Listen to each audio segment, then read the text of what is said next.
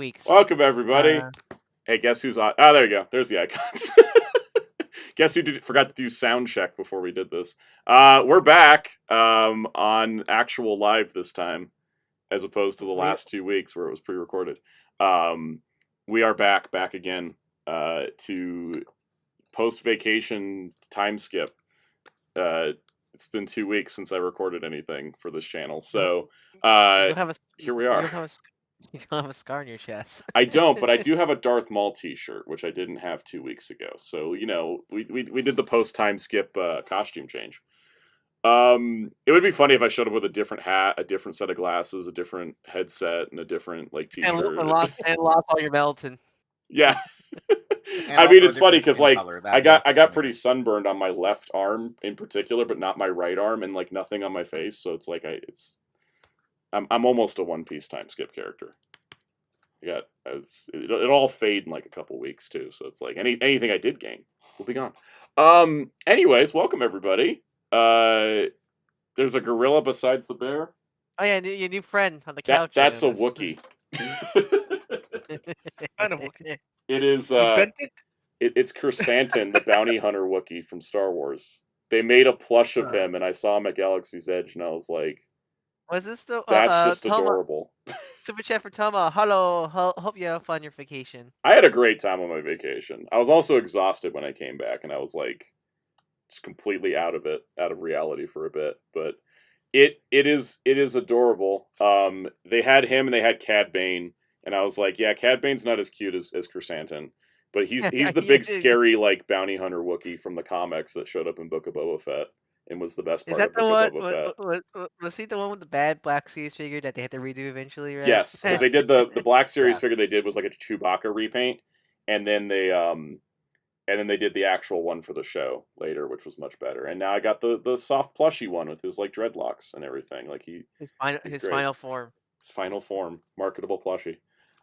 Yeah, so he's chilling back here. I ended up.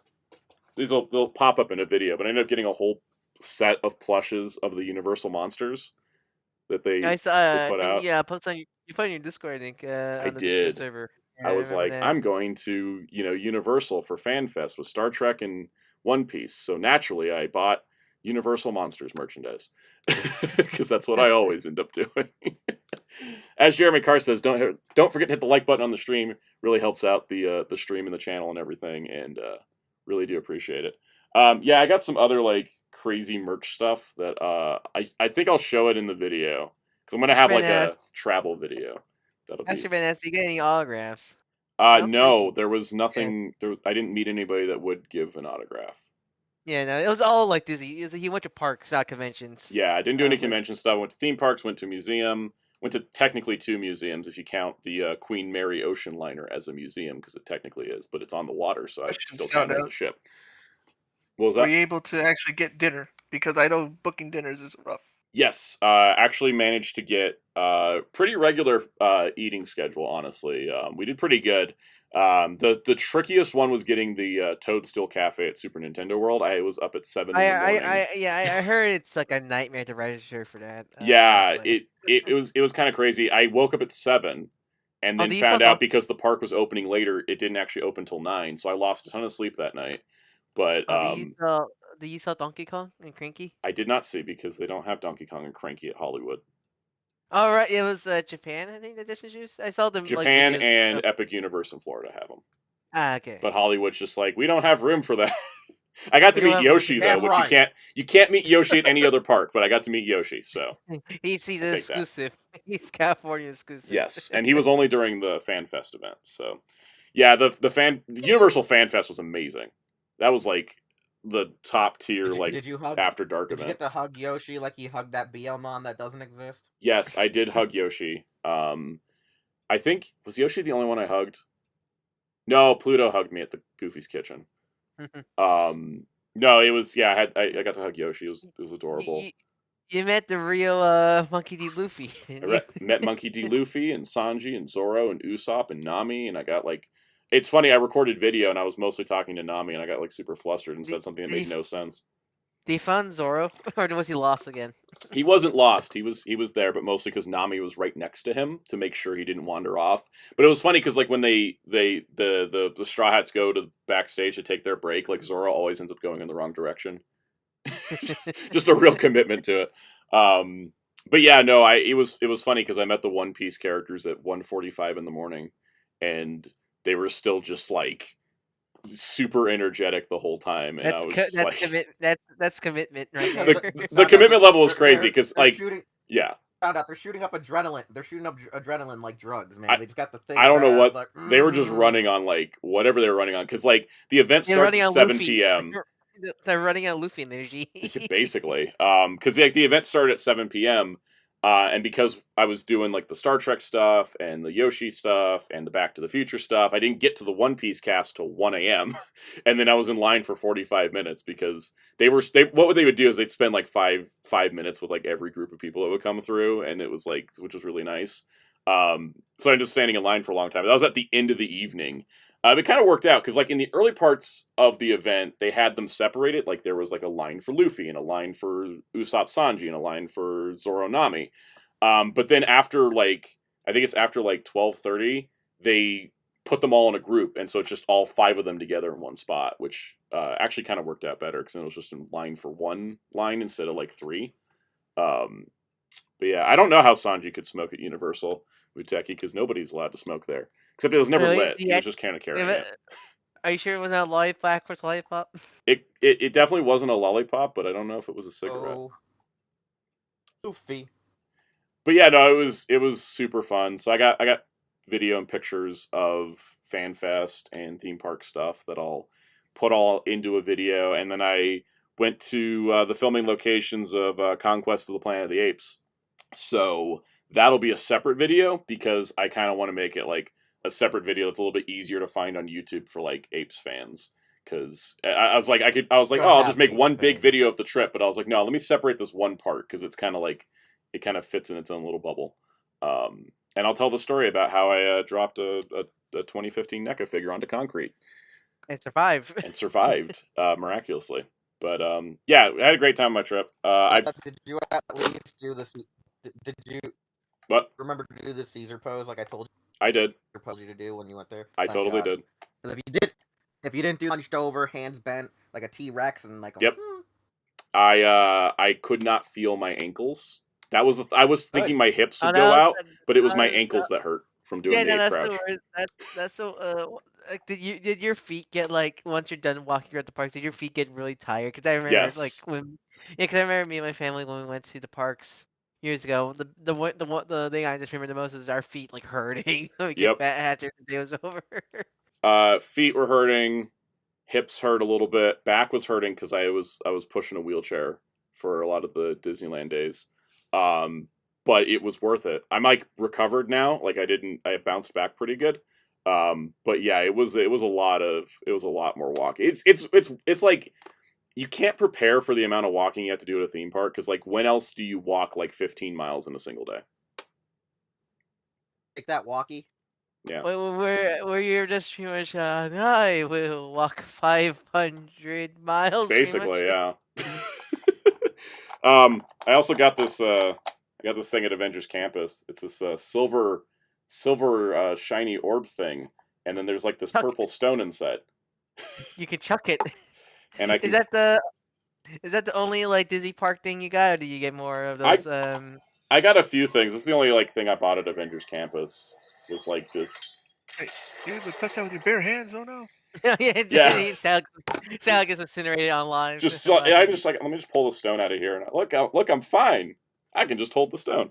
But yeah, they have all the Infinity Stones with like their artifacts and everything. But I was like, I see videos of those. Those are like really cool toys because I know I think they can interact with each other because I think if you put the different stones in the different object, they would like make different sounds. For instance, they do. Yeah, they have like a little contact thing, and then if you get the Infinity Gauntlet, you can put all the stones in it and stuff. But yeah, I just got the orb because it's the thing Star-Lord had. So I'm like, goes with my Guardian stuff. But I was cool like looking at the stuff, but I was like, yeah, I'm gonna get the orb with the Power Stone because that was just super cool. And yeah, I bought that. Oh, I got this I got this drink cup of the Yeti from the Matterhorn, and he's super cool. And I had fun. It was funny because the Matterhorn ride's closed for refurbishment, but they're like, here, one of our specialty items is Matterhorn themed. That's nice. Yeah, so pretty cool. Yeah, I got some Dark Universe merchandise, even though I didn't go to Epic Universe because they had an Epic Universe preview store at Universal. That's not open, right? Yet the Dark Universe. It opened officially. I think the grand opening was 4 days ago. Okay, So, it is open now. Okay, it is open now, but they had some of the merchandise at a preview shop at Universal, which I was like, that's cool because I was able to pick up some stuff that way. But yeah, no, I had a good trip. All right, let's get to the chat. Who's in our chat? Our text chat. That's the thing we do, right? I didn't even introduce you guys. I just kept rolling into it. Like, that's Ryan, that's Wheels, that's Jerry. All right, cool. Now we can do the people in our chat. Welcome, Zelchex, Fireman's Prime, Muteki, Master Ben, Beast Slayer, 14, Jojo Star, S4 Jason, the person, Dr. Grid, Ben Odison, Psycho O's, Toma, Fozzie, A05, K Master 653, Common Jojo, James World, Hellfire, LPH, Santa Raider Donnie, and that should be everyone for now. If we didn't shout you up, just holler in chat. Because YouTube's easy at missing people.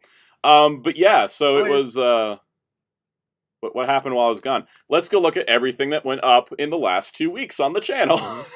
Because this is like our recap in case you missed anything. Welcome, Kaiji1954. So we had a Big Bad Toy Store unboxing, which is there. Which was the content for the break. Yeah, right? it fueled the shorts. Welcome, Man of Movies. Had the Ben 10 viewing guide, which was timed to the release of the Ben 10 DVD set. That's a whole can of worms. That's a whole video discussion on itself. Yes, that's going to be so I don't actually have the Ben 10 DVD set in hand. I canceled my pre-order because I was like, I don't want to drop $100 like right now while I'm on my trip. Something that's false advertising. Yes, and then finding out it was false advertising is missing 40 episodes of Omniverse among several other problems. I was like, okay, I'm just going to cancel my pre-order. And so I will do a video on that DVD set, but I'm waiting. Why is it missing all that content? They just repacked the old discs. They didn't actually make new discs. It's literally the old. Yeah, it's literally all the old discs, which is the big problem because not a lot of the episodes are out of order, but like the Classic and Alien Force season 1 and 2, I think, are 4x3 instead of 16x9, like they should be. And Omniverse never got completed on home media. They're missing 40 episodes.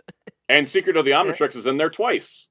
Twice, because it was in the season 4, as it was part of the season 4 DVD, and as a separate movie DVD and such.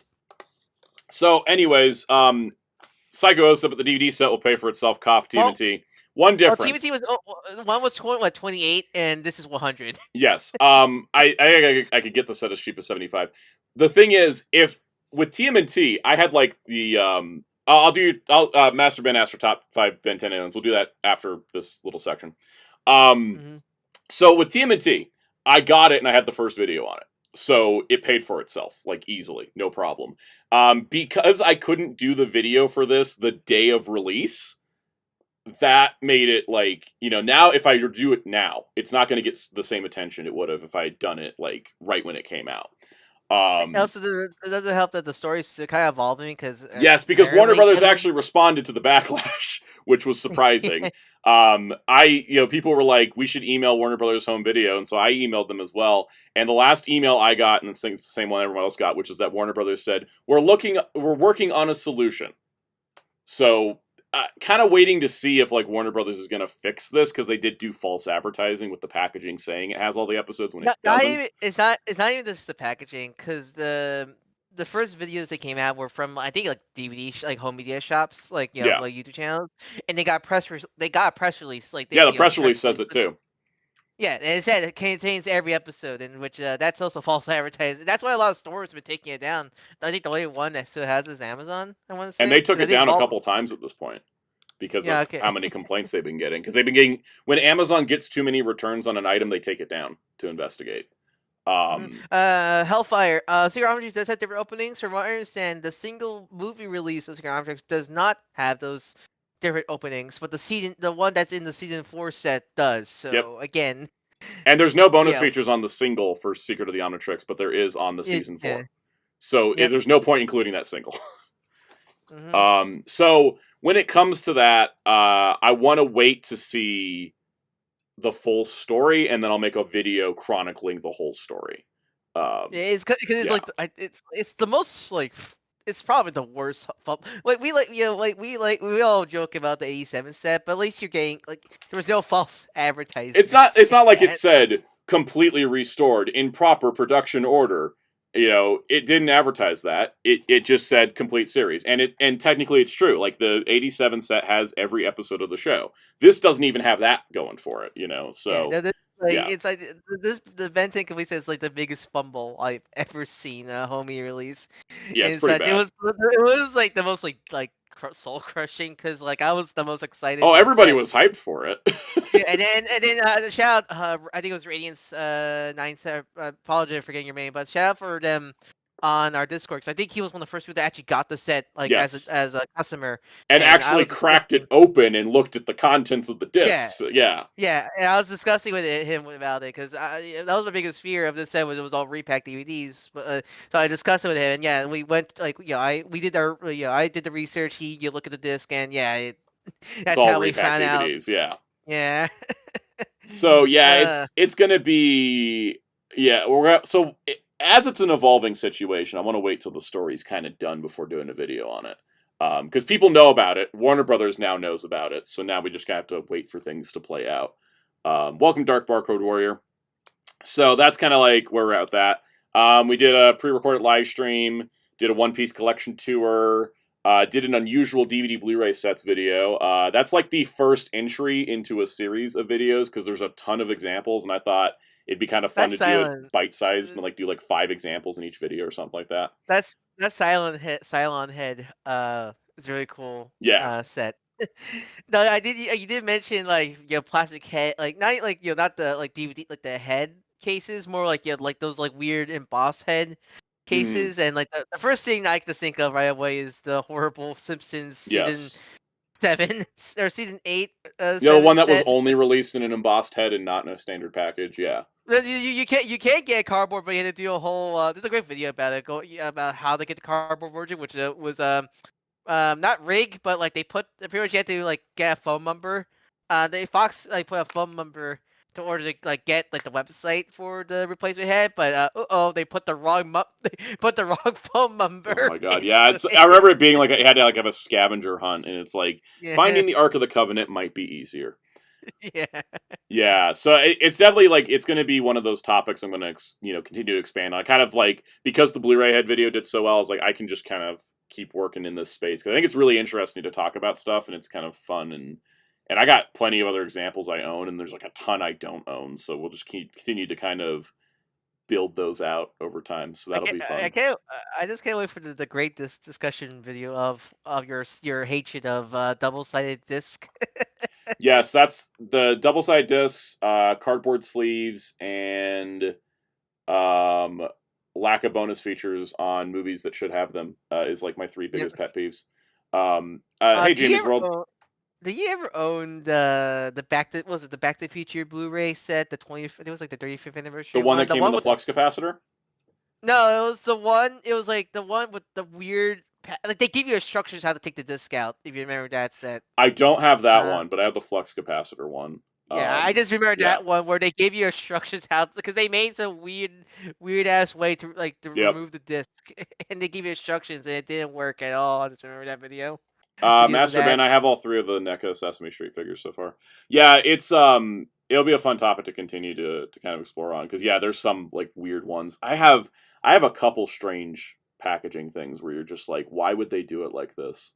One of my favorite strange DVD pack because it was something normal because it's still like a normal DVD case. You ever seen the Adventure Time season sets packaging? Yeah.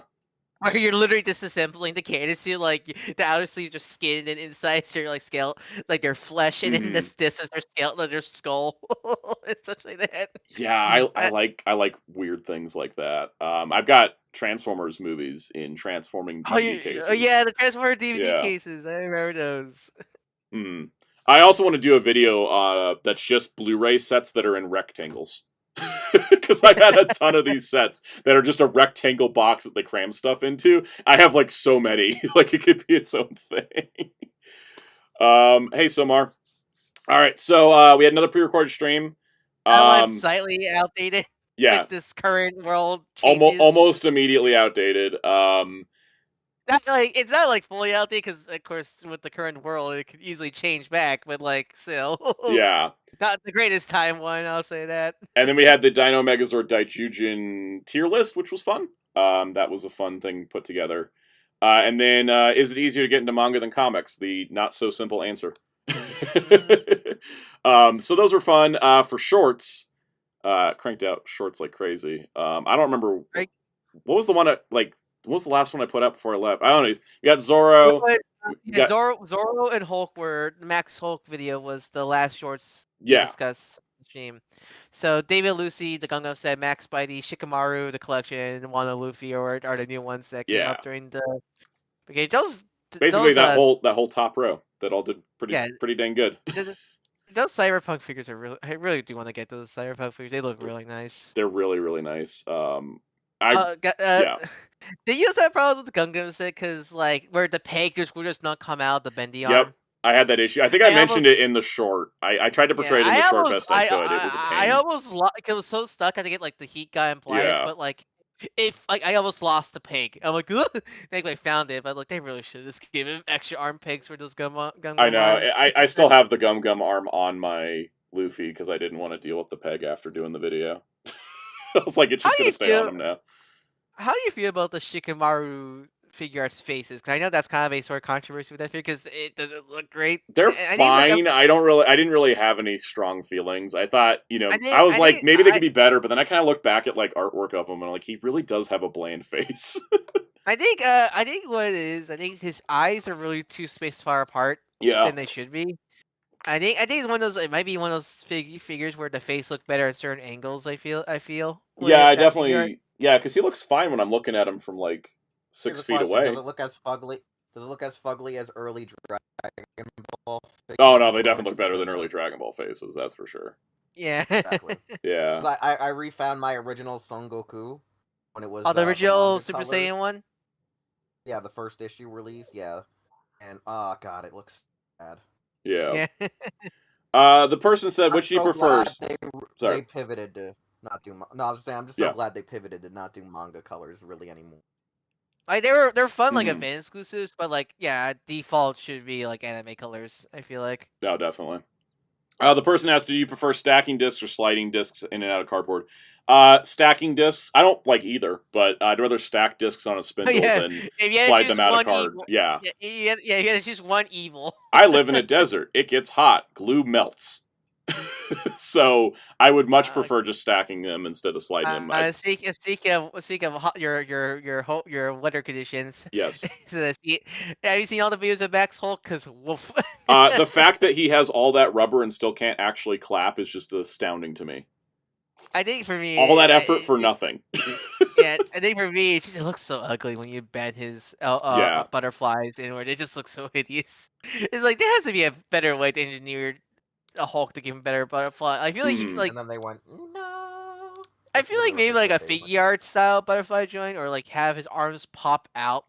Popping out and going around the torso would just be so much better. Like that's or like that, or honestly, like just interchangeable art, like either interchangeable chest plate where there's cuts. Oh yeah, he needs to have what Figma Motoko from Ghost in the Shell has, which is interchangeable boobies. Yeah, where there's cut. Because for her, she had like the normal pair, and then for her holding the pistol, they give you a second pair that's squished together. Like we need to have Hulk's boobs need to come off, and you can just and then have a squeezed together chest plate. Yeah. Yeah, breast too big. Well, remember, Figuarts used to do that too. They would have like, here's I remember that. remember when early Ultra acts were like, oh, take the upper torso off that has like their Yep. Ultra gear and their armor, it'll get you more fucking spaceship. Yeah. Or the other, what was the other one that had a torso chain mod? Oh, it's all the Dragon Ball and Gokaijers with the crossed arms. Yeah, the crossed arms. Yeah, same kind of thing. Yeah. Jojo Star says, "Hey Santa, have you ever considered doing a video on lost media or maybe lost pieces related to some of your favorite franchises?" I mean, I haven't, and let me say my stance on this. There's a couple topics I'd love to cover. The Fox Kids. Fox Kids World is a lost event. In that I attended it, I have photos of it, but yet I cannot find any like documentation it ever even happened outside of a couple newspaper articles in a Fox Kids magazine. There's some like crumbs around of that event, like it's just photos still, but like it's thousands of people attended it, and there's just no record of it online. I think it's like how for me I couldn't figure out which specific Sesame Street live I saw when I was like 3. Yeah, because there were so many Sesame Street lives, but mine was one of the ones that didn't have the Sesame Street live banner. That I had to like typically look through all the stage shows to figure out which tour it was that I saw as a kid. So when it comes to doing, I want to do a video on Fox Kids World. I have a booklet. I have the booklet, like the program guide from the event, and I cannot figure out where it is. And once I find it, I can scan it. I can put together everything I found and make a video on it. That's the only thing I have planned related to lost media, because the lost media space, unfortunately, has gotten very clogged in terms of video content, because a lot of people have like sort of stretched the definition of lost. I think because I think it's like the problem with lost media currently hunting is a lot of them is a lot of things are not really either a loss or like it's just there's no leads, like there's practically just dead ends practically. This is the issue that I had the discussion with, and it was during I think either it was the Brian Donovan interview. Because I said to Brian Donovan, I said, Flint the Time Detective, in quotation, is lost only because it hasn't had a new home video release, or the dub was never issued out on home. All the releases have been just fan VHSs, meaning it's not lost per se, because people still have copies of it, but there's no home official release, which is why people... It's not the same as, like, we don't have... lost. Yeah, it's not like there's, like these 75 episodes of Doctor Who that are completely lost, the 20 episodes that are in collector's possessions that they won't give up, like that... Or, like, what, the big example of that is, like, the Cyborg 009 2000 stuff, that was actually lost until they got recovered. Yeah. Found it, yeah. And then there's stuff that is truly lost and we'll never see again. Like, there's 1,000 movies from the silent era that we'll never see again.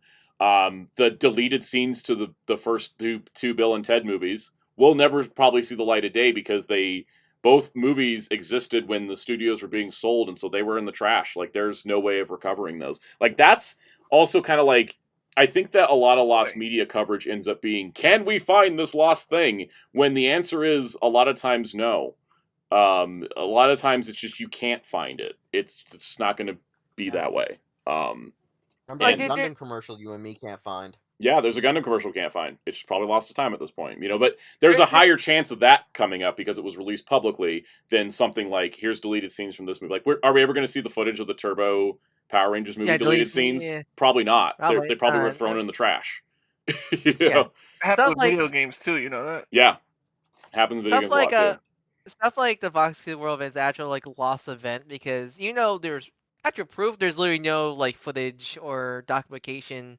No commercials, no TV spots, no advertising, no posters. I have every scrap of information I have on it. I'm afraid it won't make a video long enough to put ad breaks into. Like, that's how little there is on it. And half of it is just lived experience. I think essentially the thing about lost media, I think, is also this thing is it has to be actually like, I think some people don't realize what lost media is. It has to be something that we actually, like, majority of people remembered, that we can't just find, like, look up and Google, like, we can't find it, versus something not just obscure. Or just something that was never been in the public. Like, of course, the thing that was never been in the public is lost because we're not meant to see it. But like something like the Fox Kids World event was a very public thing that did just nothing. And as far as I could tell, it was at 12 tour stops in the U.S., and the Lost Galaxy stage show portion of it went to Mexico, and there's no video footage of any of it. Yeah, we have And I might photos, have but no video footage. footage. I got old camcorders. I got old We have footage. I photos, got but no video footage. footage. I got old camcorders. That's another project to work on, is to like go Mhm. through all that. But that's what I would like. That's why I find that subject more interesting. There's like, because always the thing is like, oh, lost media and stuff like this, and it's like the Johnny Bravo pilot, and it's like, that's not lost. The creator owns it. Exactly. He just doesn't Yeah. want to show it to the public. There's some people are calling lost. It's just obscure. It's like that's not Yeah. lost.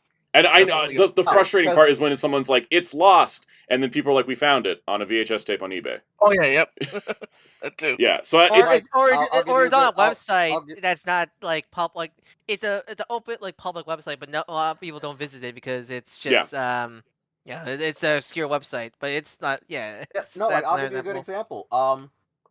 Of just the, like I said earlier, the Flint the Time Detective. People keep acting like it's lost when it's just like it's not. Just it's just hasn't been home video. Really available. Like Or even things if it's not even if lost. it's been archived on VHS, it's not really lost. It's just not available. There's a Yeah. Or things difference. that are probably not weren't even made. Like what was it the Turnay the Ocean Turnay Gundam dub? yeah, it was People do, cast, like- but it was never produced. Yeah, it was never produced. That's That not one- lost. yeah, It was that never one- made. Yeah. That one is weird. That one's weird Because there's actors that don't claim know they if Scott recorded Mc- for yeah, it, but 'cause- I'm still convinced it was for Dynasty Warriors The Gundam Dynasty 3. Warriors game. Yeah, I think Or- they just or what got was mixed that, up like- as to what they were recording. It happens. Because- I mean, like Because versus the theory that me and Soundout came up with was because we found out that Dynasty Warriors 3 was when the Turn A Gundam dub was beginning to actually start. Mm. So it's There was theorized probably- that there was probably conversations. I imagine you think. yeah, like the theory that we have is that if anyone recorded anything from Turn A lines, the only people who were the people in the Dynasty Warriors games were Yeah. the first ones to do their lines. Because I think they Because cast them the only first to reason- do the game. Yeah, because the only reason why is because Scott McNeil said, "Oh, I did the game and then I did a couple of episodes," and that's all we have is that Scott McNeil, his lines were recorded for Guy Gingham in like the last 5 episodes of the show, which is easy, right? You get Scott McNeil in to voice the main antagonist for the final arc, and he's only there for like 7 episodes. So Mhm. like he could have literally done that in one go for Bandai Entertainment. But like on top of that too, like don't forget there's the lost dub episodes of Zeta Gundam, and The I double know Zeta. and people still say Hellfire, it's weird. Hellfire Yeah, mentioned yeah. the double Zeta, the SCA dub that you can only find a couple clips of, and then the rest just seems to not exist. There's And also one with apparently, regular Nozomi Zeta, wanted to 'cause- release that dub, and then Sunrise told them no. So maybe Sunrise actually has it. And that's where a lot of this Here's the stuff thing comes that's into also as well. Like some of the examples there's, people like- are bringing up, it's sometimes it's like they're not necessarily lost, but the company that owns them doesn't want to release them. Like Tiger Sharks. Yeah, the stuff- Tiger Sharks, you cannot find more than 5 episodes of Tiger Sharks online out of Or its was one it, season. But like it's sitting in some Warner Brothers vault. or was it the ocean Dragon Ball Kai dub? Because there's actually like a lot of evidence that Yeah. was made, but it just never got released. Somehow we got the theme song leak somehow for that. Yeah. Welcome, That's Blade fast. Raider. That's another one. I'm still trying to That one's find. just I'm still trying to find the early. not available. Like I'm still trying to find the early Zeta dub, because I saw an early version of Zeta that was dubbed where they miscast the show, and then retroactively I can only find the current dub now. Yeah. Because in the dub that I first saw, Brad Swaley was actually dubbing Camille before they realized Amuro was in the show. And I don't know where that audio went that I saw. And that could be a thing Or like with Brad- whatever happened to Robot Jones, where they changed his voice after the first airing. Mhm. And Yeah. so it's like you'd have to have a VHS recording of that. Because like I Yeah. literally have a Zeta that was on a version of a home media release, and I saw it years ago, and it was literally Brad Swaley was originally recast as Camille, and then later when they went and did Dynasty Warriors, and I guess finished Mm. Zeta's dub, it was the Camille guy that we know from the video games. Yeah. Welcome, Ninetail64 and Blade Raider. Tiger Sharks was the third show. It was Thundercats, Silverhawks, and Tiger Sharks. They were all done in the same style. And then Jeremy Carr mentioned where I can find my old Universal Monster stage show from Universal Studios. Their theme parks have a lot more lost media, and I think that if lost media people really wanted to find some like nuggets of things to search for, there's a lot of theme park shows and rides that there's just not video footage of. Yeah. And Mhm. it's kind of one of those things that like if people like made a concerted effort, like I know some people have like Defunct Land and Justin Scart have like kind of done these all calls like, do you have any home video footage from theme parks? Like send it to me. We're like working on an archive to like stuff. But there's not enough people doing that. Like, I think there really could be like a really cool dedicated effort between the lost media community and the theme park community to start like archiving people's home video footage of like theme park attractions that don't exist anymore. That would be something like that would be a really cool like cross community thing people could do. Here's a topic I'm interested about is related to our stuff in lost media. Like, do you guys believe there's actually like toy lost media? Because there's so many people like say. So, toy lost media is usually preserved to the prototypes that never Yeah, because a lot of time like so, I see like lost media toy videos where like it's just a canceled product. I'm not sure I could count that as lost Yeah, media if the product was never meant to come out. Yeah, people keep saying it's lost media for canceled products too, because the reason why I want to first of all throw out that toys aren't media. Yeah, that's a discussion on itself. The reason where I've been seeing people try to lobby in toys with lost media is they just don't have enough content for what they wanted to do, and they're just usually just throwing it in because it was still canceled product, similar to lost media. Because certain products that I know about that were canceled sometimes did have full box and production runs to the extent that like allegedly Hellfire said I say Ultraman has a lot of toys that are never documented. I've tried to document them. I would say undocumented toys is a better term for that. Well, the only like example of I guess that could sort of be counted is what the Lego Indiana Jones Temple of Doom set that like got canceled recently, because that was a very last minute thing for the Temple of Doom set to get canceled of the relaunch of Indiana Jones for Dial of Destiny, because like I think there is actual like final products of that one, but it got pulled very much last minute. I think that's there was also a picture floating around of an adventure series Mala Ram, the Temple of Doom / Mala Ram ban that Disney threw on the Indiana Jones products that were Dial of Destiny tie-ins was very last minute because both Hasbro and Lego had stuff with them like ready to go, and then they got pulled like last minute. Like boom, yeah, gone. those are like the only examples of toy lost media where that one I can justify, because they were like we were supposed to get them. Like I'll give you a good one, Ryan. Like we've got to do the top 5 Ben 10 aliens. We'll do that. We'll finish. Like Treadmasters. They were very far along with Voltron Third Dimension, where like there's actual like full on in-box like sample like off not just resin samples. They were product samples that were like literally like being sent out, because like I know the guy who like does a lot of stuff. He doesn't just have like finished product like review samples that were in box that were literally getting ready to ship out for like stuff like that. I think Iron Giant, Dexter. So like that's why a lot of people think it's lost media, because I think the Dexter's Lab Toys Treadmasters was gonna do came with cut episode, not cut episodes, but like those really short ones where it's just like oh get this and get a VHS, and it's like that. Blade Raider had an X-Men related thing, and so I'm going to come X-Men and Storm. So let me explain the story here. So Blade Raider said, I forget, did the DVDs X-Men 92 have the original or recast Storm audio? So here's the thing that happened with Storm. When they went to they recorded the whole show in Canada. They recorded season 1 of X-Men in Canada, and they got the audio back, and the casting. There's actually like 3 related casts to the X-Men animated series at this point. They had cast everybody in Canada, and they hired a whole group of people, recorded the first 2 episodes. Eric Lewald, who was the showrunner, heard the audio and was like, all these people got to go. They're great actors, but none of these are good casting. So there's a whole 2 episodes recorded with a completely different cast that we've never had, that never seen the light of day, probably never will. Then they recast everybody, put the cast together, got they got theater talent and stuff. It's the cast we're used to, except Storm was played by a white woman. They did not realize this at the Marvel and production site in LA, that they had accidentally cast a white woman as Storm.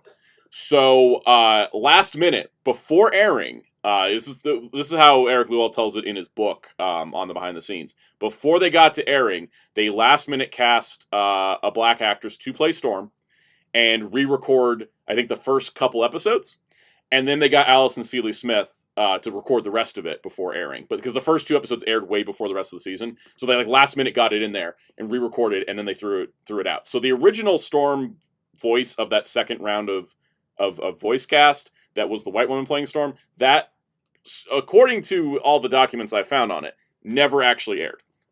So it's never been seen or heard. They kind of got it, swept it under the rug, made sure it didn't like happen. And then Alison Seeley Smith re-recorded over. I think so. There's technically the second. So- it's the first black actress to play Storm. Did get re-recorded over by Alison Seeley Smith for like the DVD release. So technically Storm has 3 voice actors. Technically 4. 4. Original pre-entire recast, the white woman, the first black woman I can't remember the name of, and then Alison Seeley Smith. Okay. Yeah.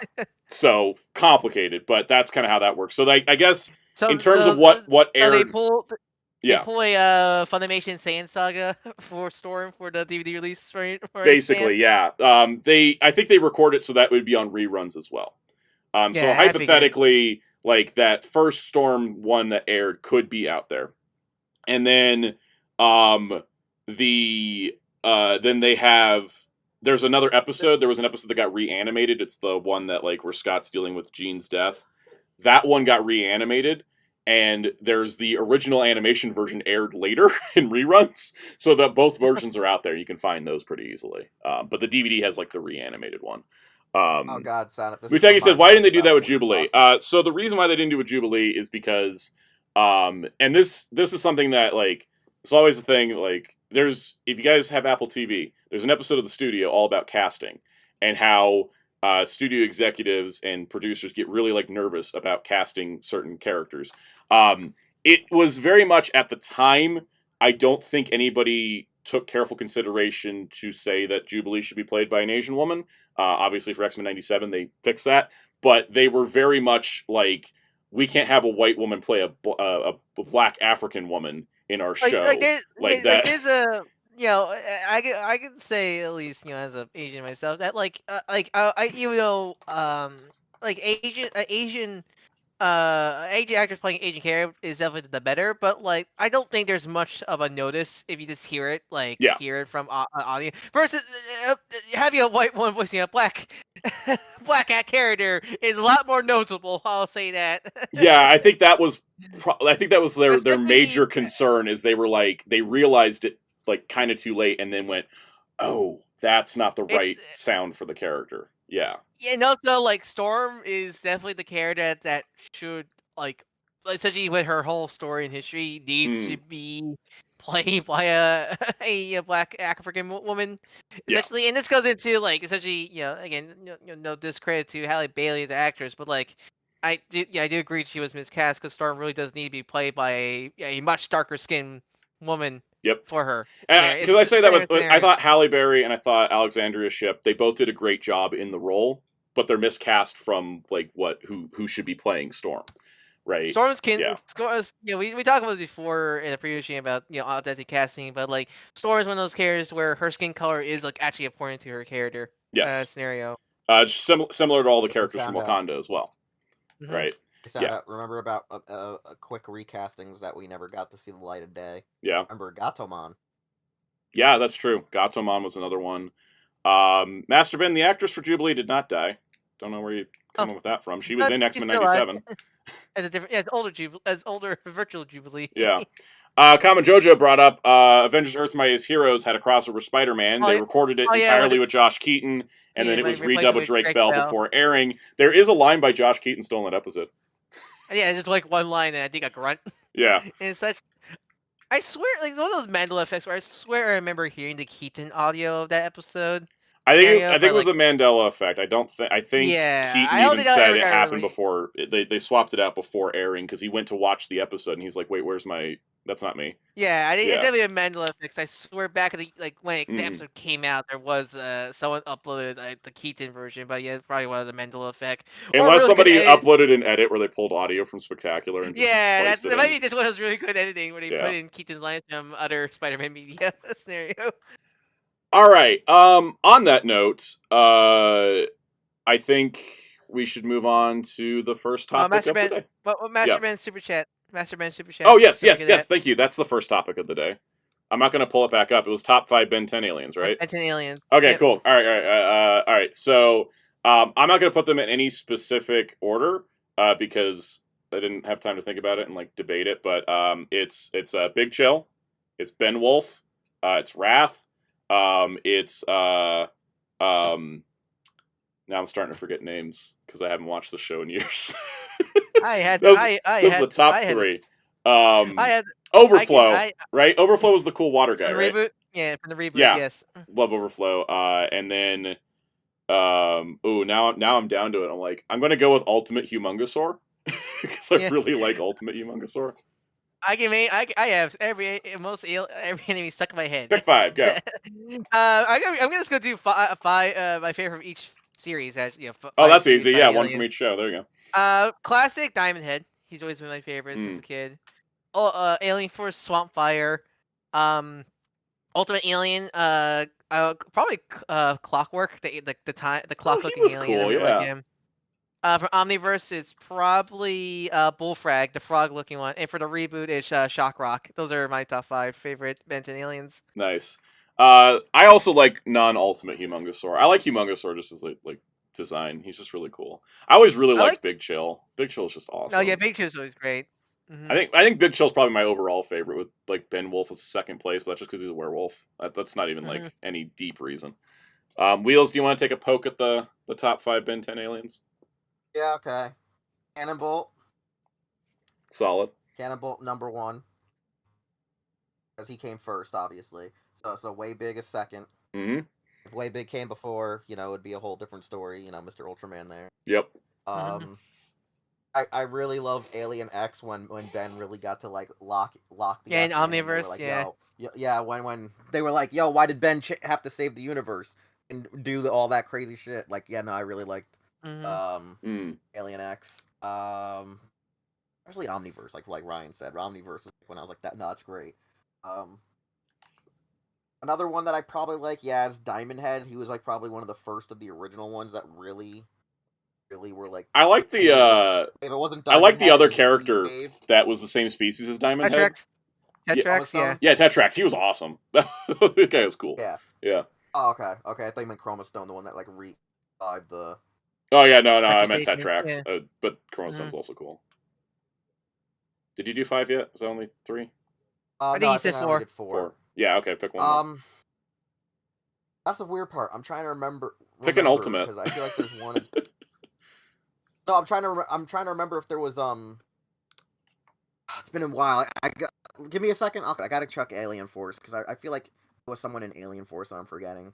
Yeah, it's one of those things where it's like I haven't watched the show in a hot minute, but I still remember like a lot about it. And I've never seen Omniverse in full, so that's why none of my picks are from Omniverse. If only you could. If only I was gonna with this DVD set, but then I think it might have been the one. I think his.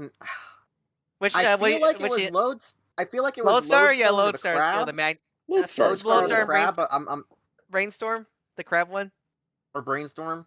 Yeah, but like it's been a minute because like I like a lot of the aliens, but I'm like double checking Omniverse to see what they introduced. Hellfire said, which design of Ghost Freak is the best? The one where he looked like a Cthulhu monster. Yeah, the evil one. The evil one. I love the evil one. Yeah, good times. All right, I'm trying. Dude, the one I don't like though, and this is a weird. I also like Kickin' Hawk. He was cool. Kicking Hawk, the Kung Fu Chicken. But I kind of one thing I hate, and this is a story. Like I wish Demon Wolf was here for this segment. Because me and Demon Wolf said, you like feedback if they didn't make feedback this Deus Ex Mach character like feedback unintentionally super strong for no effing reason, and like you can really tell feedback was like. Derek J. Wyatt's like super weird self-insert alien. Well, no, because he introduces it. Feedback was made by Dwayne McDuffie.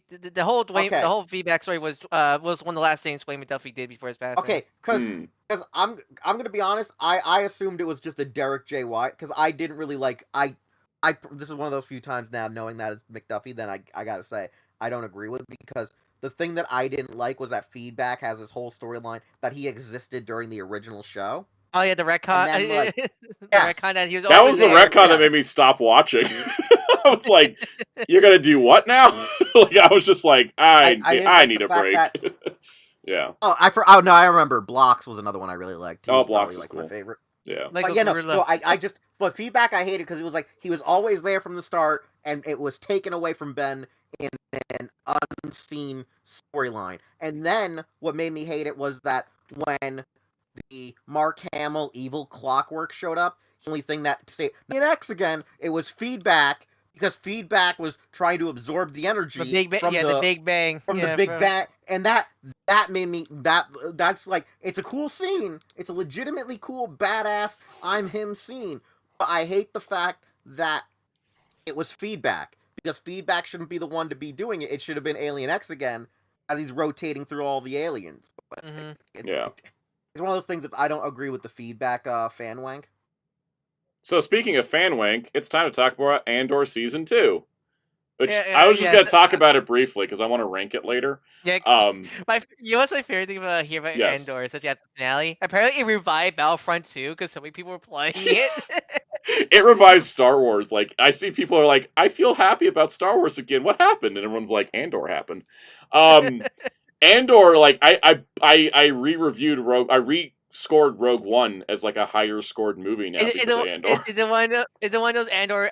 Is it like how like Clone Wars added lots of the prequels? Does Andor add lots to Rogue One? Andor adds so much to Rogue One that like I was like crying my eyes out watching Rogue One. Like because what I ended up doing is we ended up watching the final episode of Andor and then watching Rogue One right after, and I was just like, does the because I haven't seen Andor at all, but I'm assuming does the ending of Andor lead straight into Rogue One? Yes, like literally, like Cassian gets on a ship and heads towards the planet we see him on for the first time in Rogue One.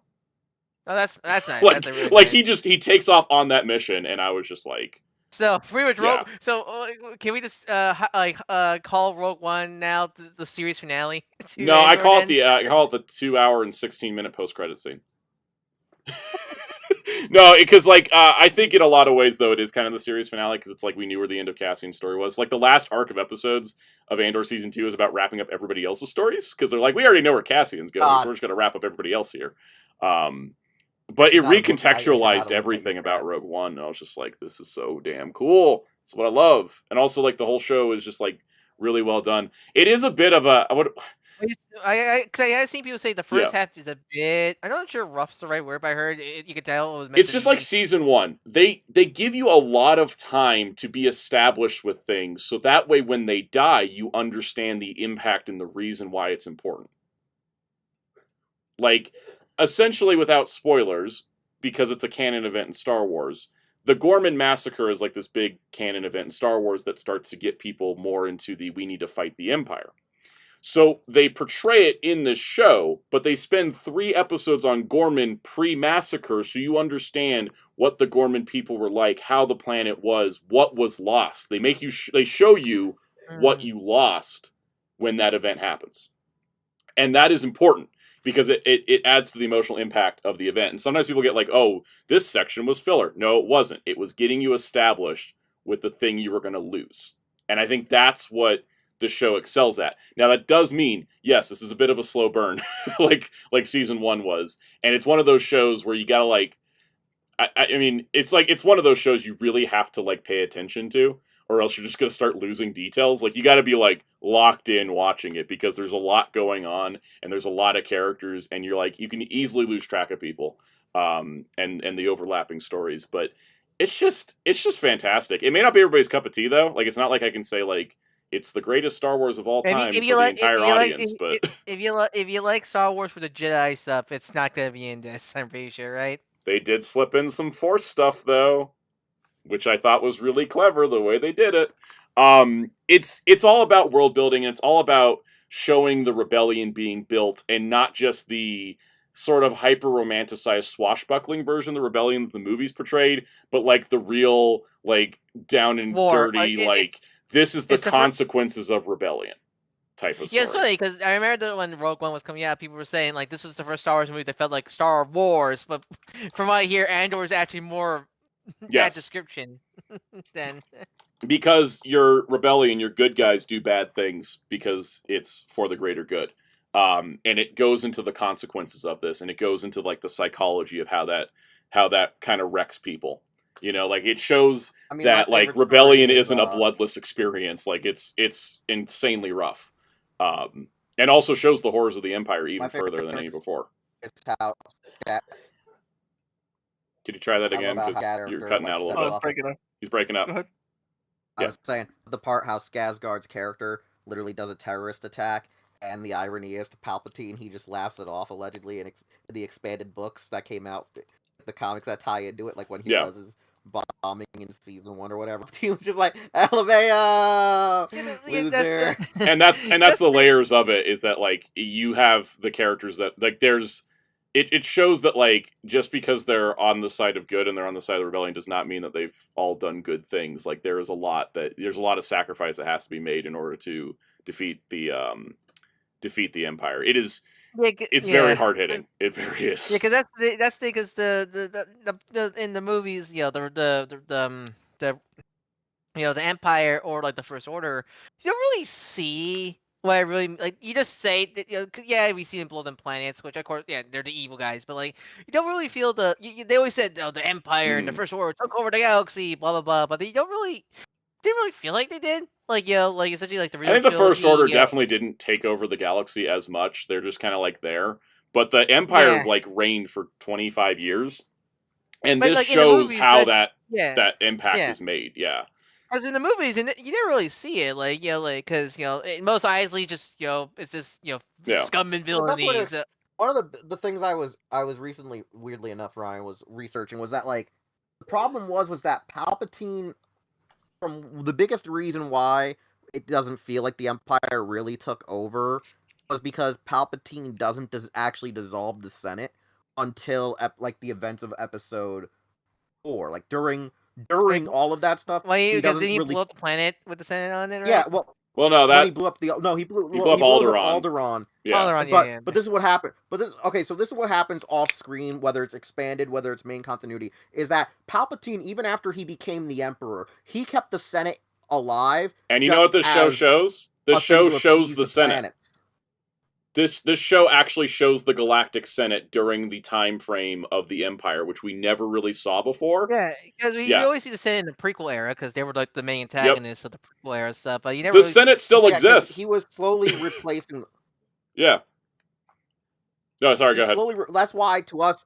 Oh, the reason why it doesn't feel like the Empire fully took over is because the Senate up until Episode 4 exists. We still know that they still exist because remember. All the senators are working in the shadows. Not all. Stop. Just a group of them. In general. Yeah. Yeah. Well, you know, not all, but what is it? The list of 2,000, the 2,000 senators. And you got Bail Organa and Mon Mothma as two senators that are heads of the rebellion. Yeah. But we know that there was a total of allegedly 2,000 or more senators amongst the huge Senate that there already was, and they were trying to fight it from the inside. We know that it doesn't get dissolved until Alderaan. We know that that's why a lot of stuff, because Palpatine did it as a slow burn, he was like just destroying the establishment slowly and slowly. And so that's why it never really you feel their presence. Welcome, Mr. Arrowverse. And the funniest thing is Tarkin was the one who really wanted Palpatine to lead with more fear. Palpatine actually wanted to just be in control without full fear. But Tarkin was like, no, let's go full on like Nazi Germany supervillain, like, you know, Soviet Russia. Like, that's what Tarkin wanted. And so, like, Palpatine was like, yo, that's a pretty cool idea. Let's start doing that. And I gotta tell you, the way that this show... taking out the senators and putting in the Moffs. Yeah, and the way the show mentions Tarkin and mentions Palpatine, without seeing them, it makes them scarier. It makes Palpatine scarier when you don't see Palpatine. You know? It's really good. My favorite part was when I went down this weird Star Wars rabbit hole tangentially. Wasn't because of Andor. I just wanted to go down because I was like watching Star Wars stuff again. And the funniest thing is realizing how big of a jackass the narrator of Clone Wars is, because I never. Oh yeah, Admiral Yularen. He was an actual character. I forgot about that. He was a character in A New Hope that they retroactively put into Clone Wars, and then they talk about him a lot in this show. Like the Imperial guy's like, "There's Yularen again, giving us trouble." Yeah, because Yularen, because this is what the problem was. Yularen, because I went and did a whole, I went in on a deep dive on Yularen the last 2 days, and it was that. So one, he was already an investigator for corruption. Like he believed in the cause so bad that he was like, oh yeah, the Jedi completely, yeah, I believe they could assassinate Palpatine. The only good one's Anakin Skywalker. He's the only loyal one, and then like it's believe like he's like, yeah, Anakin Skywalker's like the only trustworthy one that I've ever befriended during the Clone Wars. Totally, yeah, no, he's the only upstanding guy. He believes in the cause. He believes in the Republic. He believes in the next evolution, which is, and like it was funny too because they even state that in the expanded universe, the only ones who are supposed to know that frickin' Vader is Anakin is Tarkin and Palpatine or Lemonade. But the irony is that what's his face from the Clone Wars knew Anakin was. Yeah, Yularen and then Thrawn knows too. Yeah. Did Thrawn actually know? Yeah, Thrawn found out because he met Vader, and then because like Thrawn has like that enhanced sense thing, he was just like, "Wait a minute, it's that bitch I worked with during the Clone Wars." Because it happened in one of the Thrawn books. Working with Anakin in the Clone Wars. Okay, because I was gonna say, I know that in the original expanded universe, he didn't realize Vader was Skywalker until finding out about Luke and shit like that. Yeah, and so that's like Thrawn. There was a whole Thrawn novel where he worked with Anakin, and then like later on he meets Vader, and he's like, "This guy's familiar." Like I don't know if he knew, but he he had the like because that's how. Yeah. That's exactly how what's his face figured out Vader was, because there's a part because since he's supposed to investigate people, he was serving with Tarkin and Vader on a mission, and in the at least in the one comic that I think is still canon, Vader was doing Anakin level like Clone Wars cartoon stuff. Yeah. And he just stops and he looks Tarkin dead in the eye and says, "Who's under the helmet?" And Tarkin just looks at him and goes, "You served with him, you should know." Mm-hmm. That's also why, like, when Thrawn's in the Ahsoka series and he hears that Ahsoka was the apprentice of Anakin Skywalker, his eyes like widen up. He's like, "Ah, not that crazy guy. He trained somebody. Oh no." It's wild because I went down this huge rabbit hole with certain stuff with because I forget what triggered it. Like I was watching stuff and then weirdly Project was like, "Hey guys, I'm playing KOTOR," and then Mia probably like, "Let's go." So circling back to Andor, the show's fantastic. Every actor just brings their A game. It makes me realize that Ben Mendelsohn was completely wasted on Secret Invasion. And like he was so good as Krennic here. I think he was even better here than he was in Rogue One. The show, for those that haven't watched it, like it's it's titled Andor because like Cassian Andor is essentially the Forrest Gump of Star Wars. Like he's just there. He's inexplicably there at like every major event. But it's so fascinating because through that lens, there's multiple storylines going on throughout the show. There's like Cassian Andor's storyline, Mon Mothma's storyline of how she goes from being a senator to being a rebel leader. There's a whole storyline with the Empire and like seeing how the Empire is reacting to the rebellion, and there's all kinds of stuff there. And then there's like a bunch of subplots, and there's other characters that show up. But it really ties together to just kind of beautifully lead right into Rogue One, and just give everything in Rogue One way more significance because. And also adds to like the significance of A New Hope. Like, is the part of the reason why like Leia and Luke and Han and all of them can like destroy the Death Star is because of all the sacrifices of the people in this show that led into that. Do you know what I want though? Do you know what I want because of this? And doing research because since Andor season 2 ends pretty going right into Rogue One, and Rogue One is like literally about a couple of hours before, like hours to barely a day or two before the events of Episode 4. Yep. We need to get the Coruscant Alderaan riot. Yeah. As an animated or live action adaptation, because a lot of people don't know this and this is another thing in expanded lore, whether it's non-canon or canon, is that after Alderaan gets blown up, right? Immediately when the news gets to Coruscant, because actually a lot of people from Alderaan lived on Coruscant, not just senators, but a lot of people emigrated there to help with the culture because Alderaan is just seen as the artsy fartsy place, like the mecca of arts and theater. They're like very pacifist. And okay, so this is a funny story. Vader actually was telling Tarkin they shouldn't do it. In expanded lore, Vader himself actually was like, they're a peaceful it was one of the few times, even though Anakin is now, fully to the dark side. Yeah. Vader. It's also actually a poor Tarkin, tactic to keep people on your side, right? Vader. Yeah. That's why Vader hated. Actually, him and Tarkin didn't get along. Was that Vader, even though he was super menacing, he actually saw Alderaan as no need to destroy. Yeah. He was like, "This ain't gonna be good, bro." And Palpatine It'd be like blowing up Disneyland. It's like everyone was just gonna hate you for that. Like, no. Palpatine and Vader both actually disagreed with Tarkin on that. But like the thing is, that riot, and when that riot happened, Palpatine even said, "This is probably going to be the end of the Empire." Like, yeah, that would be a great thing to adapt, honestly, into the new canon, because they did this. And this isn't really spoilers, but they did this thing. There was in the old canon. The old canon Gorman massacre was that Tarkin landed a Star Destroyer on a crowd of rebels in Gorman, and that was the Gorman massacre. That was put into the new canon as happening 15 years before this show, and it's referred to as the Tarkin massacre.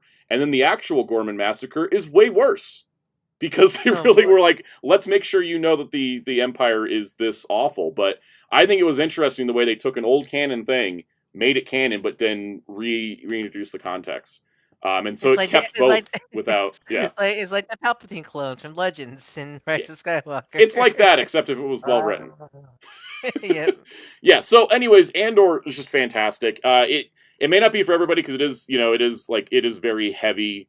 It is very dark. We call it political drama. It is a political drama, 100%. It is a political drama that takes place in the Star Wars universe. It is very, very good. I think Muteki asked about, they had to recast Bail Organa for the show because Jimmy Smits was booked on another series. Benjamin Bratt came in and played Bail Organa, and he was fantastic. Didn't Jimmy Smits even say, too, he was also, like, under the weather during one of it? Yeah, I think he was, like, sick, and then he was, like, already booked on another show, and so they were like, well, we can't hold up the whole production just for him.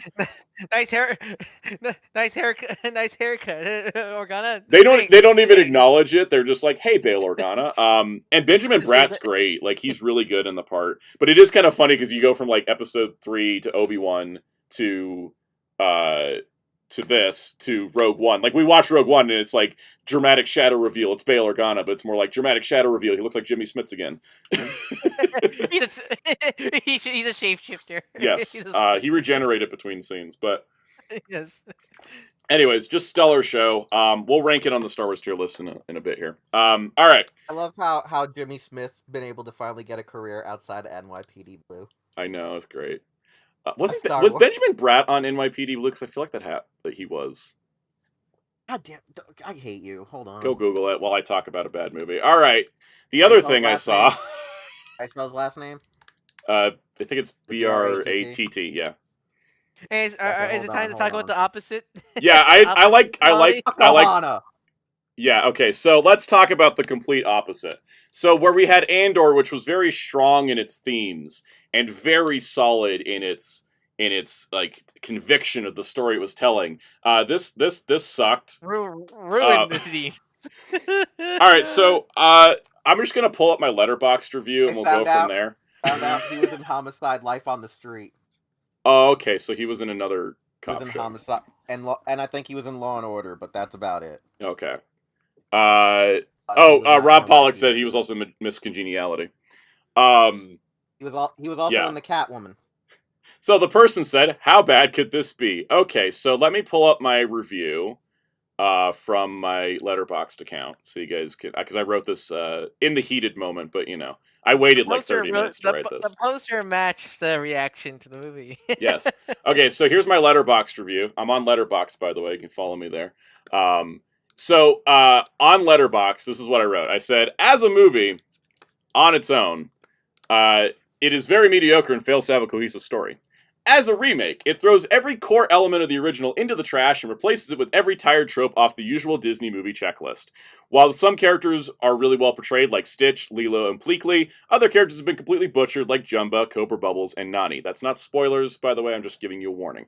As a fan of the original, this becomes a completely frustrating movie watching experience. Watching the original story be destroyed by unnecessary changes one after another is heartbreaking. This is a remake that completely misunderstands what made the original film work. Instead of adding, it only takes away.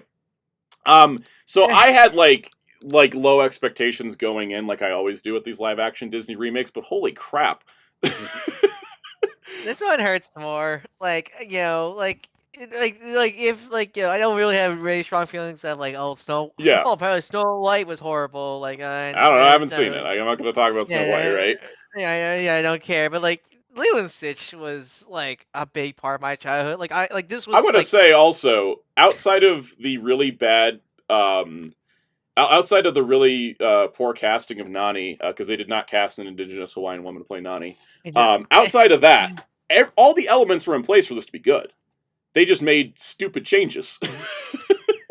God, I haven't seen the movie, but I heard all the changes because I'm never gonna see the movie, so I didn't mind getting spoiled. Like, to give you a broad oversense, they cut Captain Gantu, who was the main villain of the original movie. I love $1 billion company can't get the funds. To that's because this was a $100 million Disney Plus movie that they upgraded to a theatrical release. Yeah, actually, huh? That makes sense. They took out Captain Gantu. They didn't have the money to do all the CG work for a long period of time. That's why you jump on quickly have human disguises, yes. which takes away quickly cross-dressing. Damn it! No cross-dressing aside, I will give credit. Billy Magnuson gave a great performance as Pleakley. Zach Galifianakis did not give a damn when playing Jumba. They took away the Russian accent. They took away his accent. Like, he didn't have the accent. He didn't have the personality. He had nothing. Whereas, like, Billy Magnuson did the Pleakley voice the entire time, even in human form, and I gotta give him credit for that. You know? And so the thing is, like, I thought Lilo was great. I thought Nani was horrible. Horrible casting aside, they make so many changes to Nani that remove her agency, make her a neglectful parent, and just overall make me not like her at all. Take away, like, from what I heard. And I don't want to, like, go into full spoilers for people that want to see it, because you should always see a movie and judge it for yourself, but all the elements that worked about Nani in the original movie are just gone. Just taken away for no reason whatsoever. And it just wrecks the movie. It cascades. Even the Captain Gantu stuff aside, it's just like this cascading problem. It's like they make one change and it ripples through the whole movie. And that's ultimately the issue, and it leads to a very stupid ending. They change the ending, and I hate it.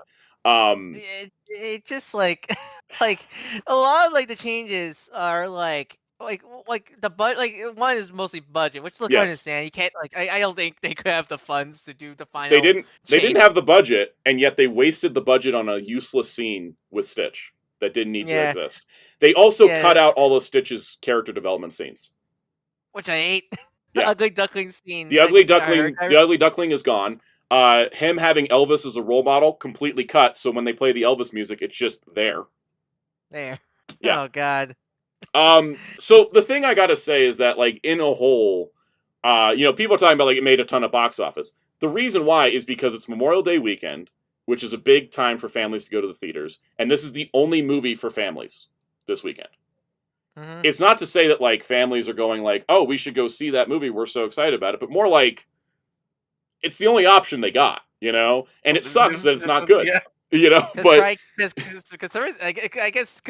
so they want their Karate Kid Legends to because they know Disney's gonna like take all the fun. Here's the thing too, Mission Impossible came out this past weekend, and I'd argue that Mission Impossible and Karate Kid have the same demographic audience. Yeah. I would, because like Karate Kid, as much as it's like, let's introduce a new Karate Kid, I feel like that skews older than Lilo and Stitch does. And also with bringing in Jackie Chan and Ralph Macchio, it's like, it's obviously going for the older audience, right? Mm-hmm. Whereas Lilo and Stitch is going for the younger audience. And I mean, the kids in the theater seem to be having a good time. It just sucks that the movie's not good, because I think that it could have been, except and like my biggest problem, I think, actually, this is my biggest problem, the thing I want to harp on. The original Lilo and Stitch movie doesn't have a lot of the tired tropes that end up in family movies, and yet this one does. And it's very frustrating that they decide to add, because they add these elements and it wrecks characters, okay? I won't go into spoilers, but they go from Nani being someone who's overwhelmed and trying to take care of Lilo to making her outright neglectful. Lilo and Stitch original film is a very deep movie. Like it doesn't, like, you if you watch it the first time, you probably won't think that much outside that much of it. But you go revisit that film. There's a lot more deeper meaning in that film than I think a lot of people realize. I think that's why it makes it such a classic film. Mhm. And such where like even It's like also a simple film. I think that when I Mhm. rewatched the first Lilo and Stitch, it's got this beautiful simplicity to it, where every element works, nothing overstays its welcome. It's not a complicated movie, which is why it works so well. Whereas why when it they became a remade it, franchise. they add in a bunch of unnecessary layers that overcomplicate it and make it less satisfying. I think Lilo was not in the it, dryer. I don't know why everyone's asking about that. They cut that, and that's fine. We do not need to put Lilo into an appliance. yeah, because that's the thing is like stuff like yeah, I think that simplicity is why it became such a big franchise. Yeah. The sequels and the TV show and such because it's simple, but yet it has like those themes carry throughout the franchise, which is why I love it so much. And I think also especially um and especially with original films, this is mostly original film thing. I don't think any of the series and sequels it's fine. But like the thing I never noticed until watching some videos about it is the Hawaiian tourism out like stuff like Mhm. which I never realized until recently, and it makes me appreciate the film more because You know what they that's do in this movie? And it sounds petty, but ice cream guy, you know, the ice cream tourist? Like, there's like, it's a running gag in the Lilo and Stitch movies and series that there's a guy with ice cream and he's like and sunburned. he's sunburnt. Yeah, he's supposed to be a tourist. I don't think people In realize that. the But he's a live action tourist. one, he's a native He's Hawaiian. Hawaiian having shaved ice. Like missing the point. Yeah, like, and kind of that's kind of like, I think that what it is, that like it just seemed like every choice made just completely missed the point of the original movie. Because like Lilo taking photos, Yeah. you know, it's like I think Lilo take photos of all the tourists, and it's She kind doesn't of take photos in this movie yeah, of course, because you can kind of take all? that.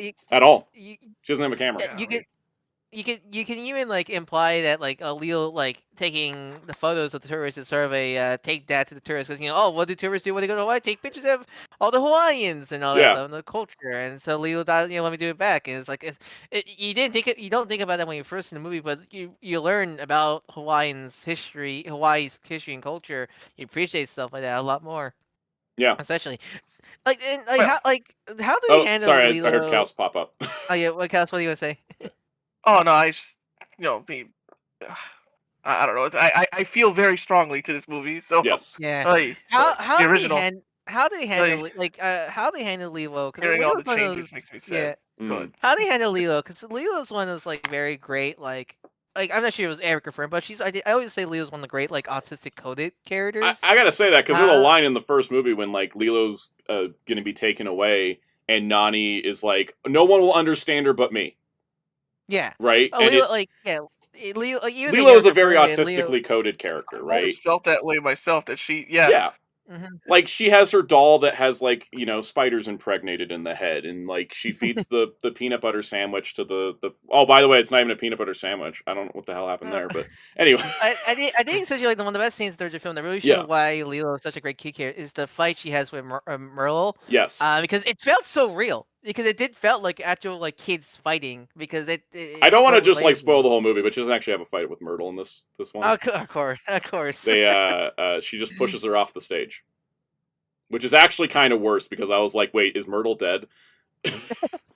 but yeah, as Audrex mentioned, the actress Lilo is really good in the role. She is. Like, I think like none of the blame's going on, you know, acting. It's all writing. no. It's all this Yeah. writing and all that stuff. Yeah. Yeah, and so it's like I could do a scene by scene breakdown of why this movie doesn't work. But in general, it's one of those things where it's like I wanted to see it because I was like I heard about it ahead of time. Like I was warned. But I still decided to see it anyways to make my own conclusion, which my conclusion is it sucks and I hate it. But I got to tell you, and this will be the ethos of this. I guess we're going to end on a positive note this way. When you're a movie fan, it's very easy to like just seek out movies that are good. You know, like just see like the good stuff. Like I'm going to watch this movie because it's good. Oh, it's well reviewed. I'm going to watch this one. Maybe I'll like it, kind of thing. If you look at my Letterboxd diary, like I've had like 4 and 5 star movies for like the last 2 months. Every once in a while, though, you need to see like a bad movie just to kind of reset the palette, kind of just like, you know, reset yourself and go like, oh yeah, that's why those movies are great, you know. And for me, this was it. And other people may enjoy it more. Like it's absolutely no reason. Yeah, It's funny because this is an example where you want to see a good movie, go watch the original film. Yes. Professional troll Tyler says, "Damn, Sad, I've never seen you so critical before." Yeah, I mean, this one really got under my skin. And Psycho said, "Is it bad as good bad or bad bad?" It's just bad in my opinion. I say that, yeah, like this. As my mom was saying, like, she's like, as I was watching it, I didn't think it was that bad, but then like as soon as I started thinking about it, it fell apart immediately. Yeah. To me, like, to me, I think this one enters the bad for me because it just it's because how they wrote Yeah. a lot of the themes of Lilo and Stitch are very personal and very like emotional, and I feel like if you mess that up, you really I mean, they ruin the messed up point. the Ohana means family scene. Family, I know. Boy, honey. They added And such. slapstick comedy to it. Yeah, there isn't, isn't bad because it's bad production, bad, right? Like, I mean, it is bad production-wise, it's actually pretty solid. Like, the CGI on Stitch is really good. The CGI on the other aliens, though, is really weak, because when you see them in their own, like, space scenes, it's, like, fine. But then when they're, like, interacting with humans, they look like, they just look like cartoon characters. Yeah, it's stuff like that. Like, I think what it is like, this isn't the case where, it's bad because, oh, maybe the production wasn't good, or is it because the yeah, the like I writing was said, just supposed as to a be movie on its mediocre? own, it's like a 2.5. I would give it 2.5 stars if this wasn't a remake. You Yeah, know? but Out of 4 or 5? but it's to me it's bad because it's bad in a A very like 2.5 a out of personal, 5. Yeah. emotional.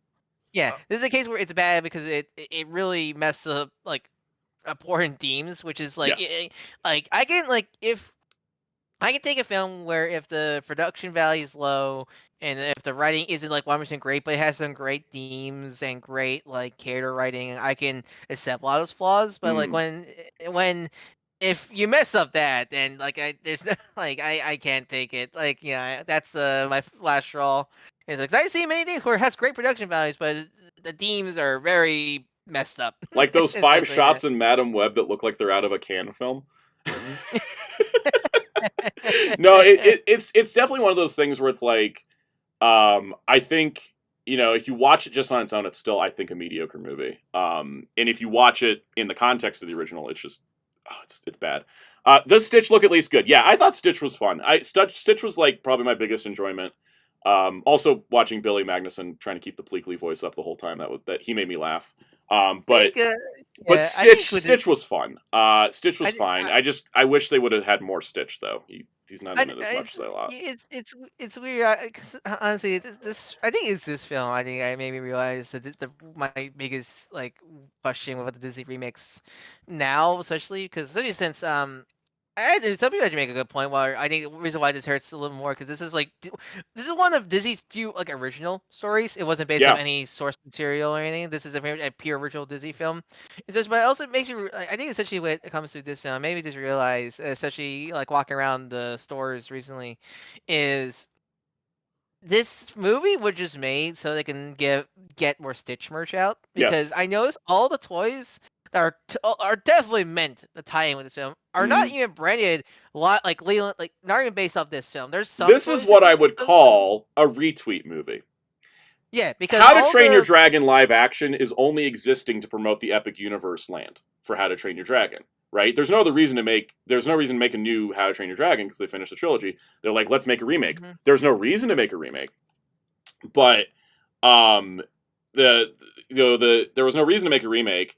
But if they make a remake, then release it around the time of their theme park attraction, it's kind of like retweeting your own post on Twitter to re-promote your video. Yeah. That's what this movie is. It's a re-promotion of the Stitch brand.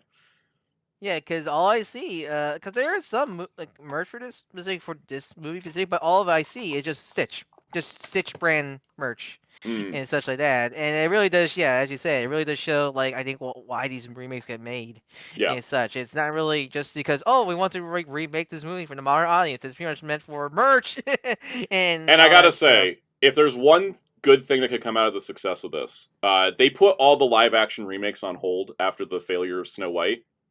They paused development, and I think everybody was like, well, yeah, but if Lilo and Stitch makes money, they'll just put it back on. Here's the thing: if they're going to continue to do the remakes, which they probably will, please put back onto development Michael Gracie's Tangled, because Michael Gracie is such a talented filmmaker that even Disney could not ruin his skill set. He's so good at directing musical numbers that I'm like, that movie could be crap, but it could have like amazing musical numbers. And that's the thing. But anyways, I just want Michael Gracie to get more work because that is like one of the best musical directors I've ever seen in my life. But anyways, Lilo and Stitch. I don't recommend it. I don't recommend it, plain and simple. That being said, always draw your own conclusions because that's the fun part. Now, here's what we're gonna do. Because this was asked of me in the Discord, Spin-Dash asked for this, and I thought, why not? Let's do it. Disney live-action remake tier list. It's going to be quick, because I've only seen like half of them. So what do you clarify? What do you clarify? Because if it is taking and redoing an original animated Disney movie. So I know that's because I know a lot of people like when they associate the Disney live-action remake starting with like I think Maleficent or people go with Alice in Wonderland. I'm going to go back to 1994's The Jungle Book. Yeah, they've been doing this for a while. It's I think but yeah, I think it's more just the styling. Yes. I think it's more. I think when people think Disney remake, they think of the modern like post Alice in Wonderland styling of film. These films do have. I'm not sure if the formula is the right word, but they do have a. I mean, every Disney live action remake essentially has been using the formula of the 101 Dalmatians. Yeah. Yeah. Without the camp. So, has anybody seen the 1994 Jungle Book? Because I haven't. I don't think I might have seen it, but Wheels, what would you rank it on an A to F scale or an S to F scale? Where'd you put it? Okay. I'm glad you brought this up because even make it short. We don't have to be here for hours. I know Jerry's seen this movie. Okay, actually, it's just like that '90s. Hey, we got human with animal companion, like that Great Panda Adventure or the Adventures of Mighty Yellow Joe Dog. Young. It's just Mighty Joe Young. That was good. I'm kidding. Stop that. I just love doing that. It's like a B plus. B plus.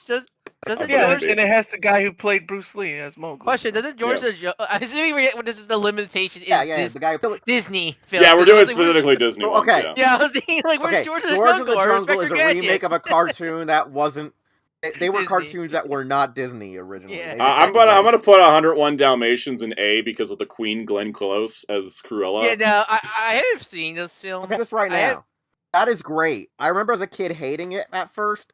And then, like, a couple of years later, like, I saw it when it first came out. I saw it a couple of years later, and I like, it was one of those, when it first came out, what was it, 99, right? I would have been, what?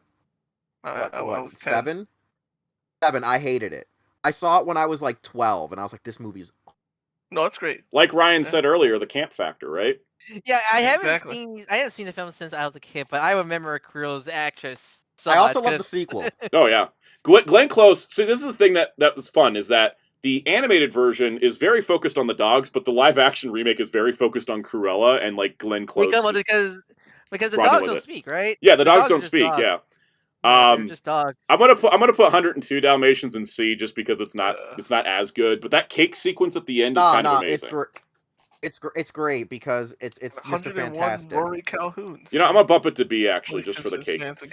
Cruella gets trapped in a giant cake machine, and it's amazing. And I just got to give credit to Glenn Close for going for it, like just really going for it. Is it like the lobster scene in Venom 1? Yes, it kind of is like that. All right, Alice in Wonderland. I'm gonna give this one a C because I find it to be like insanely dark for no reason. it's like too Tim Burton.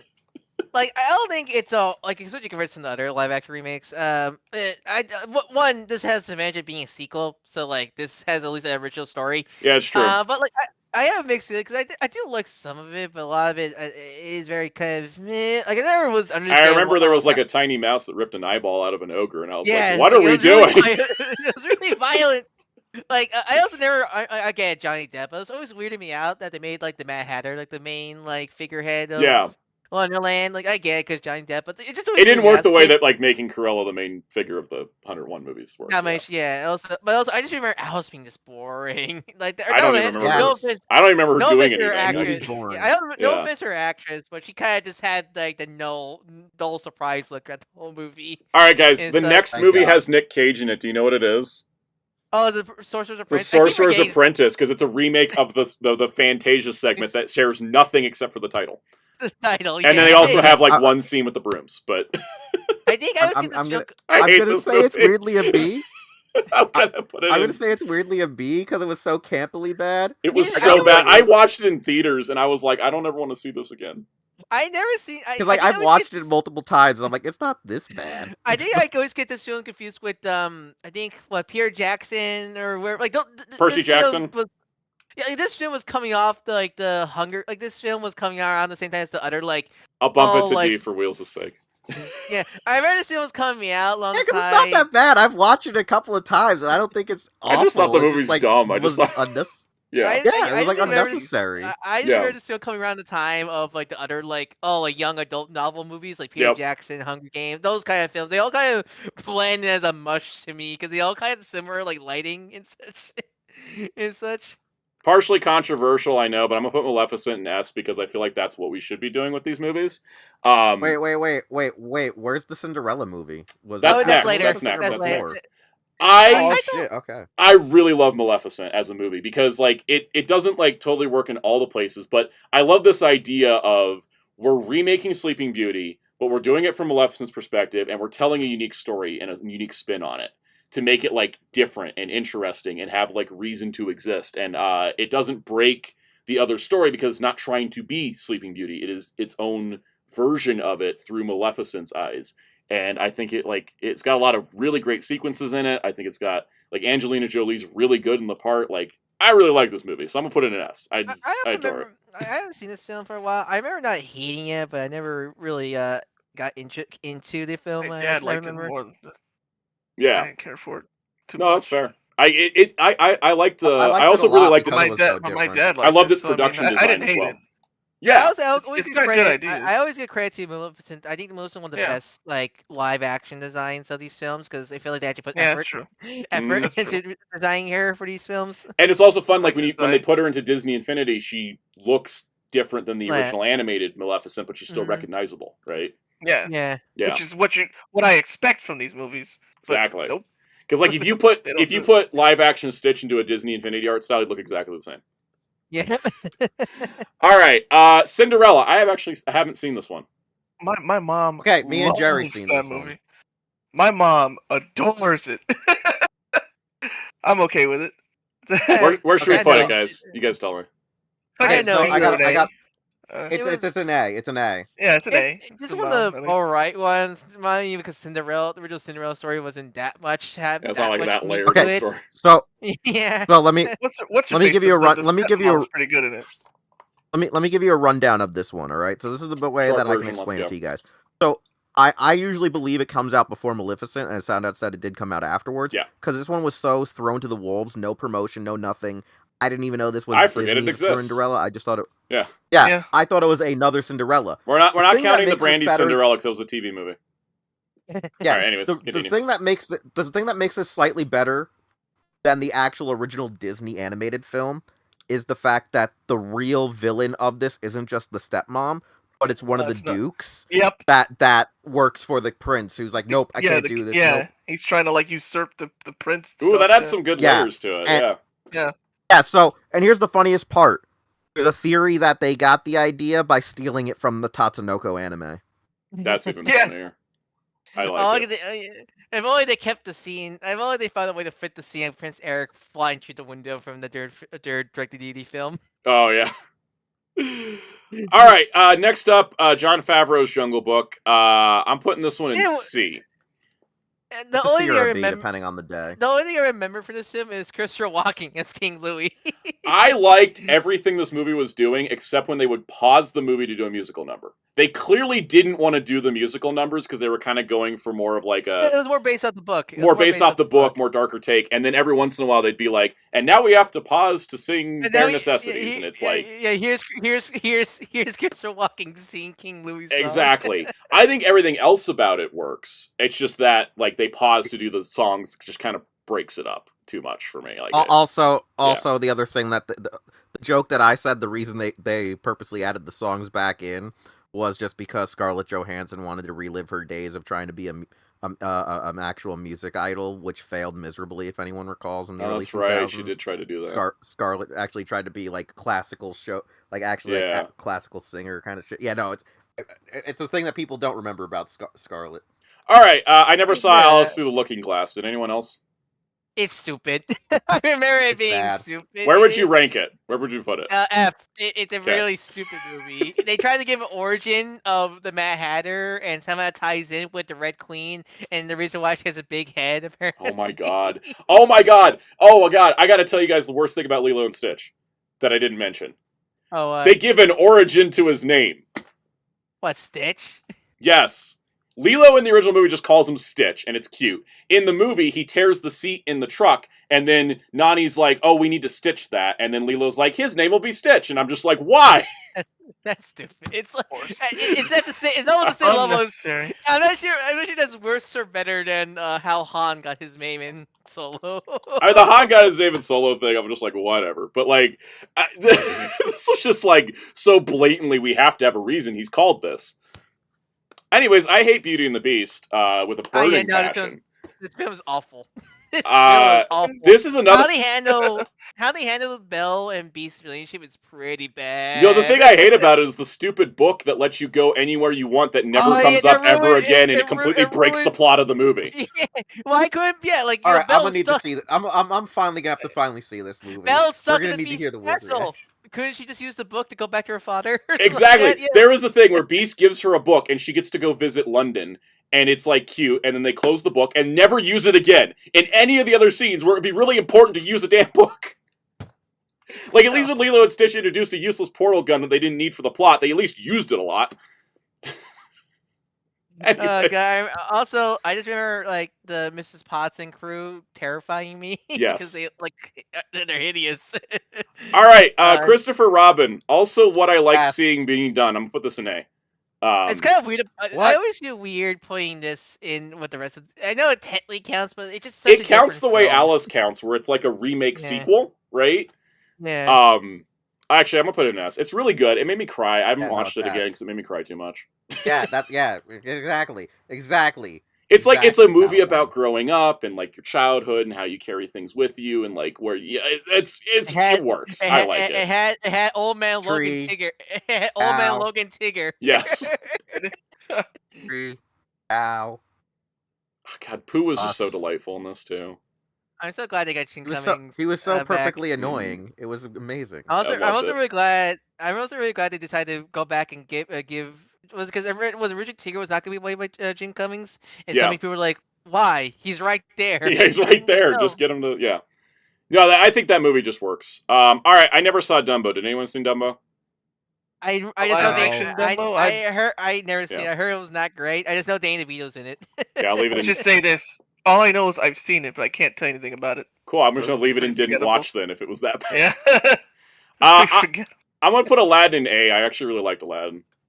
He's one of the better ones. It's still not too vibing with it. It's not amazing, but I liked it. I thought better ones. I thought Mena Massoud was really good as Aladdin, and he didn't get any credit for that. I thought he was great. What about Blue Smith? Blue Smith's fine. He's fine. He's doing his Will Smith thing. I enjoyed it. I like Jafar having like. Oh wait, no, that was in the deleted scenes. There was this really great sub thing in the deleted scenes that I wish they kept, where like every time Jafar's in the room with the Sultan, he just has like a vision of himself just like strangling the Sultan to death, and he just like has to snap out of it. He's like, "Yes, sir, I'll do this for you." And I wish they kept that because it gave him so much sauce. Yeah, because that's the only thing I remember about Jafar. I remember thinking, man, Jafar's like a weasel. He doesn't look as menacing as his like they kept like the deleted scenes had like 3 or 4 comedy bits where he would be like yelling at the Sultan and just like killing him, and then he'd be like, back to reality. It's just like, I'm like, why'd you cut all that? That was great. Then again, I just remembered the rating thing. Yeah. I never saw the Lion King animated remake that was shot with live locations. Sam, what are you talking about? You saw it back as a kid with the animated film. God, the fact they reused James Earl Jones's dialogue is still just like mind-blowing to me. I mean, it's better than what they're doing with nowadays with his voice. So. It's true. This just goes in F because of the principal. What? I'm putting it in didn't watch because I didn't see it, but I hate its existence. Yeah, it's one of those films that I hate. I just hate for its existence alone. Guys, you know what's a weird movie? Maleficent, Mistress of the Dark. How was this? Because I never heard anything about this. Is it good? This is the most batshit movie I've seen in a while. Nothing's topped this. I just could never figure out what this movie was trying to do, or what it was trying to say, or what its story was, and then they just like catch me off guard with the most like bonkers thing you could have like as a plot twist. It's just it's nuts. I don't even get it. I know people really loved the first film, really hated this film. I didn't like it, but like it was. I've got to give it credit for keeping me on my toes, because every time they made a choice, I did not expect that choice to happen. Also, Michelle Pfeiffer's in it as an evil queen, and that's always fun. She has a secret lair filled with weapons to kill Maleficent, and the way she gets into the secret lair is by breaking the neck of her mannequin. Oh, okay. That's the kind of movie this is, where it's just like you're watching and she's just like, I'm going to do evil things now. And I'm like, okay, you're going to go into your secret dungeon, and she like walks up to a mannequin and just snaps its neck. And I'm just like, what? And then a door opens and I'm like... So she pulls the good old cows to the mannequin. Yeah, basically. Yeah, I got to put it in C because I got to at least give it credit for like surprising me. It's so weird. Lady and the Tramp also ends up in C because it was fine. It was boring. I forgot that one existed. Yeah, it was a Disney Plus one. I remember watching when it came out. I remember watching when it came out. It was just boring. That's all I remember. It. Yeah, it's not like poorly made. That's the reason why Maleficent's there too. It's not poorly made. It's just confusing and weird. Lady and Tramp's just kind of boring. It was cute enough. The dogs weren't too uncanny valley. I'll give them that. Oh, because weren't they CG dogs, right? Yeah, they were CG dogs. I think they were real dogs that they CG'd the faces on. So, I think that helped. Awkward. I didn't see Mulan. Did anybody see Mulan? I did. It's horrible. It's really bad. Should we put it in F? Yeah, it's insult. F minus. It's not a big insult to the original film, but I loved the original too much to watch the remake. Yeah, it honestly like they tried to make it like I hate saying the word, but they tried to make it like a pro-feminist movie, but it's like insert the boom knuckles feminist. Oh god. Practically. Also, the behind the scenes were yeah, it was a combination of behind the scenes, the lack of the songs being in it, and just loving the original too much to watch it. Like I couldn't watch it. I just couldn't do it. Hey guys, I'm gonna just put this up, and I know that people don't like this movie, but I love it to death. It's Cruella's going in S. I fucking love this movie. I want to like the film, but like I think a lot. I feel like the last third really kind of last third's a mess. Yeah, and also I think also just it's hard to like sympathize with Cruella because well, I never took it as we're supposed to sympathize with her. I thought we were just supposed to take it as like, oh, this is why she's so evil. Like I took it more as, but that may be just me reading into it in one way or another. It was Emma Stone, right? Yeah, Emma Stone. I thought she was great. I thought she was good at least in this film. I think the fact that like the reason she hates Dalmatians is because they murdered her mother is pretty funny. She got the whole Batman origin story. It's because the evil lady sicked dogs on her mother to kill her, and I'm like, you know what? I get it. Send the hounds. Muteki, why'd you give it an S if the last third is a mess? The reason why is because the vibes of this movie are just so damn strong that like the 1970s like punk rock aesthetic, the fashion show like element where she would do crimes while doing fashion shows and pulling all the publicity, the fact that it's kind of got like this Devil Wears Prada vibe if they were like violent people, like I like the vibe of the movie a whole lot. You all like remind them right now. You ever seen the new 100 Dalmatian cartoon they made? I just remember I think for the series finale they brought back Cruella. And I love they tried to treat her as this like boogeyman woman, and they animated. That's actually they really animated fun. her. They animated her as this like cryptic creature. Yeah, I love that. I kind of dig that too. But yeah, boogeymen in the house. I did like Cruella also for just, it wasn't as predictable because like they were kind of doing a prequel thing, but at the same time they were kind of doing their own thing, and it gets up there for vibes. All right, I didn't see Pinocchio. Did anybody watch this? Trash. Oh, me and Wheels had a long conversation, but I gotta watch it. It's really really talk bad. about Pinocchio. Yeah. Because you kept asking me about you last night. You kept asking me, but which is the one with what's his face? With Pauly I Shore. know that wasn't the Disney one. Oh god, yeah, there was the Pauly Shore one, this one, and the Guillermo del Toro one, all in the same yeah, it was fall. Pinocchio. It was Pinocchio year. I only saw the Guillermo del Toro one because Yeah, I think this did help. That did having this film come first and the Guillermo del Toro film. Was Tom Hanks at least good? He was alright. He was the best. Good. Okay. It was the best part, but like this is another film where they ruined the themes of the original story a lot and such. Hey guys, I gotta tell you. Okay, all right. I think I'm the only one that watched Peter Pan and Wendy, but I'm really happy to rank it a C. This is the most. You're really happy to say it's mid. All right, I gotta tell you, I have never seen filmmakers cry for help as much as while watching this movie. Really helped? Was the budget $1 a shoestring? Yeah. Okay, so they cut the songs from the movie because they wanted to do a darker take on it, right? The first half of this movie is like a checklist of like, okay, here's Peter meeting the kids. Here's flying to Neverland. Here's meeting Captain Hook. Here's defeating Captain Hook. And I'm like, wait, what? We're like halfway through the movie. And then here's the plot twist that Captain Hook and Peter Pan were childhood friends. And Peter's mad that Captain Hook went back to the real world to see his mother. And that's why they hate each other. And I was like, what? Why aren't we doing this from the start? What? Okay. Oh, wait, question. It's not, wait, who made Hook again? Who made Hook again? I forget. Was that was not Hook Disney, was not. Was that not Disney? I don't know. Anyways, where we rate Hook? Hook is great.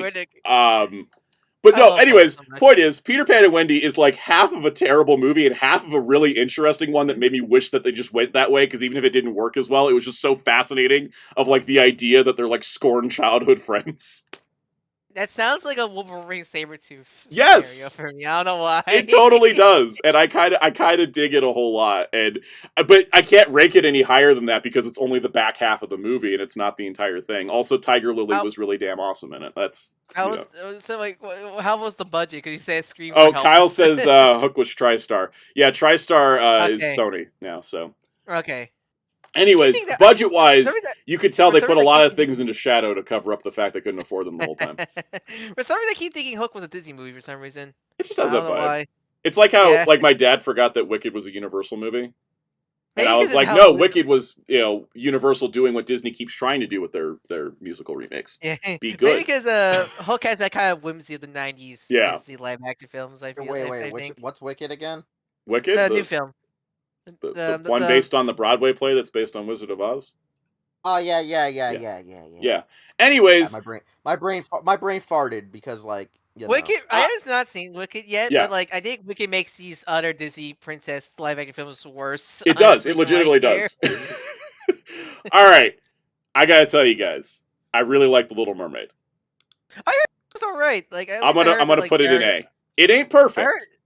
I heard Ariel. I heard like the best part was Ariel. In this film, Ariel and Prince Eric make this movie work because they make a drastic change to Prince Eric's character. They turn him Spider-Man? from bland piece of wood in the first movie to someone that actually has hobbies. They give Ariel and Prince Eric common interests in the form of wanting to adventure, but their parents say no, collecting things from around the world, and having a sense of wonder and whimsy that's tamped down by their expectations to their kingdoms. They have things in common. They're not together because the plot says it. They're together because they have things in common. It's such a simple change, but it works, and I like it. Oh, like how relationships are supposed to flow? Exactly. Has to kill herself. What was that? I mean, that is the original. I like the. I mean, that is the original book, where she has to kill herself. Yeah, but Hans Christian Andersen. The thing is, I think that when it comes to the Little Mermaid live action, I don't think it's better than the original animated movie. I think it's at the same quality. I think they have qualities that both benefit each of them, and I think that kind of like, it's nice because we talk about a lot of these movies like Lilo and Stitch not being nearly as good as the original. I think it's nice that the Little Mermaid live action is just as good as the original, and I think that there's some negatives I would take from the live action. There's some negatives I would take from the original. Like Prince Eric is a negative on the original movie because he's just basically nothing besides being voiced by Spider-Man. Yeah, and Kyle said the Aquafina song docks by a couple points. Totally agree. There's one song. One song they added that's really bad, but it's like 2 minutes. But I thought the rest of it worked. Who played Ariel in the show? I know her. Halle Bailey. Halle Bailey singing was incredible. I heard some of her songs and it was really good. Her singing voice is astounding. I thought Melissa McCarthy actually was pretty good as Ursula. I was not Anyway, expecting much from that, but I thought she was great. That was actually pretty good casting, honestly. Yeah, it really worked. And she really got into the role, and like Javier Bardem as King Triton's cool. They gave Prince Eric a mom, and she's really cool. And I'm like, I really liked. I thought this is Disney. This is Disney film. How can you have two parents? I know, right? It was great. But I think that like, going into it, it's like, is this going to be like, this is like the exception to a lot of the remake rules. You know, I think they really added to the experience and didn't really take anything away. Yeah. I know we're missing a movie. Which one? Pete's Dragon. Oh, damn. Oh, right. I did forget that one. Also, because I haven't seen it. What BFG was? Does that It's count? It's an A. Okay, Pete's Dragon's an A. Yeah. I've never seen it, though. BFG? How about BFG? Wait, which movie? BFG, but that's based on a book. Was that more like was that one of those more based on the book? It's more based off the book, yeah, than the... Okay. Didn't see Mufasa, never will. Didn't see Snow White, never will. Lilo and Stitch gets an F. All right, cool, we're done. I had no interest in Snow White, but like I heard it was just like the worst. Like I go like it can't be that bad. I've seen enough clips of Gal Gadot in that movie to be like it's probably that bad. Yeah. They gave Gal Gadot a musical number. The woman that can't sing was given a musical number that didn't exist in the original. Wait, the one that can't act. It has a singing. Yes. Okay. They gave her they invented a musical number for her, and I'm like, she can't act, she can't sing. That didn't exist in the original movie. Why did you bother giving her a musical number? But interesting how this film like bomb apparently. I find it interesting to like hear that. I'm curious if it's just because it was just based on like an old. I think it just doesn't like Snow White doesn't have the nostalgia brand cycle that like Lilo and Stitch does. Yeah, or Lion King. Okay, I'll give you a reason why Snow White doesn't have the nostalgia pull. It's kind of funny. Welcome, Coder 64 and SSJ4 Jason. Sorry, Kyle's comment. Just I'm not gonna say it out loud because it's a little mean, but like go read his comment. Sorry, took me out. Go back, Wheels. You finish what you're saying. I was gonna say no. The reason why like Snow White appeal kind of like is dead in this day and age is mostly because like when Snow White was like still nostalgia bait. It was kind of it was a 90s early 2000s thing. That's kind of the issue is that like a lot of that era like original Disney classics they're like dying in a sense unless I mean that's also like Cinderella didn't do too well either. We talked about right. Peter Pan and Wendy got sent to Disney Plus. Like Lady and the Tramp was sent to Disney Plus. Like they definitely have a strategy. Like, of those old films, like I think Peter Pan still has some brand recognition. I guess because I think out of all the original Disney classics from that era, Peter Pan's like the best one. It has the actual story. That's true. I mean, I always give credit to Sleeping Beauty, but there's a reason why Maleficent could make an S because it did not have that many layers to it. It was Yeah, because like let's say the Snow White, like credit it's the the first animated movie. It's literally golden age. It's like, but it feels like the first movie because it's very shallow. It's very shallow. Oh yeah. And that's why, like, I wish Snow White was a better movie, but they could have done a lot with a live action Snow White, but I think they got, again, if you watch the episode on casting in the studio, it's like they got way too into their heads about like every single element of it and how it would play with the audiences that it sort of destroyed the movie. I think. I was saying this without seeing it, but that's kind of what the vibe. I was gonna say the CG dwarves still scare me. Yes. The issue with the film was people like Dinklage and other people going, oh, midgets don't want to do midget or dwarf actors don't want to do it, and then there was the issue of the other actors in the community said, no, we don't feel like it's a typecast or horrible, but then there were the ones that were like, it's bad against us. It was the ones that like, that's the point. That they had this episode of the studio. I'll provide the context. It's really good. It's a good lesson in how Hollywood thinks as well. There's this episode of the studio. They were casting the Kool-Aid movie, and then they cast They cast Ice Cube as the Kool-Aid Man. And then they cast, like, the Kool-Aid Man's family and, like, because they were doing, like, one of these, like, kind of paint-by-numbers Kool-Aid movies. And they were, like, doing all this other stuff. And then they were, like, talking to people, like, oh, this cast is great. And then someone was like, do you think it might be a problem that a black man's playing the Kool-Aid Man? And then they're like, wait. Oh, that is a problem, but we can't recast him. Okay, well, what if we make his entire family black? And then what if we do this? Oh, but then we have this. Oh, we need to add an Asian person in. But oh no, this family's now made up of too many ethnicities to make sense. So then we had to add this. And oh no, we didn't have any white people in it now, so we got to add this. And we got to pull this out. And then they just they lose their minds over the course of a half hour. Are you describing the family Mass Rider? Yes. I kind of appreciate Mass Rider just going, screw it. That was the problem. One of the problems with the Snow and Soul Pro was, do we actually cast little people for the roles? The other issue was how do we make, because like Demon Wolf told me that in Snow White, one of the biggest issues is that instead of that she's also beautiful and fair, they made it, oh no, she's just kind of a plain chick who just plays fair and doesn't cheat and try to kill and. Oh, they made it instead of about her looks, it's like about like her personality. Not just being a fair and beautiful. Yeah, they made it mostly about like, even though. But then that doesn't make any sense why the evil queen would care. Because she's the evil queen, right? Like she wouldn't care about being fairest in the land. Yeah. Okay, yeah, see, this is when we talk about cascading changes, right? Like, you pull Captain Gantu out, it ruins Lilo and Stitch. You pull certain elements. And that's also the thing of maybe Snow White, as a story, is a little too old-fashioned to remake into a modern film. Can I ask a question about the Kool-Aid Man? Yes. Question, was he, like, still, like, a glass jar? Or was he human? He was still a glass jar. He was just voiced by Ice Cube. And by the way, the conclusion to it was that because all the executives were white people. This is what makes this work so well. Is they started asking all their black friends, "Would you be offended if the Kool-Aid Man was played by a black man?" Oh, why? I just hear that. Like, damn, I kind of wanted like a fake movie trailer of the origin story of the Kool-Aid Man. They put the fake movie trailer into their CinemaCon episode at the end of the season. Was he like once he was a man, but he got dumped to radioactive Kool-Aid and became the Kool-Aid Man? They did something bonkers like that with the story. It's a parody, but it's like I'm half expecting a studio to announce that movie happening. But it was so funny because like. In the episode, they would talk to like somebody, and then someone was like, "I don't want to speak for the entire community, but it could be empowering for the Kool-Aid Man to be a black man, reclaiming the stereotype." And it was just like, and they were just like, "What do we do now?" And it just made me think of every single one of these like movies when they try to cast them, and you can tell that like someone put the thought in their head, and they're like, "Oh no, we don't want to create an issue," and then end up creating an issue that didn't exist before. Yes. So, Yeah. Yeah. Anyways, what should we do next? I think we're done with that tier list. News? we got some Blu-rays, we got some comics, we got some toys. It'll be quick. Let me just save this tier list in case we need it in the future. All right. We're going for 3 hours today because we were gone for 2 weeks. So I was like, I was already planning in my head. It was like, it's gonna be a 3-hour stream. It will not be 4. With a 3-hour tour. No, don't curse us with a 3-hour tour. We'll be here for 5 seasons. Gilligan's Island joke for those too young. Right.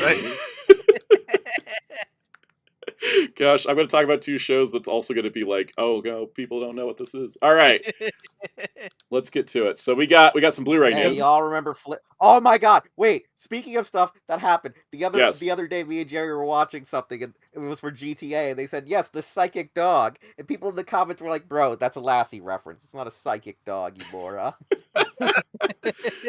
Yeah, that was funny. All right, in the world of Blu-ray news, City Hunter the movie Angel Dust, the newest entry in the City Hunter series, is being released by All That Anime, so you can get it through Shout Factory and Crunchyroll and stuff.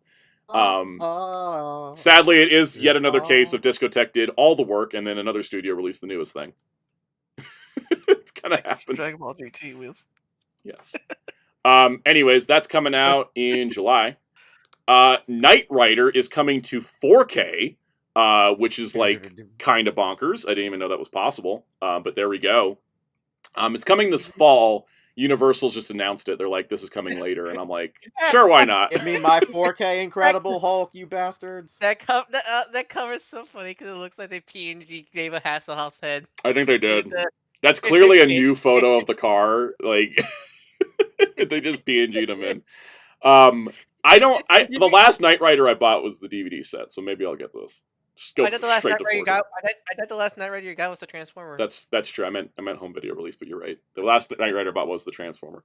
Oh, that's right. It was shot on film. Thank you, Mr. Tanuki. That's why it can be 4K. Sweet. And then in the world of I care about this, Murder, She Wrote, the complete series is coming out next month. And this is insane for a couple reasons and why I thought it was interesting, not just because Andrew question. Yes. Will you like to explain this to the old people, the young people? Okay, so here's a solid question. Yes. Found out. Here's a solid question. How they do the crossover episodes? Are they still going to be in this, or yes? Or no? Everything's in it. Okay. So what you're saying is I have to get my So what you're saying is I have to get my Magnum PI Blu-ray set and then get this set to have the complete crossover. Okay. Exactly. Did they So ever release the Green Hornet onto like home media? the Because didn't they have '60s one, to? Yeah, the one that they crossed over haven't. Adam West. No, they never Yeah, have, and I wish they would. I imagine another Dang. like to see Batman. It must be a rights issue. I imagine. So, Murder, She Wrote is about Jessica Fletcher, who Angela Lansbury plays, and she is solving murders, and she is a mystery writer as well as an amateur detective, hence the title, Murder, She Wrote. And so the whole thing is, and this is a great way of putting it, a mystery writer and amateur detective who is quick to outwit both criminals and the police when it comes to solving a murder. This is what I love about this show, is she's not like a detective for the police or a consultant or anything. She's just like a really good detective that's also a murder mystery writer that just figures things out before everyone else can. And it's so great. Does it meant that trope? Because I heard that I have heard that trope multiple times at different like medias and such like Yes, that. this started in 1984 and ran till technically 2003. It is. Mr. Tukey said, "Can I justify buying this one like 2 discs into Columbo?" Yes, I can. I'm right there with you. I still need to watch more of my Columbo set. This is a great show. There's been a lot of murder mystery shows that take a lot of inspiration from Murder, She Wrote.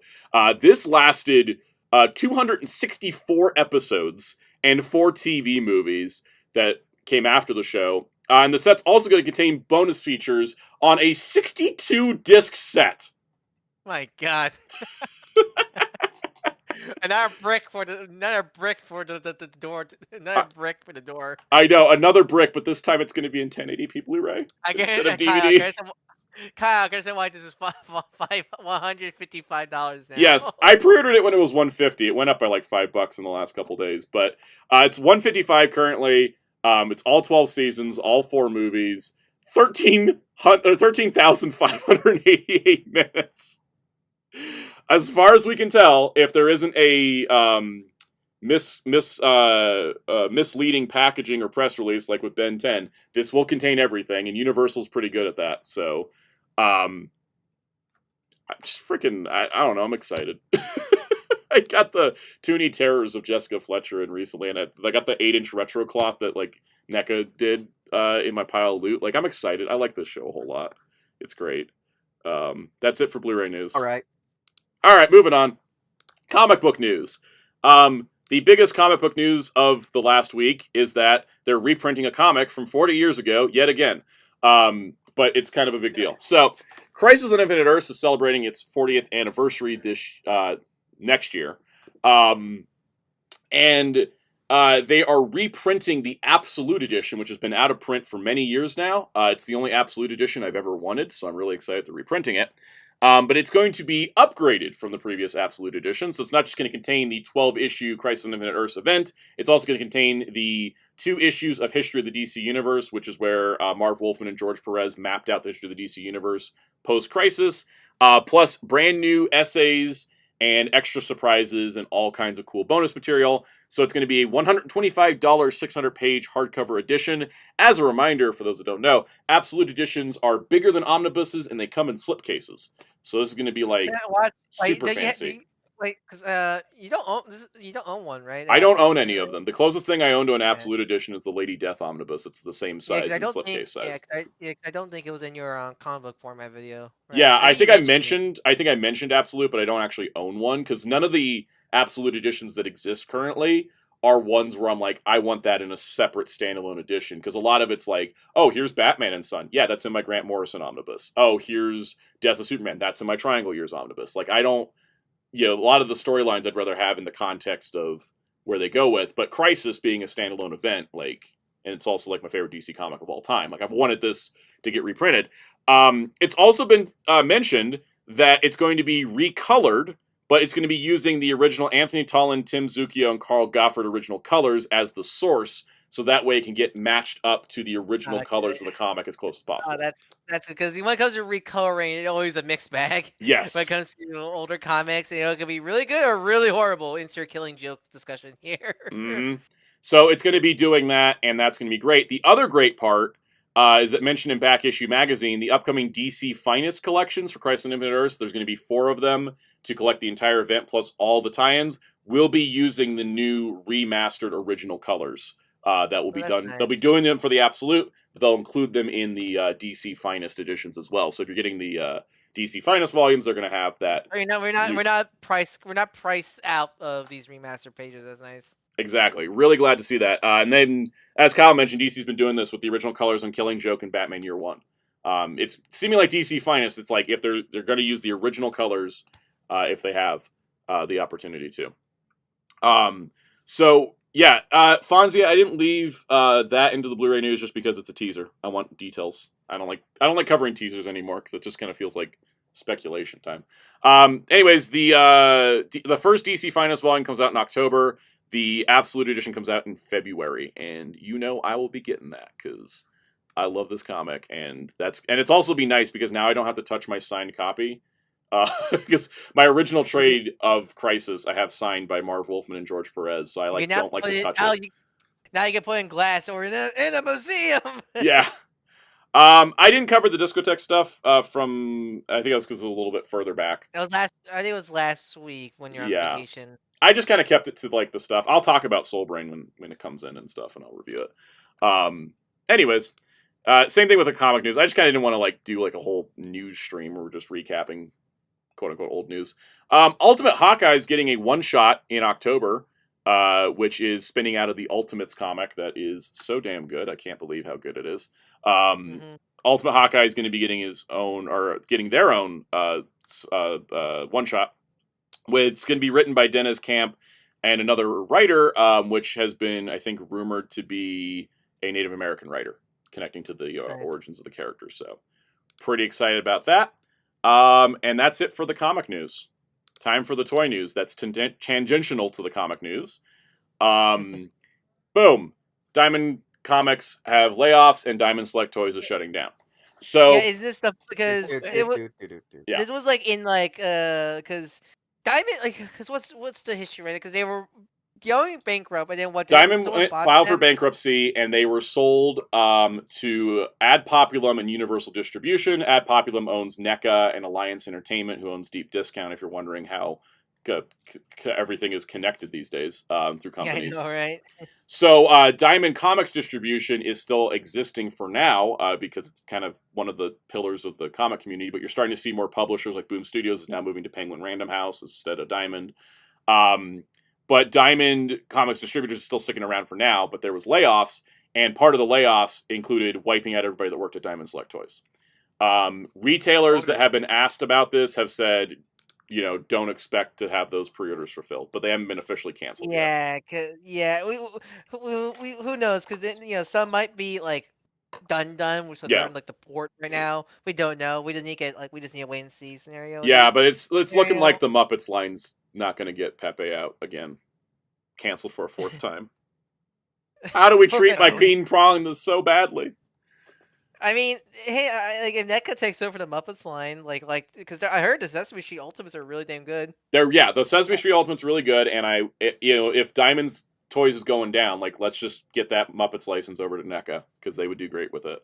That's it. Yeah. Have you have any? Also, technically, it's all under the. It would be almost under the. It would be a line item shift because this company owns NECA. Yeah. Yeah. Question about Kermit toys. Do they have the same problem with Jack Skeletons when they break? Because Kermit does have some doodly limbs also. Not as bad as Jack, but yeah, it does become an issue. Usually with Kermit, it's standing problems. That's why the Diamond Select one coming with a director's chair was so nice because you could just put him in the chair. I would just give his his log from Rainbow Connections. Yeah, like that would work. Blader says this how Mini-Mates dies. Probably. I don't see anyone else picking up Mini-Mates. Man, Mini-Mates. That's the true sadness. Mini-Mates were the true kings of they survive so many theings, but now Mini-Mates are gonna go down. Mac BSU says so disappointed about DS deals. We're looking forward to Sweetums and Bilbo Baggins. Yeah, I was looking forward to their Pepe and Deadly set, the Sweetums and Robin set, and the I forgot the last two they announced. Really sad about those. Really, really sad about Marvel Select Annihilus because Hasbro doesn't seem to be interested in making him. Yeah, because I know a lot of people were looking forward for Annihilus because that's the only modern one besides the old Hasbro Build-A-Fig, which is stupid expensive. Yeah. In other sad news related to the toy industry, Super 7 announced layoffs due to tariffs. Yep. This The is a tariffs bummer are. because this also included a friend of the show, Kyle Wodiga. Oh, really? Oh, wow, really? Yeah. Damn. And no, they dropped his ass. And he was like spearheading the 2003 Ninja Turtles. Oh no! He did confirm it. He did an interview with somebody, and he did confirm they had design through Wave 4 of the 2003 stuff. Oh, that's nice, at least. But yeah, like that's the thing about like tariffs. Like we all talk about the like the big companies. I know that we mentioned this on our last stream, but like the tariffs really hurt like these smaller independent companies a lot more than like the big guys, because you know the big guys have at least some have big bucks to take the hit, sort of. Not these small guys where. And Super 7 was a company that was doing upfront payments on pre-orders for their Ultimates, right? And what just came in, the first wave of 2003 Ninja Turtles, and did I get a service bill asking for a tariff payment? No, I paid the amount I paid like a year and a half ago, and they just showed up, and that meant Super 7 had to pay whatever tariff it was when they hit the port. Yeah. And that is why they had to do layoffs, because they suddenly had to put out a lot more money just to get their product out. And I would imagine we're also going to see like Ultimates, like in general. I think everything's going to slow down over there with them. I don't think Super 7's gonna fold, because I think they have leverage with a bunch of companies that they're gonna sort of survive, but they're definitely gotta slow down. I've never seen them do layoffs, and that's not a good sign. Yeah. I think that I won't be surprised they're gonna be pretty much focusing on like Thundercats, Turtles, and like some of their other like big lines. I would imagine the next Silverhawks wave is just gonna like. It'll be the last one. Probably the last one. They're just gonna like burn through the last of the Hawks and the main villains. So they got I don't see like any other line. I don't see Tiger Sharks happening now. I don't think Godzilla is going to continue, because now you have other companies doing. They're so expensive. To keep the license. Yeah, I'm pretty sure that license is expensive. So like, I major one's good. Also, as we know, like the Godzilla Ultimates line isn't doing well, from what I understand. I'm not surprised, because there's so many other options. There's so many like. It was like why the Disney line didn't do well, is because there were so many other options. Yeah, because well, you can either pay like dirty. Also, for some reviews, I was just gonna say, well, the issues I heard from Brian Flynn is that like Toho's also. This is a weird thing I've heard, is that like the reason why we're getting too much Heisei stuff is just because Toho knows it's the only thing that allegedly sells. Yeah, it's always they want to do Showa stuff. It's always the case where it depends on the license holder. Sorry for that, for example, but like with the Super 7 Godzilla, like why would you pay $30 or even more dollars for a Godzilla where you have Bandai's like Godzilla action figure line for only $25? Yeah. If you really or you have Haya for $50. Yeah, Haya for 50, and then your Super 7's 85, right? And at that point, why not? If you're gonna pay that much, why not just go to like Monster Hearts at that point? Welcome, Small Dream. Either go to. Yeah, it's a bummer, because I appreciate a lot of what Super 7 does, and this is not. I really do want to get. I really do want to get those 3 turtles. Like I haven't seen a full video of them. I think I'm just waiting for your video, honestly. Yeah. But like I do want to get. Which I think probably will get done this week. I haven't opened them yet. Yeah.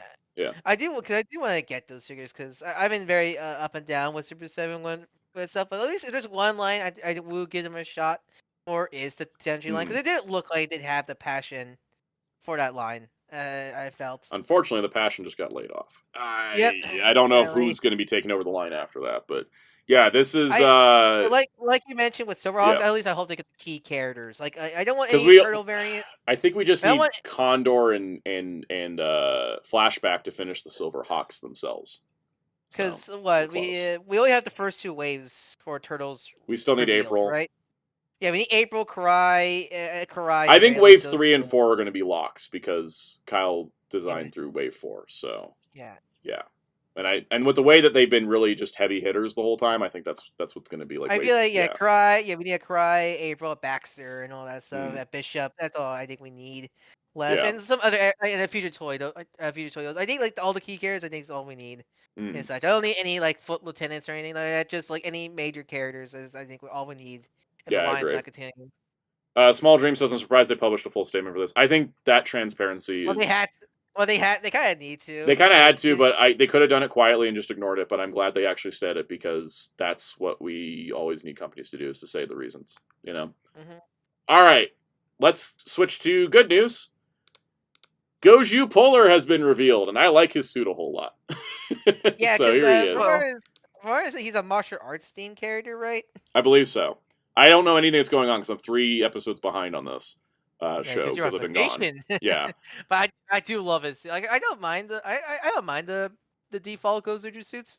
Yeah, but I think Polar is like damn, like he's like it's been a while since I feel like a 6 Ranger suit's been really damn good. It kind of reminds me of how like Spider Kumonos is like, it fits in line with the design elements of the King Ogres, but it's just kind of cooler, like just a little bit cooler. Yeah. But this is like, I think because one of my biggest problems with the Gozyu suits is they have those giant circles on their chests that have nothing in them. They're just like these empty circles. Like, yeah, I think they don't do anything. Yeah, the shoulder pads add a lot. Like having just like little diamond spikes around it. It makes the circle look smaller, and I think that works for it a whole lot, right? Mm-hmm. Yeah, I like it a lot. Circles. Also, I just like he had just big fists. Yeah, as his engine device. and I also am glad we're 3 years in a row without the 6 being gold or silver. A gold, I know, right? It's funny because we've had gold with white white with gold accents. Spider Kumonos was white with gold accents, and then Boone Violet was purple with yellow accents. Purple with yellow accents. So it's kind of like they put gold accents on all 3 of them. But I say that they want to call him Polar, but they made him a panda. Well, yeah, he's got kind of panda bear colors going on, even though he is supposed to be a polar bear. Because you think it's martial arts, so you just kind of think like Kung Fu Panda and all that stuff. Yeah. Now, going alongside this, of course, we do have the toys. First up, we have his Mecha/Changer, because that's what we're doing this season. Big Fist. Big Fist. You know what he reminds me of? He reminds me a lot of... Tommy Gong. Well, okay, so JoJo Star says, yeah, the circles are portals for the personal weapons. Yes, I just don't like that they're just completely black voids that don't do anything. Like we had speculated prior to the show, and I still think they should have done this. It's like when they use the legend ring, like the logo would appear for that Sentai, like just something to go in there to give it otherwise, or put their personal logo there, and then the logo, and then the weapons can come out of them. I just wish there was a design there. That's all. Yeah. You know what his mech reminds me of? It reminds me a lot of Machine Robo Rescue for some reason. He has kind of like, I don't know, like 2000s, like, I don't want to say play school hero, but you guys need that kind of vibe of this kind of like heroic, like proportion dude and such. And I like how people have been pointing out the Commodore Ixa comparison with like slamming the fist. Welcome back, Ixa. Yeah, welcome back, Ixa. Yeah. No, I do find it funny in knuckle form. It's like the Tegasaur, at least, is sort of this guy. It's a hand. This guy. It's too obvious. It's just a dude. On his wrist. Yeah, it definitely is. It does combine with the Tegasword, which is cool. I'm a big fan of combinations. It's been so long since we have a proper 6 Ranger combined with main mecha. I mean, there's just 2 robots, mind you, but it's just kind of nice to see again. Yeah, it's true because the Boom 2 Violet didn't have it. Boom Violet didn't have it. Spider Kumonos only had it when it was like, and here's everybody. You know, like it wasn't just Kumonos and the main robot. It was like a whole big thing. And I don't like the. I mean, I guess Gozyu, what's his name from Don Brothers, the wolf dude. I guess that counts, but I'm not a fan of that one personally. Yeah, that one kind of counts. I mean, that one's so clearly just a mid-step to the final combo with Phoenix. Yeah. Anyways, so it's pretty cool, and so we got a rock paper scissors thing going on because Tega Sword is open hand. Tega June is the scissors in Japanese rock paper scissors, and then the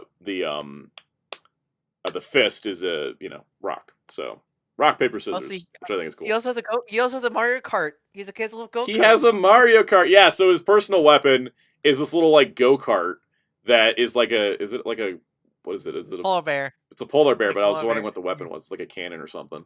It's apparently got slurping action and dialogue, so it's actually got like stuff going on. Slurping action? Slurping action? Yeah, I don't know either. But he can sit in it like a cart, and it looks like. Wait! You're telling me there's a glove? Yeah, he cut out, I think, just at the right time. Anyways, yeah. I like how he just rides him like a chariot. I think it's so fun.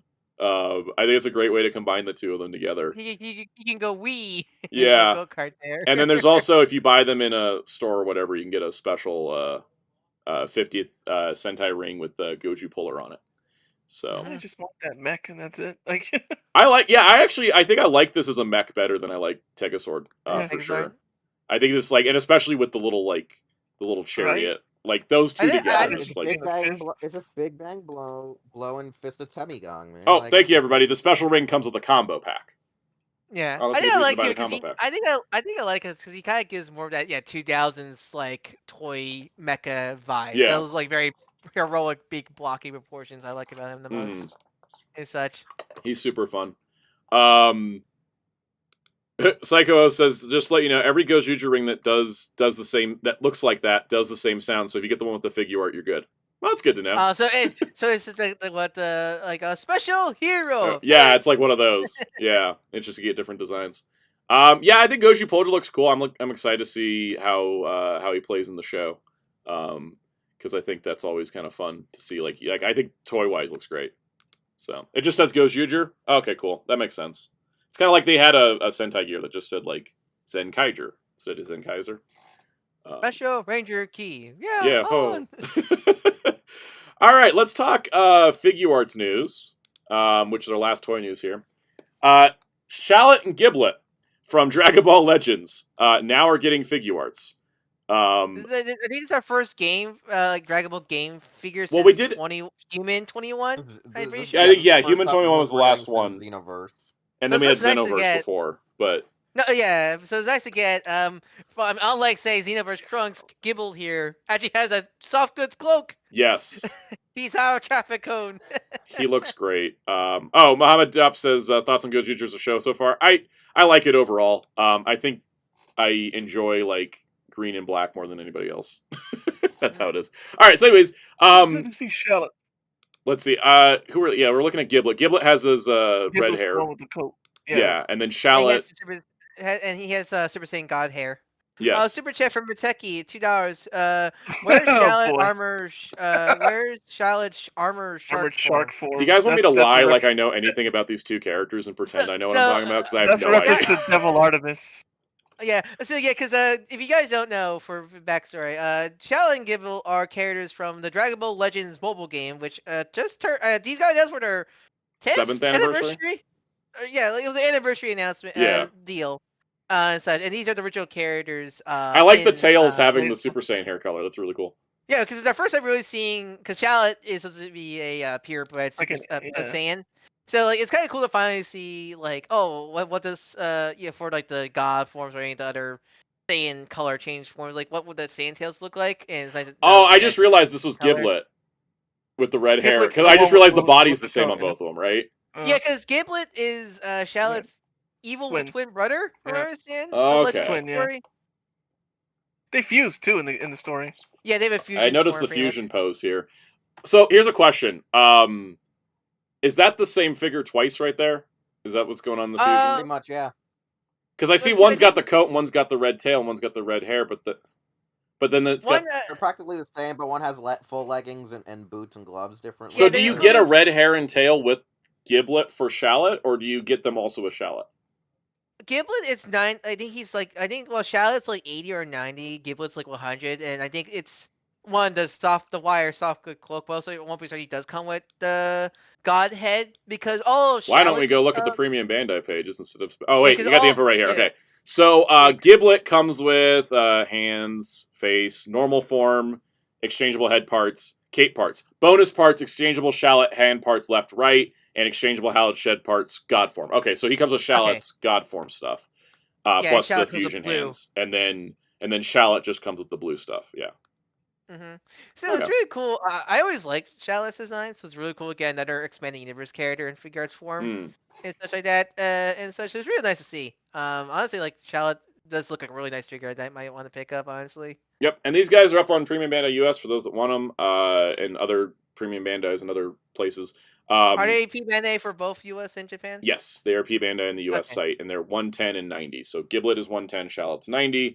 And then it's the first Figuart pre-order we've had since the ban got Yes, lifted. yeah, because I Did think they put, while you were did they put gone, Mother of Ultra up yet? No, they haven't put anything up yet. they're slow. Like I imagine they're slowly gonna play out because Yeah, there was me at and this point where like Bandai pulled all their Figuarts pre-orders off of retailers. Like they just pulled them all down. They were off Amazon and stuff, and we were told there was a hold because of tariffs.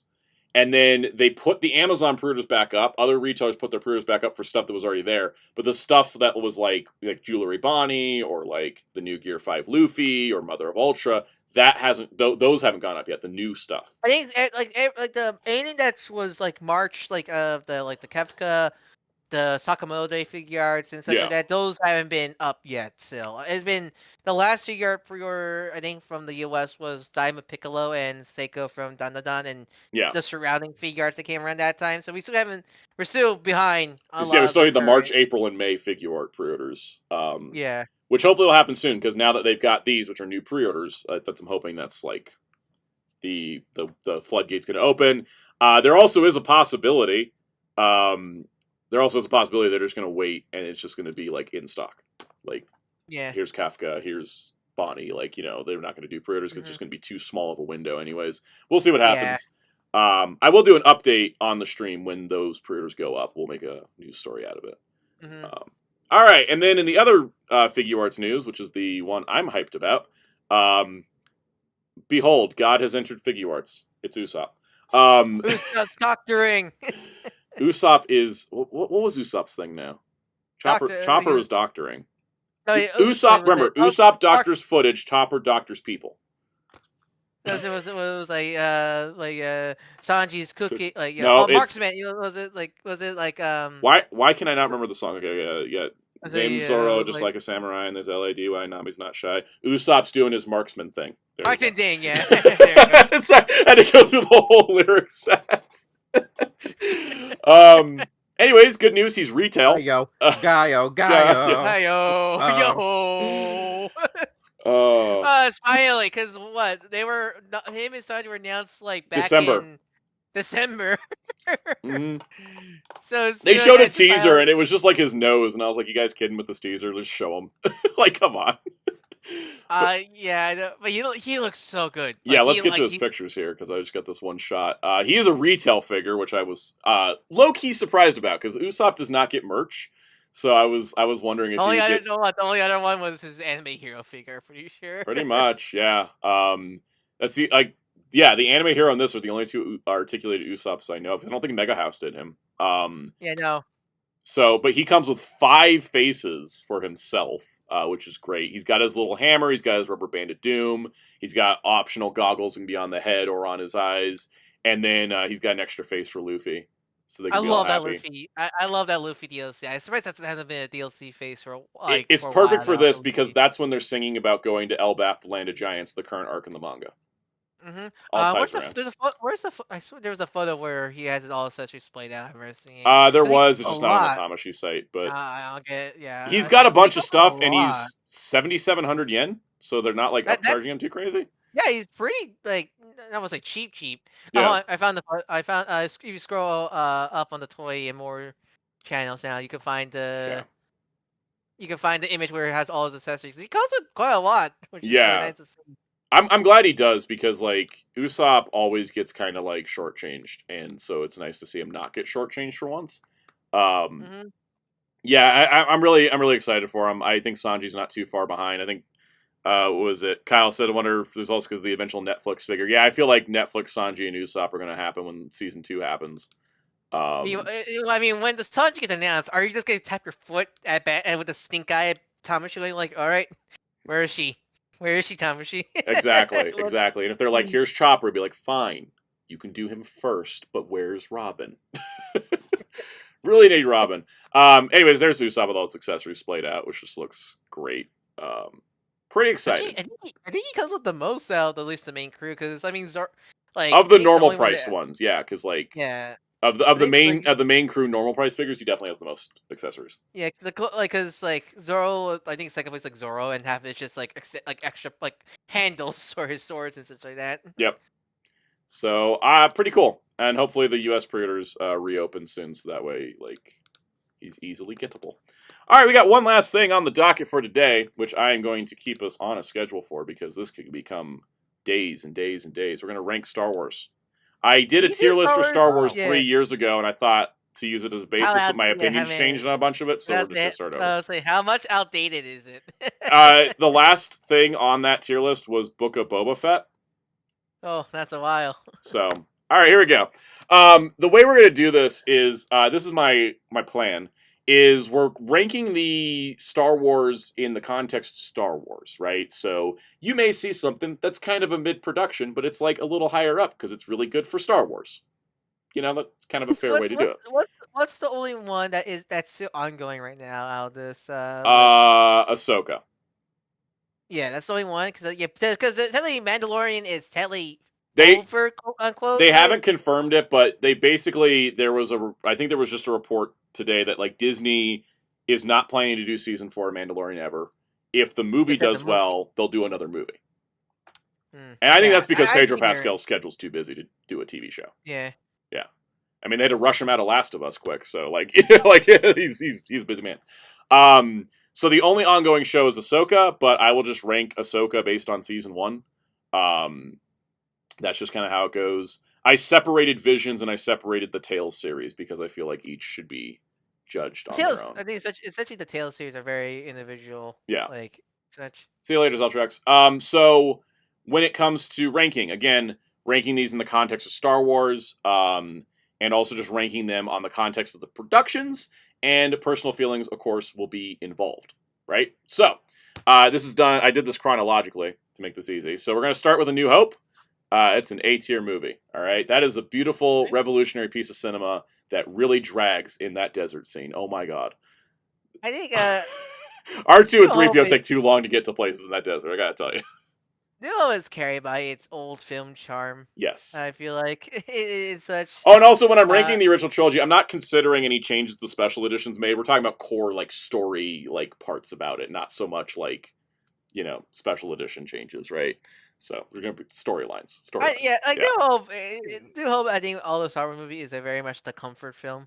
I feel like I think it revolutionized cinema, and that's I think really important. You know, I think it really is, and I think it has a great feel to it. There's a reason why we kind of keep going back to it in a lot of ways, and watching it in the context of Andor and Rogue One is really funny.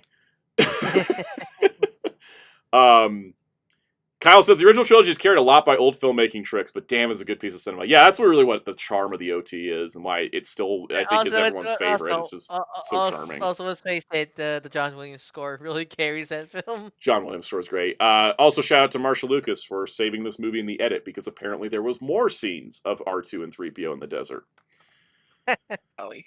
George Lucas is not a man that knows pacing. All right, Star Wars Holiday Special goes into D. Why? Because it's bad, but it's memorable and has B. Arthur in it. Sir, whip. Harvey Korman, B. Arthur. Like, I can't hate it. The first appearance of Boba Fett. The first appearance of Boba Fett is arguably the worst part of that whole thing. I gotta tell you. I know that whole. I know he's not like the cartoon bit is like the best part of the movie. No. If you're gonna take one thing out of this weird ass variety special, it's B. Arthur singing to her friends at the cantina when the Empire's shutting them down. Like that's the scene you pick. You know. God, all I can think of the animated cartoons how weird, wonky the human characters look. Yes. Also, they're like doing like characteristics of the actors, but oof. I think they're supposed to be caricatures, and they're like over animated. Like they're the definition of over animated. It's crazy. That being said, it stays in D because it's not good, but there's some real gems. We also have weird Wookiee shenanigans with the helmet, which I'm not sure how I feel about. That one's weird to me. Yes, Mr. Dookie, to the tune of the Cantina theme as well. Exactly. I don't recommend anybody watching the Star Wars Holiday Special. Just look up the B. Arthur like musical number because it's like beautiful and it's haunting and it actually tackles the Empire shutting down like normal people's lives. But way before Andor did, like legitimately, it's like the only time in the original trilogy time frame we see like normal people impacted. Yeah, we were talking about early in the stream about. Just like, made that connection. Yeah, we were talking early in the stream about the Empire didn't feel like this like dictator. Just the only one thing where they did feel like a dictator. They came in and said, "Your bar's closed. Kick everyone out," and she's just like, I can do one more round, and then start singing a number, and it uses the cantina music. That's so good. It's so damn good. And there's a lot of other stuff in that special that's just garbage, but that one sequence is so good. All right. Anyways, Empire Strikes Back is an S2. That movie's amazing. Yeah. Any arguments? Okay, cool. Return of the Jedi is also S tier because I love it. I like Return of the Jedi. I understand some people's complain with it, but like I like it so much. I don't know. It's my better than favorite. Empire Strikes Back. It's better. It's so damn charming. It's so damn charming. There's something about about Return just makes you love it the most out of the original trilogy. Do you know what I love the most about Return of the Jedi? Is that weird, really like ominous horror like music, like that operatic like when like Luke and Vader start. Oh, the Palpatine thing. And, yeah, like when it starts playing and then you know then like Luke gets all angry and starts almost going to the dark side, jumping Vader, and they start realizing, wait a second, we've been playing our entire lives. Get him. Yeah. Never forget like people. Never forget people. Ewoks are menaces. They're not. Oh my god, they eat people. No. They're cannibals. They're not cannibals. They don't eat their own. They eat people. There's a difference. Yeah, they may look like cuddly teddy bears, but they will eat you. Yes.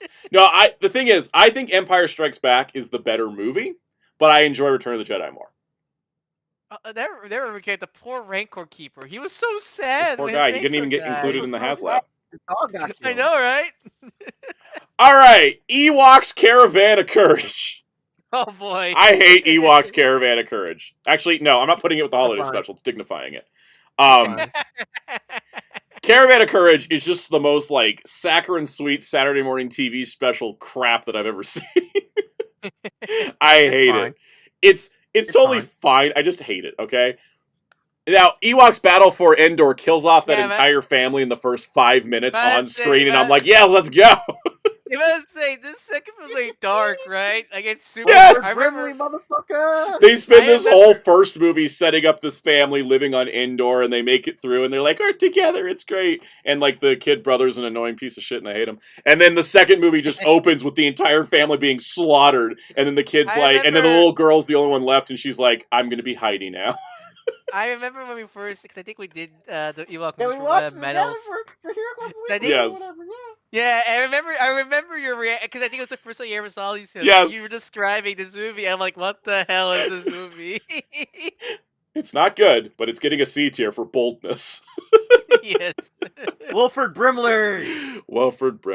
It's so funny, too. They just had an Ewoks comic come out that brings elements from Caravan of Courage and Battle for Endor, like, into it. Are these films like are these? They're officially not canon, but there's no reason they couldn't be. It's like the 2003 Clone Wars where there's like a lot of inconsistency, but it could still be there. I've never seen droids or Ewoks, so we're just gonna put them in the don't watch thing. Ewoks is droids. Like I watched the episode, it was fine, but Ewoks is weird. I remember it being. I've seen a couple episodes of Ewoks as a kid, and I didn't enjoy them as a kid. So, Phantom Menace. A great biography on trade wars. Real good, relevant information there. I'm putting it in B. That movie has problems. I like it. Obviously, it birthed my favorite Star Wars character of all time, so I can't hate it. It's Darth Maul, for everyone wondering. But also, I love Padme, so, you know, double feature there. Like it. Don't love it. It's got problems, but I will never hate it. I think it's solid. Also Trade Wars. It's really good. All right, Attack of the Clones kind of sucks, but I'm going to put it in C because I have nostalgia. Oh my god, yeah. That movie gets bogged down by, like, romance plots that don't work. Really wouldn't. I mean, the movie gets bogged down by the fact that it was overplayed to high hell by TV. That's just true as well. I will say Attack of the Clones loses the political bite that Phantom Menace had and Revenge of the Sith has, and I think it makes it the weakest of the prequel movies. Jar Jar Binks was in Phantom Menace. I guess he also would have qualified for that question, but he's not one of my favorites. He's just, I like him. I would expect more than, oh, hey, we just got an army to go deal with our problems. Yeah. Mr. Tanuki does not like pod racing. That's fair. wait till you find out, this guy dies. Yeah. Where do you rank the two prequels? Guy was in the bathroom. Oh, you're good. I put Phantom Menace at B, and I put Attack of the Clones at C. Yeah, I agree with that. Like, I think Phantom Menace is one of those films that, like, it's definitely one of those overhated films. I feel with Phantom Menace. It really is. Like, I think it's. I watched it in theaters last year. Was that last year? Yeah, I thought it was great. Mm-hmm. It holds up. Well. I definitely understand I put Phantom Menace in A if it doesn't. The problem with Phantom Menace for some reason is even though I like it and I think it should be an A, I think there's like moments in there that drag the movie. The Watto stuff. The Watto stuff for me kind of brings it down a little bit. Yeah, it has this like pace that kind of drags, and that's why it stays in B. Attack of the Clones. That's the same issue that I have with rewatching New Hope and Empire Strikes Back. Yeah, there's a lot of Attack of the Clones. Spider is Prime's favorite Star Wars movie is Phantom Menace. I respect that heavily. Attack of Clones. Attack of Clones is a film where I adore. Like I really like the first half. Adore the third half with the Genesis. Yeah, like Kyle said, Episode 2 is carried heavily by the Geonosis scene, the last third. Yeah. Yeah, but that middle, that's the roughest part. I like the Obi-Wan and Jango Fett stuff. Yeah, I love. And then I just hate the other half of the movie. That's like Anakin and Padme. I hate the way Padme is in that movie because like she's great in the third act, but for the rest of it, she's just like, "What shall I do?" And I'm like, "Girl, you know how to use a gun. Like, get stuff done. Come on." Like, yeah, that middle half really brings out the film. But yeah, the Dionyso stuff it really carries the film so much. Genndy Tartakovsky's Clone Wars gets an S. That's such a good show. I would say Jango Fett's more cool than his son. He is. He legitimately. Scrublord Gaming says Attack of the Clones was my favorite as a kid because that final battle. Same here. Also because they hyped us up for it for like a couple years and then hyped us up on it for a few more years. Marketing was insane. That era of like the Clone Wars marketing stuff was like I think one of the best moments of the franchise. I felt like I lived the Clone Wars because they just inundated with us everywhere we went. All the games, the toys, it was such a great time. Tartakovsky show I just put in S because it's so damn good. Yeah, I know, right? Listen, the fact that my dad did merchandise because of. Mm-hmm. Because I think one part of the Tartakovsky during the Hype Menace, it was the post-Phantom Menace into Clone War stuff that got my dad to be into merchandise again, which is hilarious. The person's never seen it. You got to see it. It's like 2 hours. Go watch it. Because people like to bring up, people bring up all the action, the Grievous stuff with the Tartakovsky show, which is all great. But one of my favorite moments in the Tartakovsky show is the Anakin quest, in the quote unquote season 2.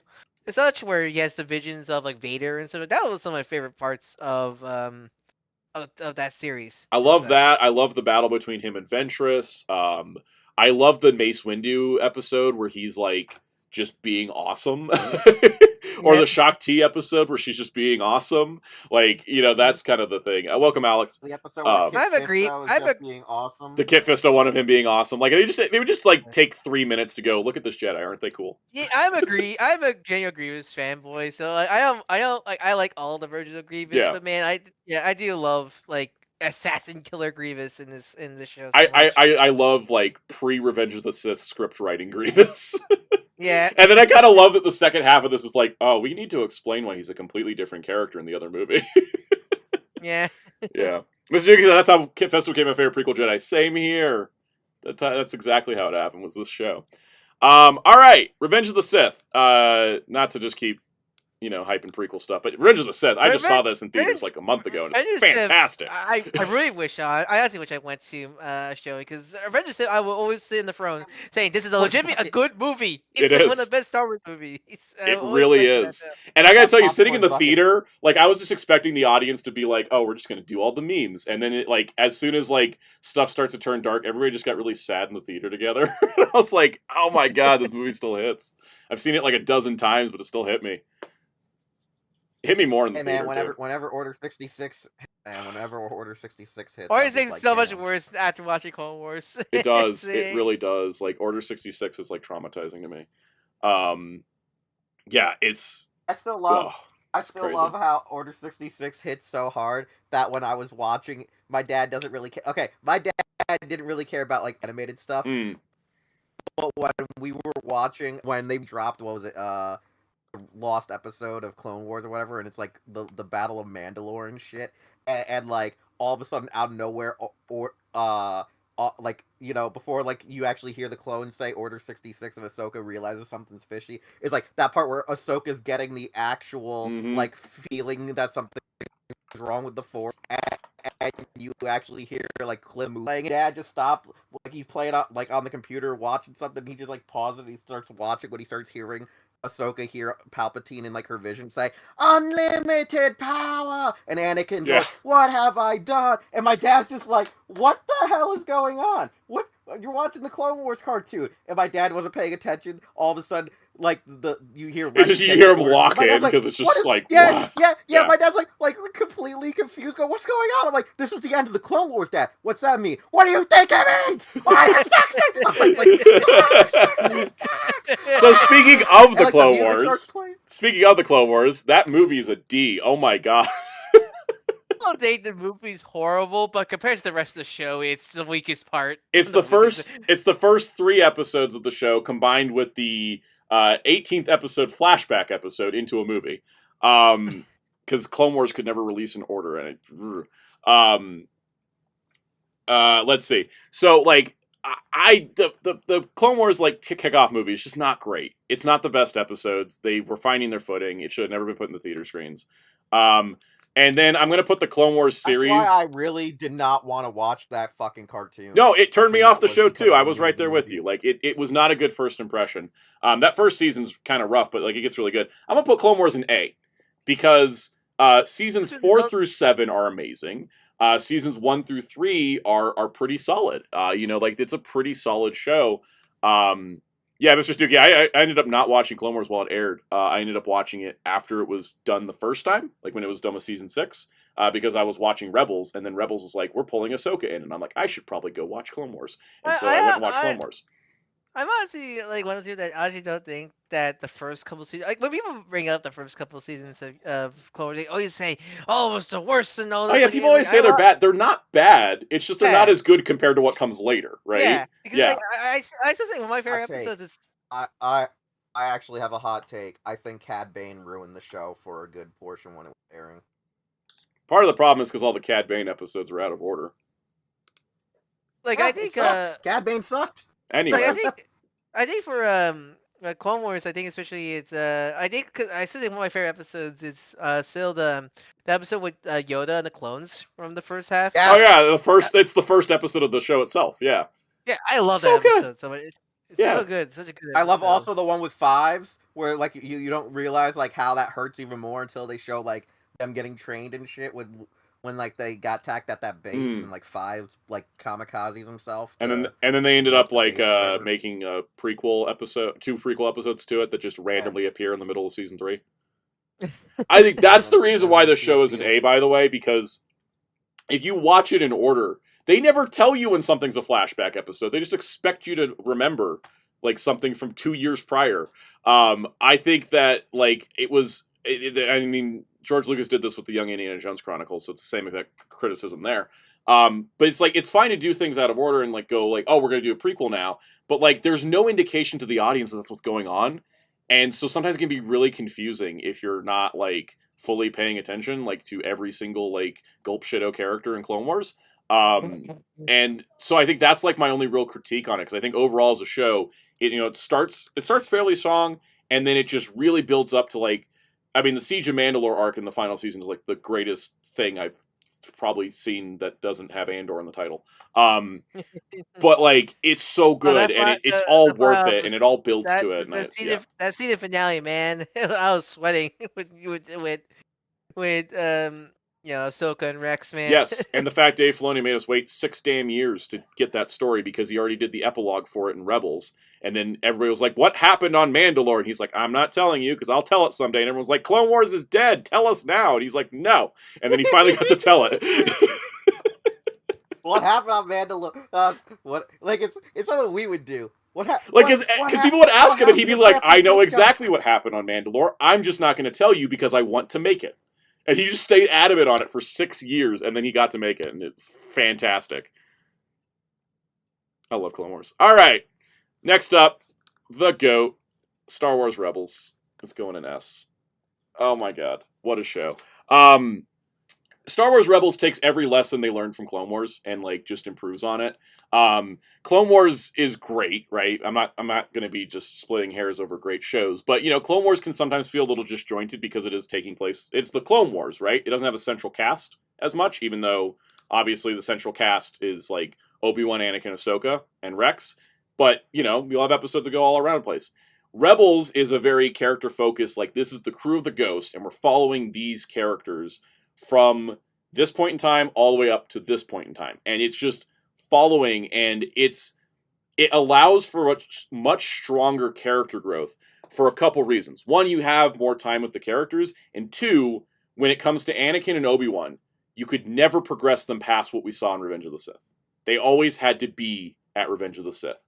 The Rebels characters didn't have to be anywhere. So their stories were more open-ended, and that allowed to give them more growth and allowed to give them more like development and to connect their relationships together and build out the world, because they weren't using so many movie characters as the main cast, and that allowed for a more open story when it came to the characters. And I think that's why I love Rebels so much, because it actually feels like it also feels like a self-contained story in and of itself too.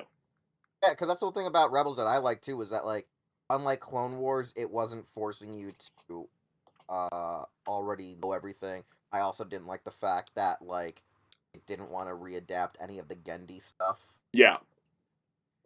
But like this Rebels was a brand new thing, wasn't having anything else. It was like, we're gonna piece in what happened after Revenge of the Sith, after Clone Wars in general. Yeah, because at the time Clone Wars started, they were doing this thing where like the Gendy show was not canon, but all those events happened, and so they didn't remake those events. And I kind of wish they had, because yeah. But I think that makes if you talk about a show on its own, Rebels works on its own. You don't need it. Does connect to Clone Wars. It does connect to other Star Wars things. You know, Lando shows up, Leia shows up, but it still works narratively as its own standalone thing, and that's what I think was really great, because you don't get that in Star Wars very often. Even Andor, you need to watch Rogue One to get the rest of the story. So exactly, what was great about Rebels, like, even though we don't have the lost season, the last of Rebels yet with the Fall of Mandalore, it does a lot of cool shit by having Maul somehow still around, and you're like, they give you a reason to have Maul around, right? Like, they tie it into the stories of Ezra and Kanan and everything, right? It's not just we have Maul here because, it's like we're going to use Maul here as like the push and pull of Ezra's like temptation with the dark side. Yeah, and like it also, like the way they even do with Vader, like when they brought in Vader, it was pretty good, because at this point now, Kanan has exposed himself. Like, eventually it was a matter of time until, you know, Vader would have to show up. It's like, you can't just having a Jedi running around. Yeah. And I think that's why all those elements work really, really well. And I think that's why I prefer Rebels over Clone Wars, even though Clone Wars is also amazing. I love Clone Wars, but Rebels, I think, is just the stronger show because of it. Exactly. Yep. All right. So it's taking everything that they did wrong and making it better. You know, like. All right, are we at the era?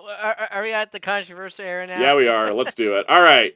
Star Wars: A New Hope, The Force Awakens. I'm gonna give it a C. I don't hate the sequel trilogy. I think that movie's solid. I just kind of hate how it's a beat for beat remake of A New Hope.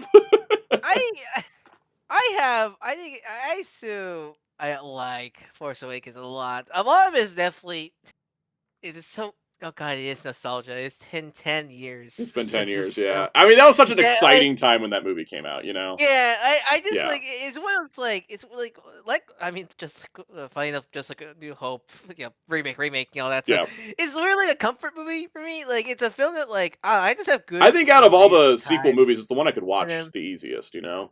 Yeah, I think it's out of all the sequel films, I feel like this is the one that like I can watch and just have a good time with. I'm gonna bump it to B. I'll bump it to B. Yeah. My annoyance that Poe Dameron's only in it for 20 minutes is aside. It's great. Look, he's too busy handling the Spider Society. He was too busy. The problem was that they were going to kill off Poe Dameron, and then they liked Oscar Isaac too much, so they wrote him back into the movie. That's why he's not in most of it. I'll never forgive giving Poe the not gaze in that's a Rise of Skywalker. That's a Rise of Skywalker problem. Yeah. Yeah.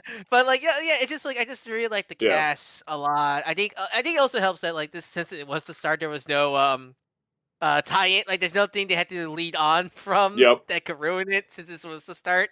Yeah, Scrubbler Gaming said, I'd like to like the movie more, but with what they did to Finn's character, it's hard to not overlook it, but at least he's kind of cool in this first one. Yeah, and it's kind of a, what is it? Mr. Yuki said, it's the most watchable, even if it has the foundational lore problems and didn't have answers to its questions in mind. It's like, it works on its own, right? And then it's just like, when you start adding in the other movies, then it just kind of, like, But I think as on a movie on its own, it functions, it works, you know, Mhm. it's solid. It was just a fun time when that was coming. It was before the internet ruined Star Wars forever. Yes.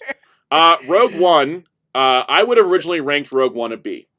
Because I felt But now like with Andor, its yeah, emotional stakes were good, but I kind of just didn't care about anything. Now it's an S yeah, because of it's one of Andor. those things. Like with Clone Wars with the prequel trilogy, I feel like Andor probably adds a lot because I think it's one of those. It was a well-made movie, but I didn't really care for any of the characters, Yeah, so that's why I didn't really care for it. Remember it, but I feel like with Andor, I but want to say with Andor, because of like it gives Andor, I was Donnie watching Rogue Yen. One and crying for the whole third act. yeah, Like, like back episode 3. Oh, that Plo Koon guy is cool. After watching Clone Wars, Plo Koon, exactly. That's why I'm feeling with Rogue One right now. This may be a little bit of a hot bias take at the moment. It may be like an A, but like I'm just putting it in S because it made me sad. I mean, felt for it. me, Donnie Yen makes it an S. So. Donnie Yen's so good in it. Yeah, no, And Donnie Diego Yen's, like, Luna, the best part because he's literally just like knocks it out of the park as Cassian, and I'm like, I remember watching this movie, and I was like, that's my favorite character in this show, in this movie. And now after Andor, I'm like, this is like one of my top 3 favorite Star Wars characters. Like, I so great. I think Alan Tudyk in this movie is what I imagine Earthspark Nemesis probably sounding like. Yes. Oh, It's a real jerk. also, the fun part is there is a rebel part of the Rogue One group that's doesn't get as much screen time in this movie named Melshi, and like in the movie, it's just like, oh, he's another one of the guys there, but like they made him a character in Andor. Ah, sorry, Andor's too good. All right, Forces of Destiny. Oh yeah, wasn't in this B. wasn't this the girl like when they were trying to do a girls These line, were the like web Marvel shorts to Rise? tie into the doll line that featured the female Star Wars characters. I actually like a lot of these. It was like similar to like because wasn't Marvel Rising. It's like Marvel Starting around the Rising, same yeah. time? Yeah. I liked a lot of these. There's some fun ones. There's like one where like Jyn Erso is like doing a thing and she runs into Sabine Wren, and I kind of enjoy stuff like that. There was a good one with like Ahsoka training Ezra during Rebels. Like they all fit within the canon somewhere, which I thought was kind of cool. And there was like they also like brought Mark Hamill back to play Luke Skywalker in a couple of them. One of the rare times he actually voiced Luke. Yeah. Weirdly enough. And my favorite one where Hera and Han Solo have a disagreement on Endor about how things should be moved, and eventually like Leia's like you tells Han you have to give Hera whatever she wants, and he's like I can't do it. She wants me to say that the Falcon's not as good as the Ghost. And so I love that. I really like it a lot. Actually, question: ain't the Lego specials on here or not? No, I always leave Lego off. It's its own thing. Where you rank Rebuild the What's the newest one? Rebuild the Galaxy. I give that one an A. I thought it was good. I'm glad there's a second season. Was that the one with Jedi Bob and yeah, it's the what if kind of thing. Yeah. Like we broke the universe. All right. Star Wars Resistance should have been for the sequels what Clone Wars was to the prequels, and it wasn't. I dropped Resistance after like the first couple because I hated the characters. The first season finale was so good, and then they did nothing with it in season 2. Yeah, I heard nothing about Resistance. I guess that shows how much of a wet stain it is. I heard nothing about Resistance to this day. It wasn't terrible, but it wasn't. The problem I had with it is that they had introduced these really interesting elements, right? Where they like the main character Kaz, his parents were on one of the planets, or his parents and his family were from one of the planets that Starkiller Base blows up in Force Awakens.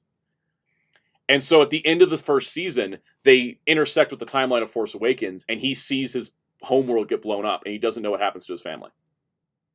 And it gave him such interesting depth and pathos.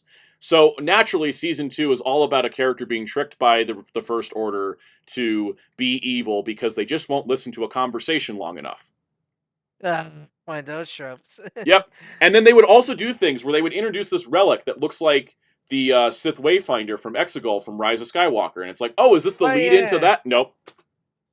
Oh, is this the... Nope. Is it? Nope. Like, everything that would have connected to the movies just kept getting pulled away as like, nope, that's just some other thing that looks exactly the same. Was it one of those that were playing their own story but got canceled? I guess. I don't know what was going on. The show just didn't... It never made me want to revisit it. I just remember hating the green alien kid because he was such a jerk. He's such a jerk. I just remember just like hating him. The best characters in this show are Poe Dameron, who shows up 5 times, the gold like stormtrooper captain guy, and the funny gay couple that runs their mechanic shop. Didn't help that like I kind of thought the show was kind of ugly looking. Like, oh yeah, this was Polygon Pictures at peak Polygon Pictures. They were trying to do like, because I remember when it was coming out, they were marketing it as like Star Wars meets anime, and not really. It kind of looked kind of. You know what was Star Wars meets anime? Galaxy of Adventures, which is a series of web shorts I'm ranking A because they're so freaking amazing. I know. They went so hard on these. Like, why wasn't this the Star Wars cartoon? They went so hard. The art style is amazing. They started by doing like they would just take a scene from a movie and then just reanimate it into like a hyper stylized animation style. And you know what's so funny, because this is the toy tie-in show, but the toys look nothing like these. Like the toys look like poo. I have a wall calendar that came out when the show was airing that has all this artwork on it. It's amazing. The first season was like, let's just reanimate classic moments. Loved it. Second season, they're like, we're just gonna start animating scenes from the comics. We're gonna do like compilations where it shows like the rise of the Empire as like and they would do like fade transitions from clones to stormtroopers to First Order. Then they would do like other crazy stuff where they're like, we're just gonna tell a new story we've never seen before. And I'm just like, why did this go so hard? It's a toy commercial. I know, right? Loved it. The toys are excelling or bad. Yeah. All right, Last Jedi. I'm so sick and tired of talking about this movie with people, so I'm going to put it in C. I think it's a well-made movie. I will always say that about this. It's a well-made movie if you take it as a movie, right? Like if you just take it as a movie, it's fine. It's solid. It's well-made. When you take it in the context of Star Wars and the trilogy it's supposed to be the middle chapter of, oh my god, what does this do? Like it's irritating. I think which one is it? Was that the second or third? Second one. Second of the sequel trilogy. Oh, okay. Because I like the Rey and Luke stuff. I thought the Rey and Luke stuff was really good. Same with I love the Luke stuff so much. I really thought that was great. I thought the Kylo stuff was pretty good, and the Rose and Finn stuff. I get what they were trying to do. I just think it needed another draft because I don't think it was horrible. This is where they start taking Finn down the path of making him a really terrible character, and I hate this because John Boyega is really talented. You know, like he's really talented, and I thought it was a good setup in the first movie. He was a stormtrooper, but he couldn't do it, and so he left the First Order, and he's trying to do better.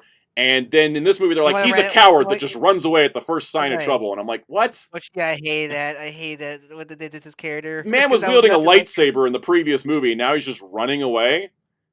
Yeah. And then they also like bench Poe Dameron for the whole movie too, and I'm like, okay,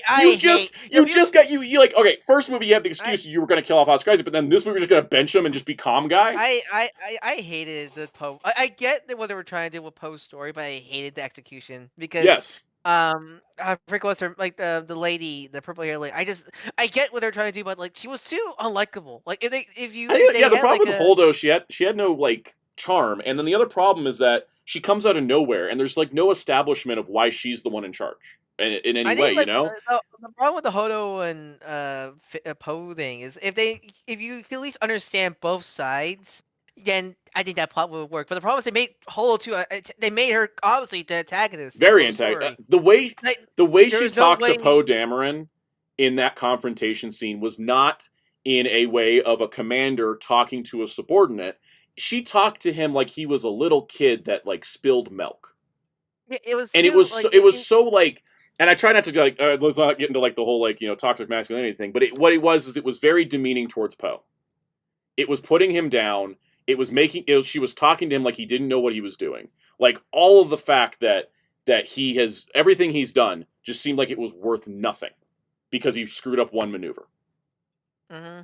And it's like he should have been punished. But the way she punished him, I think, just came off incredibly antagonistic and hostile. No wonder he disobeyed all of her orders because she didn't treat him with any respect. Yeah, I know, right? That's my big problem. I didn't mind the idea of that storyline at all. It's just they made it so antagonistic to Holdo that. And like Big later says, that the point was to be on Poe's side. Yeah, no, I agree. That was the point. But the problem is that the way they did it, you learn the lesson with Poe. But the problem is I felt like Poe did something wrong, and he should have been punished for it.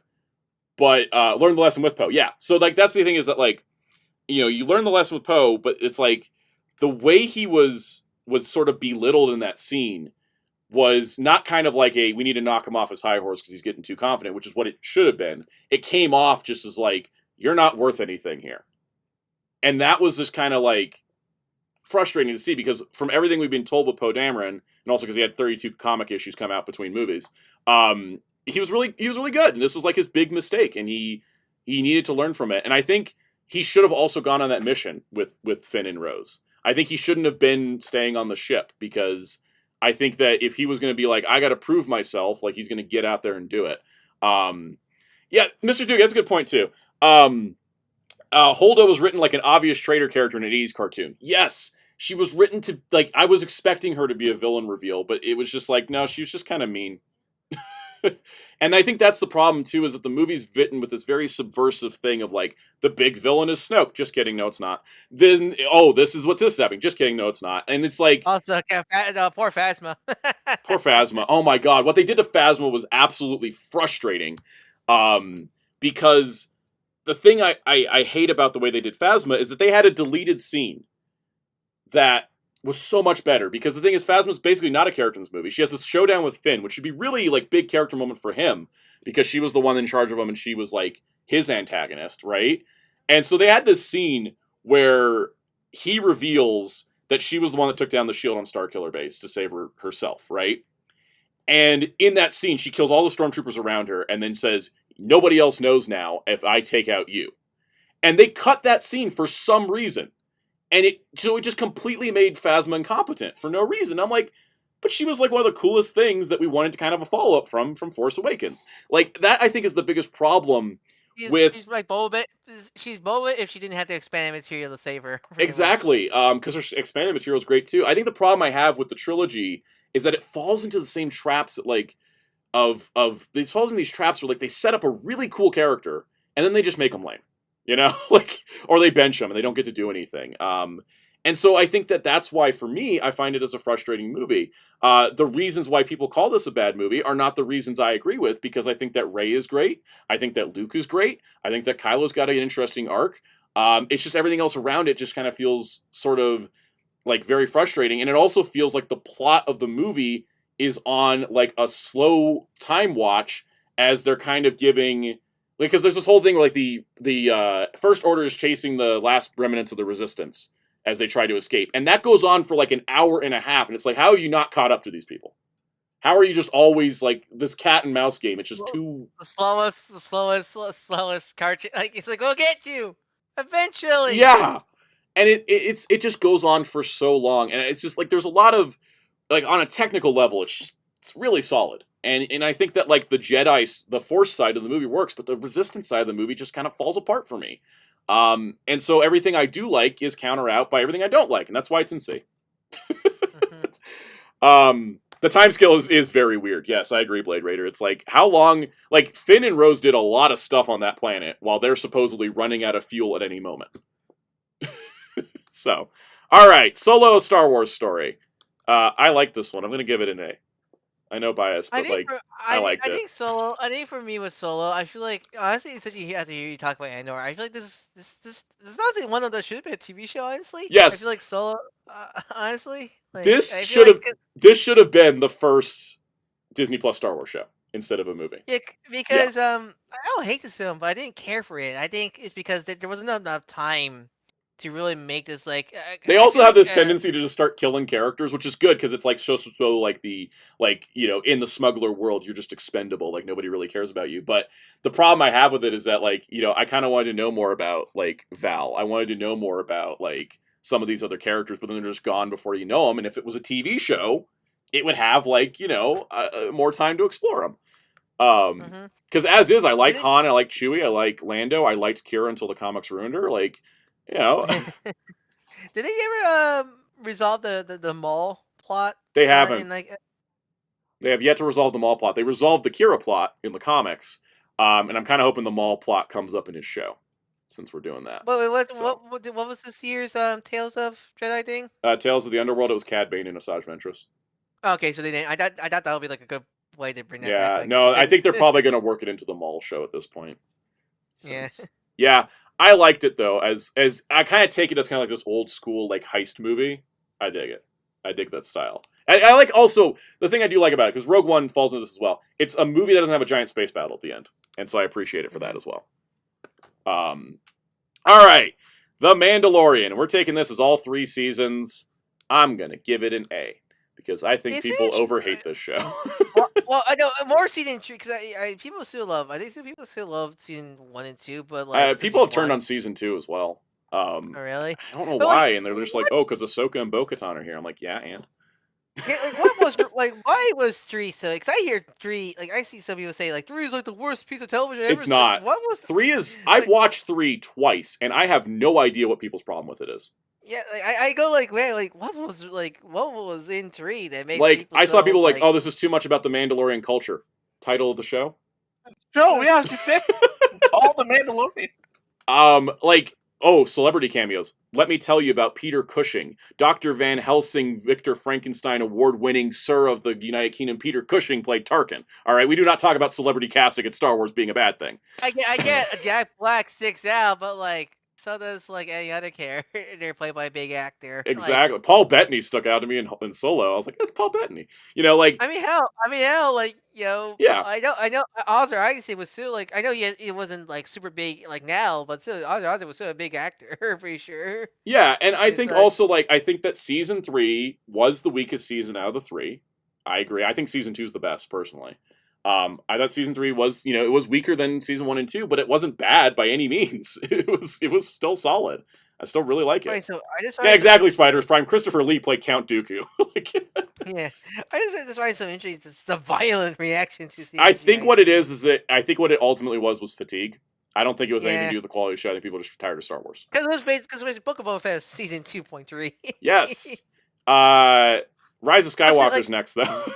But so Mandalorian, I only seen season 1, but I just say the Mando himself, Isu, and Grogu's Iman Isu, like one of the best Star Wars characters. I think, and I hope they can sell tickets to a movie because I would love to see that actually succeed because I like them a lot.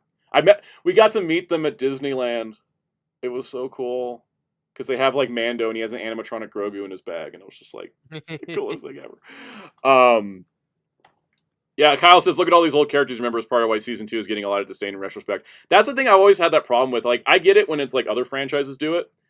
I don't get it when it comes to Star Wars. That's like the basis of the whole franchise, you know? Like, what is the prequel selling point besides, hey, remember Sir Alec Guinness, multi-time award-winning actor? He's now young in these movies. Like, we've been doing this for like 25 years. Remember Ben Kenobi? Here's him young. Exactly. Remember Darth Vader? Here's him before he was Vader. Like, we've been doing this since the prequels. Here's him going, yippee! Like, to say that's a complaint about just Mandalorian is to say that's a complaint of Star Wars in general. You know, like, and that's the thing with Star Wars. A lot of these stories take significance because they're connected to other things. All right, Rise of Skywalker. I'm gonna give it a C.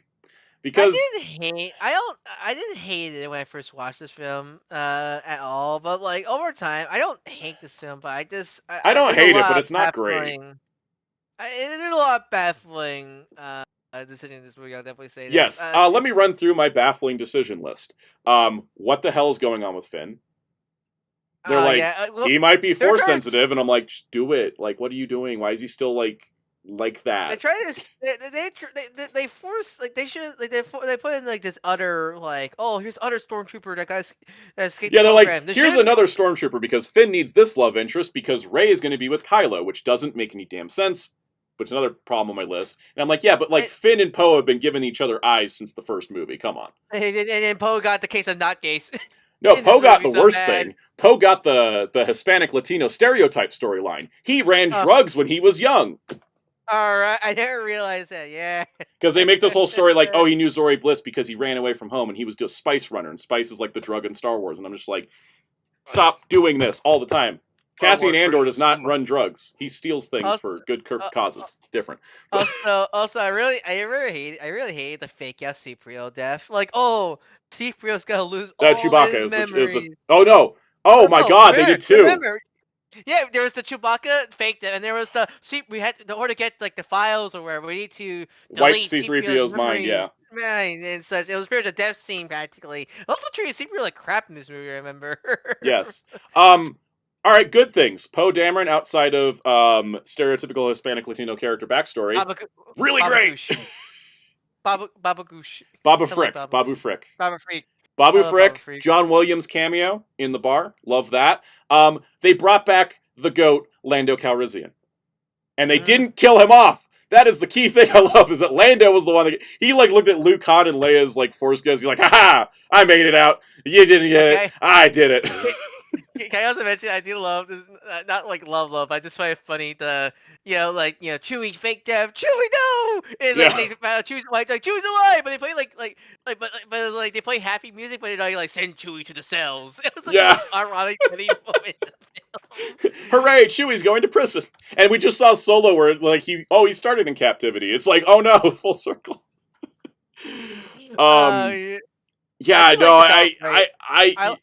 I think like I like Darth Ray. I like the Darth Ray scene. I think that was a really cool. Scene. I thought it was cool that in concept, I like Rey being a Palpatine, because it's like that's kind of interesting that she has this really dark past. But I also really liked when they set it up as she was just a nobody. She was just normal. She just happened to be this way. I wish they did this in the film when the lady asks, like, "Who are you?" "I'm Rey. Rey Palpatine." Yeah. I don't hate the ending scene where she's like, I raised Skywalker. Because I'm like, okay, the Skywalkers raised her up. Luke trained her, Leia trained her. Like, it fits. I think that was good. I didn't like Kylo's ending. I thought that it should have been stronger. Like somebody said, I think it would have been better if he killed Palpatine. Like he died killing Palpatine or something like that. Make up for what he's gone. You know what? Actually, one thing I did like about this film, I actually really like Hux. Hux is amazing at this. Like that whole scene where he's like, I don't care if the Resistance win. I just need Kylo Ren to lose. I love. They didn't try to make him redeem. He's just like, I hate this dude so much. Yes. I'm gonna let the guys win. I love that. He was so evil bastard. I loved it. And I think that's the thing is like I think I don't hate the movie because I do like. I did like the way that they handled things. They handled Carrie Fisher, I thought, respectfully. Using footage from Force Awakens and writing scenes around it. I thought that was smart. I thought it was really, really nice. I did like it when I watched it in the theaters. I think as a movie, it just falls apart, but I don't hate it. There's a lot to like about it. There's also a lot to hate about it. It's exactly why it's in C. It's the most it's the most obvious when you had to listen to the comedian. Yeah, the backpedaling is really annoying. I really don't like the backpedaling. I wish they would have kind of. I don't care. I don't care how controversial Rise of Skywalker was. They should have. Well, I mean, I think this is the biggest problem of the sequel. As controversial as Last Jedi was, they should have stuck to their guns on some of it. Because I didn't like the thing with like the Luke scene felt like a backpedal. They fly now. They fly now was funny because like. It's like Finn was a janitor, right? So he's like, they fly now. And then Poe Dameron's just like, they fly now. Because like Poe's already dealt with that in his comic, but he's also just so tired at this point. I enjoyed that. All right. Bad Batch. This is a solid A. It would be an S, but those animation budget cuts in third season, ooh. The studio was about to get shut down. Yeah, you could tell because they put a bunch of stuff into shadow, and then people like unshadowed it in editing software, and then they were like, "Oh, that gun just clips right through that holster." Okay, yeah, that shoulder's not attached. Any T poses? There was a couple A poses in the background. Yes. Much like Rebels, central core class that I think works really well. I love the Bad Batch characters a lot. I love their dynamic with Omega. I love like the way they interact with things. I love that they bring in characters from Clone Wars and they bring in characters from Rebels, and they really pull it all together really nicely. It's a great show. Really an emotional ending too. I love Kyle mentioning about Rise of Skywalker. I love Palpatine. Oh god, the Palpatine speech being in Fortnite. Fortnite. God. I mean, like it was clearly like, oh, they're just gonna put the Palpatine speech at the opening crawl the way that like Episode 1 starts with trade war. The dead. I'll never forget. The dead speaks. The dead speaks. But no, speaking of Bad Batch, that is Bad Batch. I think it's not as strong as Rebels in terms of being a self-contained project. It definitely feels like the epilogue show to Clone Wars.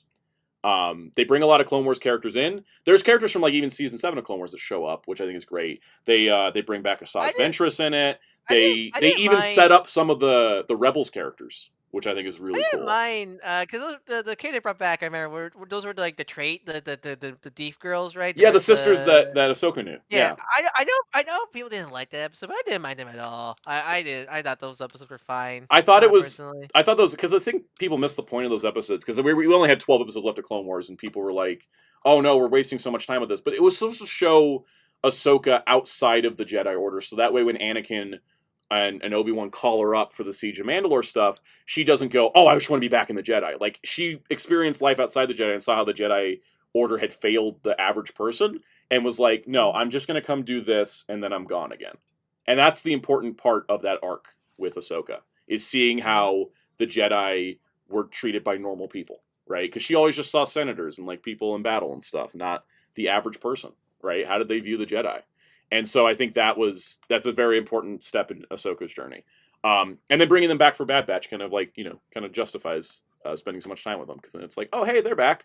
But Bad Batch is great. It really is. All right. Star Wars Visions, Volume 1. I'm going to give it a C, and I know that's controversial, but I didn't like it that much. I mean, that's the thing about these variety shows. There's going to be some segments you like and segments you don't like. It's like Animatrix. Yes. Yeah, I thought this first volume relied too heavily on anime studios doing Star Wars means we're going to do samurai. And it's like, yeah, okay, yeah, Jedi or samurai. We know that from prequels and like the way George Lucas did his things. But did every one of them, minus like, I think 3, have to be like a samurai take on the Jedi? Because it got very one note quickly. Like for season 1, the ones I remember the most I liked the most was I like the hop one. I like the hop one. Yes, I like that one was cool. the band. I like the band one. I love the Tatooine Rhapsody. That was my favorite one. Yeah. Tatooine Rhapsody. I really like Tatooine Rhapsody. The Village Bride, I like that one. I didn't mind that one. Yeah. The Night Jedi's pretty alright. Toby, I like Toby a lot. I like that was on my son Saru. Oh, that makes sense. I didn't like the Ronin, the one they started with. I didn't like it that much. And duel, yeah. Like with the black and white one with the Ronin thing, I didn't like it that much. Then they did a Visions comic, like the creator on that short did a comic, and I actually liked the comic better. I thought it worked better as like a manga style. The twins, I like the twins, but it didn't have enough substance. It was just a cool trigger. It was just trigger flexing. That one was more eye candy than like actually. Like, the one thing I like about like the Toby, the Lop, and the Tatooine Rhapsody is there's an actual contained story in those ones that like it made me go like, I kind of want to see more of these characters again. Scenario where like, the other ones like the Elder was just that could have just been a Clone Wars episode scenario. Definitely. And such. Same with the Iraqi one. That was all right. I know Ninth Jedi is the one that we're getting a whole show for now. Yeah, that wasn't bad, but it was just. But the Ninth Jedi also does kind of scream. This is just a Star Wars anime. Yeah, it wasn't. That's what it was. It was just Star Wars done by Production IG. Matega said, "Did you watch it dub or subbed?" I tried to watch it sub and fell asleep during the first one, so I went back to dub because that first one I just wasn't into, and so I was like, "I'm gonna switch it to dub." But yeah. I think it was actually pretty good. Was it NYP post on the check? Yeah, it was pretty solid dub. I thought Tatooine Rhapsody. It's tricky when you do music and you have to dub songs, but I thought they did a good job dubbing the song. Thought it was solid. All right, Book of Boba Fett. Yeah. It was NYP post. That's what the voice said. It was so good. Michael Nickel did the voice directing for that one. Book of Boba Fett gets a solid fat D. This is not a TV show. It's a mid-quel. It's an in-between season. In fact, it's a side story. You have 4 episodes distinctively Boba Fett. Present day storyline flashbacks. It's like a season of Arrow. They keep going back and forth. 4 episodes is distinctively Boba Fett. Then you have 2 episodes that are literally just Mandalorian episodes, and then you have 1 episode that's a crossover. That's not a TV show, and that should not be called the Book of Boba Fett. What the hell was that? There's the Kamen Rider and other shit, like Gaiden episode. Yes. That's what the Book of Boba Fett is. The Book of Boba Fett was 3 V cinemas slapped together to be told as a season of TV. Yeah. The first, it just doesn't make any sense. I like the Mandalorian 2 episodes of it a lot. I liked the fact they brought Chrysanthemum into this because he's really cool from the comics. Obviously, I bought his plushie, so I like Chrysanthemum. I think From what I generally, I think I liked everything they gave us. I just hated the way they gave it to us. Like, we should have had it where it's like the B plot was Mando coming back and the A plot was Boba Fett. And instead of, like, just making episode 5 have no Boba Fett in it. Like, yeah. From what you're telling me, because I haven't seen it, but from what you're telling me, would this series be better if it was called, like, Tales of Tatooine or something like that? Tales of Tatooine. I think I even thought it should be called the Battle of Tatooine, so that's what happens at the end of it. Like, the Battle of Tatooine, condense the Boba stuff into, like, 2 episodes. Like, 2 episodes of Boba, 2 episodes of Mando, build you up, and then do your crossover. You can do, like, Boba, Mando, big battle at the end.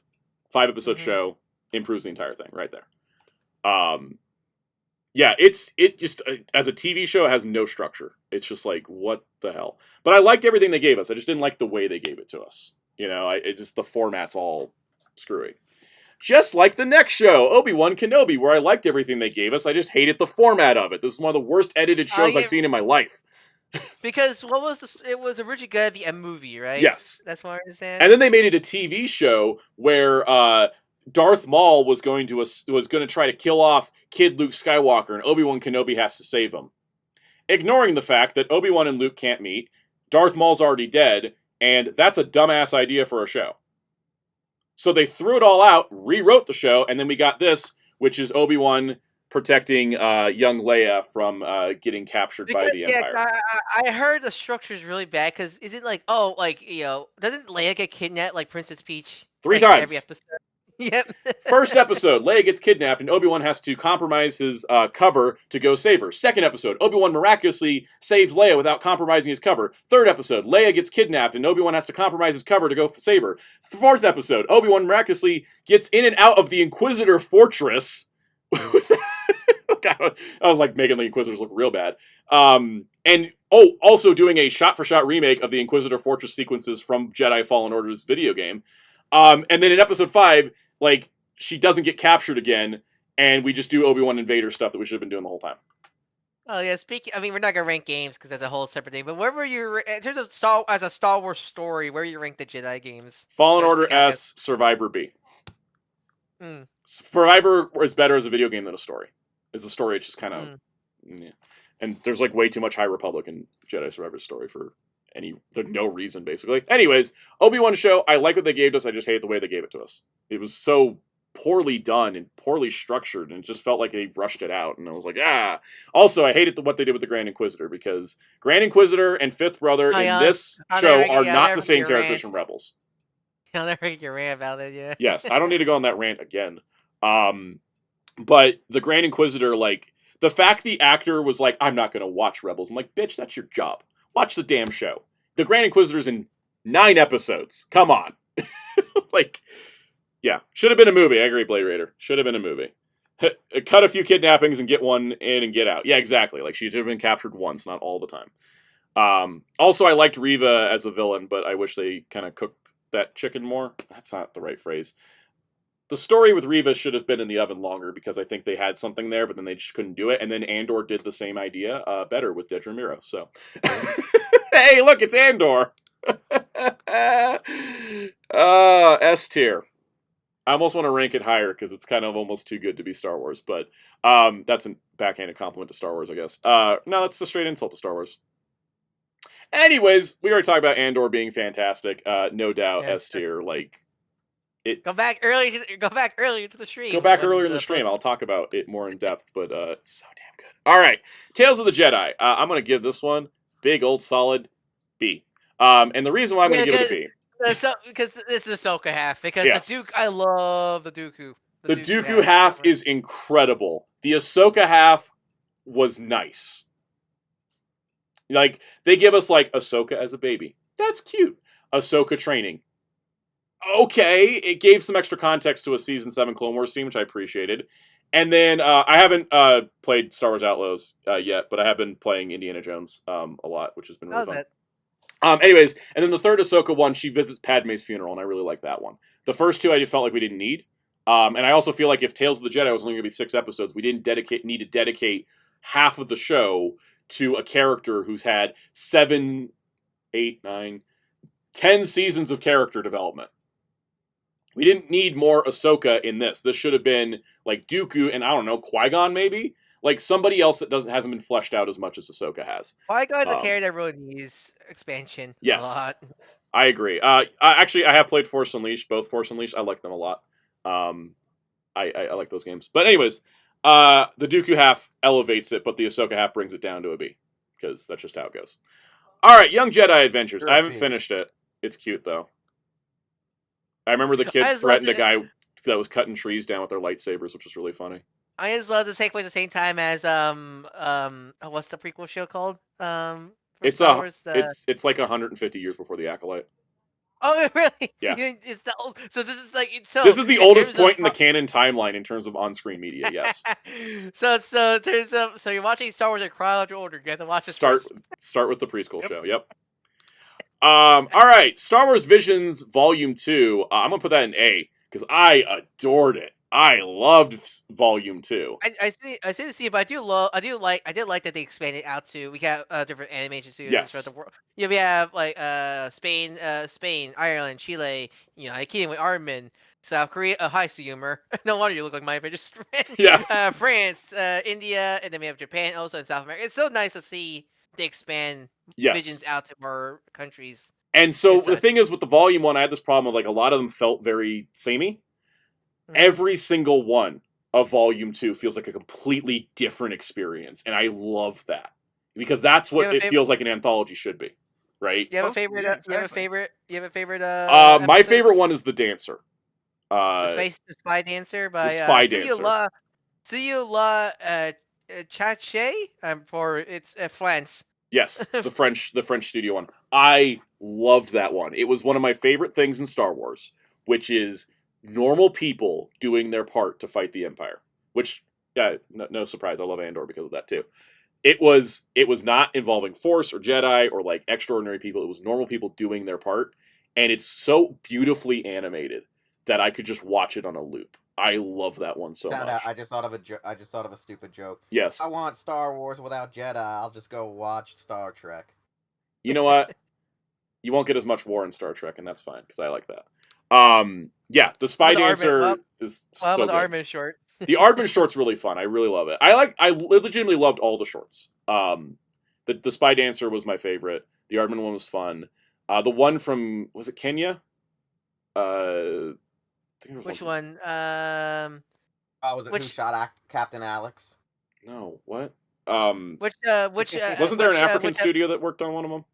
Yes, Alu's Song by Triggerfish Animation Studio. Yes, that one was really good too. I thought, because that one uses music as a central point, and I'm a big music guy, so that one, loved it. Yeah, Visions Volume 2 was that was what I was looking for out of Visions. All right, Ahsoka, aka Rebels Season 5. Sorry, Soundout. Visions 1 can only offer you Asian studios that only just want to do Jedi focused. Yes, we know. We already talked about it. Anyways.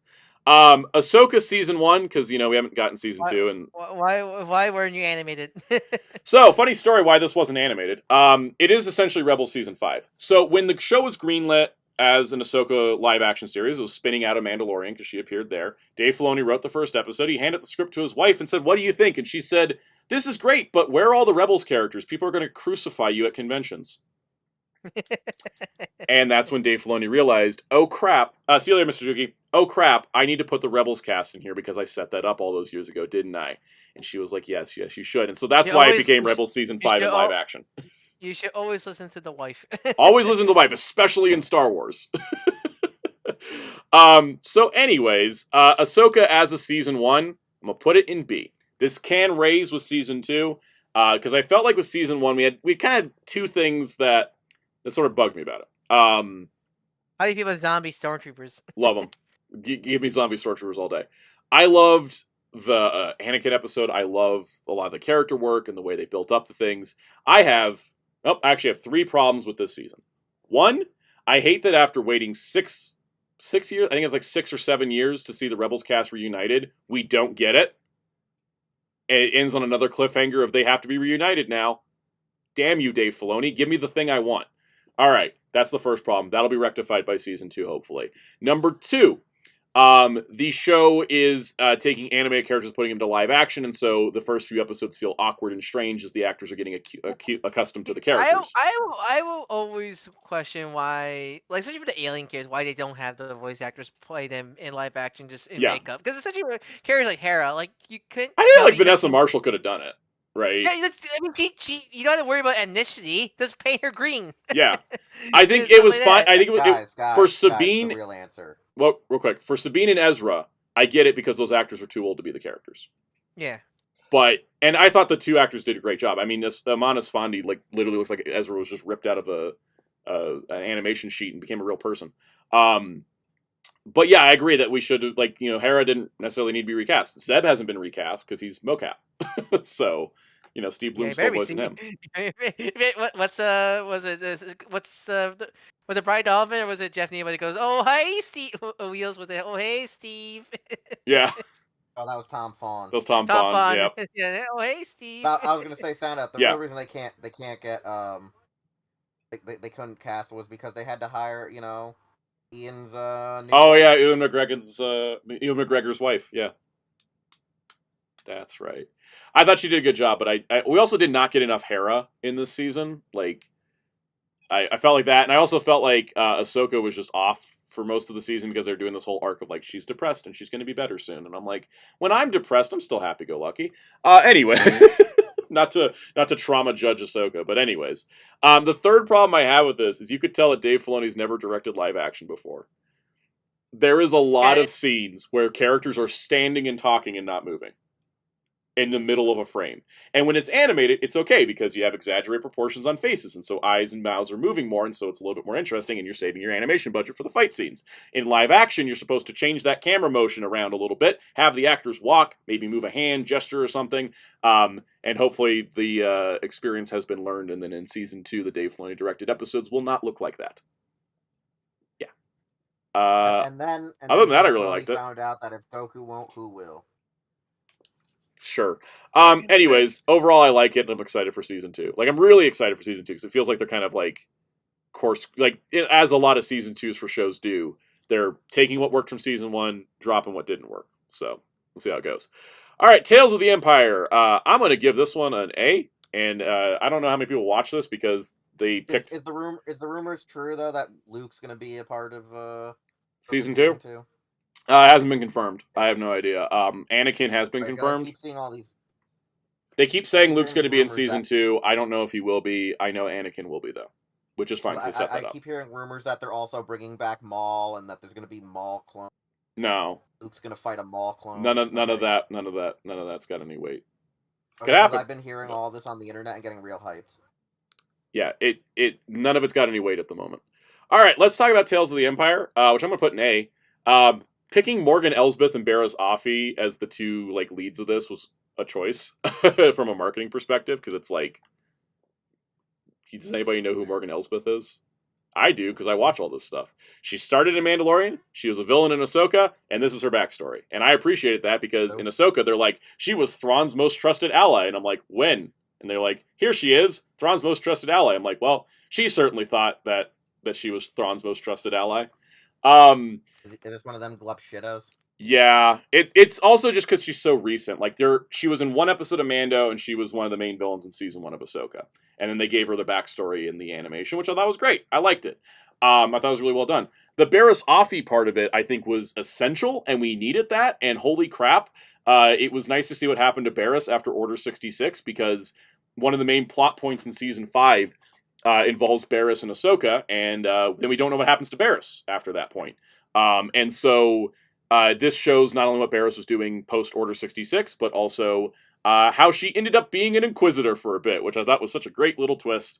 And the Morgan Elsbeth backstory was nice, and the Barriss Offee backstory or the continuation of Barriss' story to the end of her story was essential. Like, we really needed that, and I was pretty happy with it, so...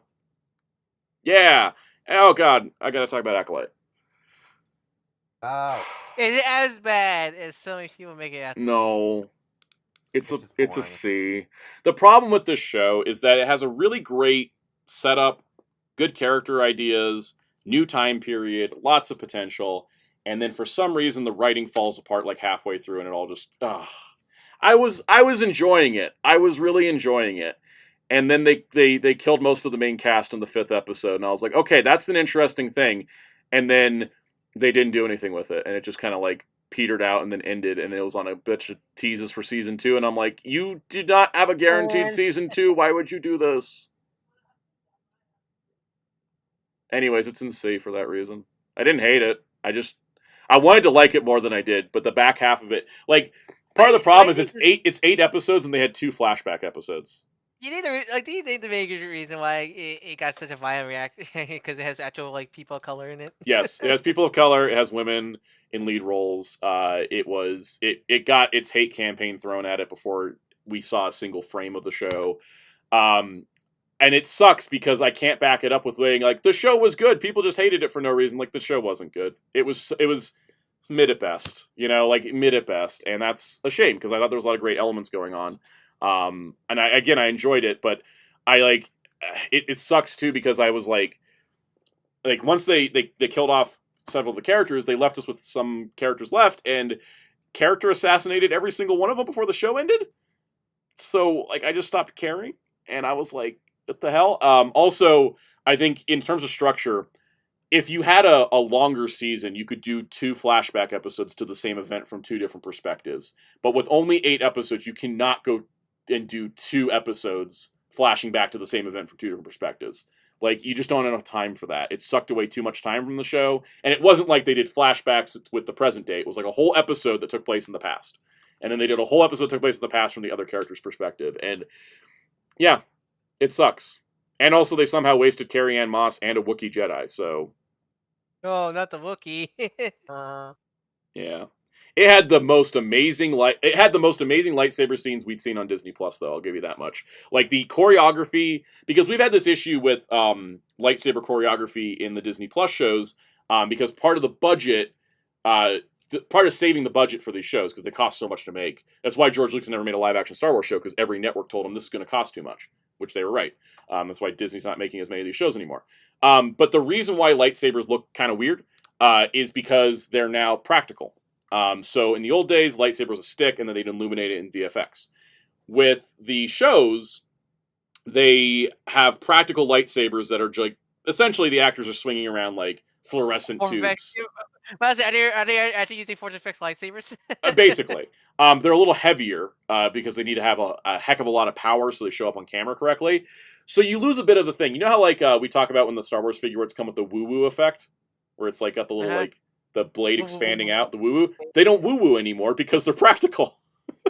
And also, like in the case of Ahsoka, and this is a knock against that show. I thought this was a negative for me. Is that like you can see there's a scene where like Ahsoka and Ezra and Sabine are surrounded by the zombie stormtroopers, and they're getting fired upon, and they're like reflecting the bullets back, and instead of going like woo-doo-doo-doo-doo-doo, they're just like 1, 2, 3, 4, 5, 6, 7, Turtles. 8. Turtles. Yeah, it's just like you could see that the lightsabers are heavy and they can't move them very much, right?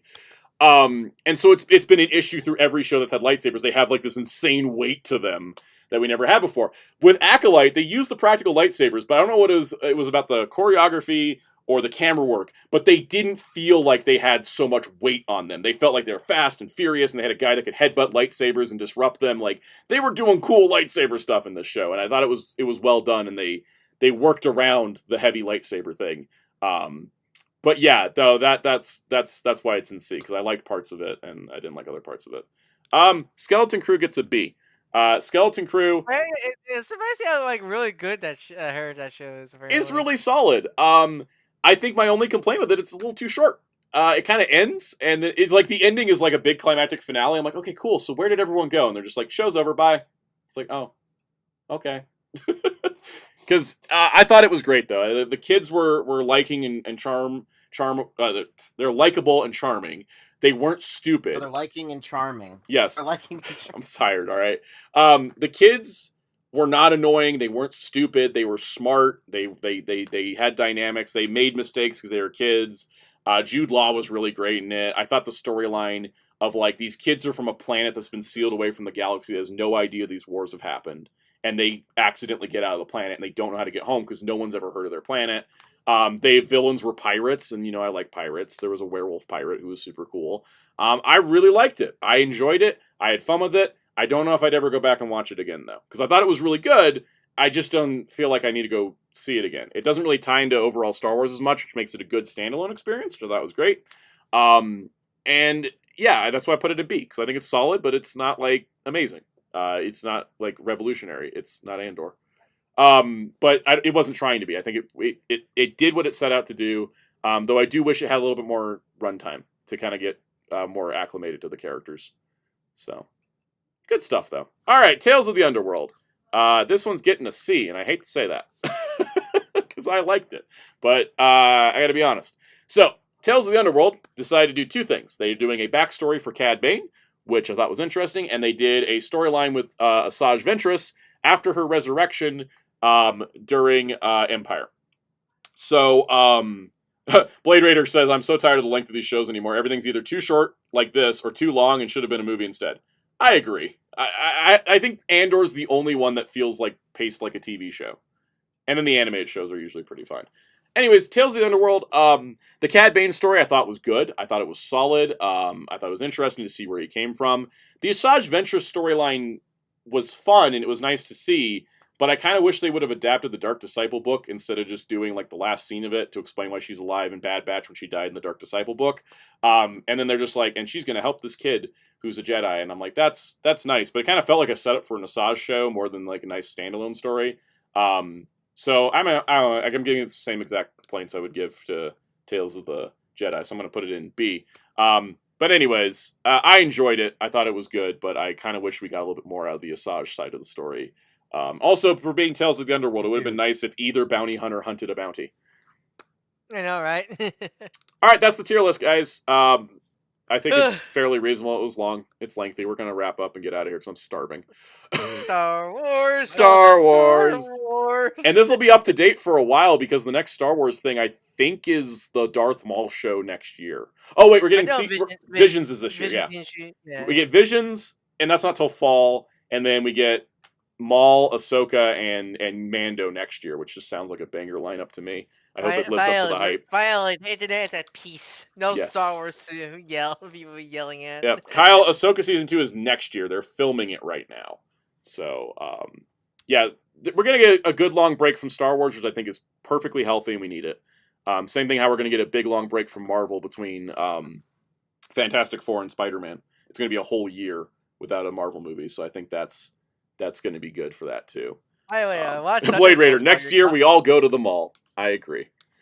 Very excited. By the way, I watched while you're on your vacation. I did saw Thunderbolts, and God, that movie's so good. Isn't it great? Like I go into that movie going like, "Oh, this is gonna suck," and then it's like, "What? It's good." Why is this in my top? Why is it in my top 5? Right? MCU films. They really took their premise of like, or they really took their really bad character lineup for a team and like really ran with it. Work. So yeah, make it work. We should all be on Wheaties boxes. Yes, I know. I was so happy to meet Red Guardian at Disneyland because I was like, it's the Red Guardian. You were on the Wheatie box. On the Wheatie box. Kyle says also funny how that delay helps Star Wars in the long term. Yeah, I think the delays are good. I think Disney Plus was just like pumping stuff out so much, and it kind of burned people out on both Star Wars and Marvel. And I think it's good that we're kind of at a spot where we're going to be like kind of in a lull period for both. You still got Visions this year for Star Wars. Marvel still got too much. We got Ironheart, we got Fantastic Four, we got Marvel Zombies and Eyes of Wakanda and Wonder Man, and then we take a break. We're supposed to get X-Men, Daredevil, Friendly Neighborhood Spider-Man, and Vision Quest next year as our 4 shows. And then our movies next year are going to be Spider-Man in July and then Avengers Doomsday in December. I think that's honestly more healthy. Because like with Marvel, you can jump around more. Star Wars needs bigger breaks because it's all kind of the same thing. Marvel has the cartoons, so like the cartoons, so it doesn't feel as bloated because not everybody's gonna watch the cartoons. Sadly, I think that's the kind of thing with Star Wars, right? Like looking at Star Wars' lineup for next year, we have a movie with Mando, we have an animated show with Maul, and we have a live action show with Ahsoka. I think that's a good balance, like one of each a year, right? We need more we need more cartoons to make it less bloated. Yes, and I think with won't watch it.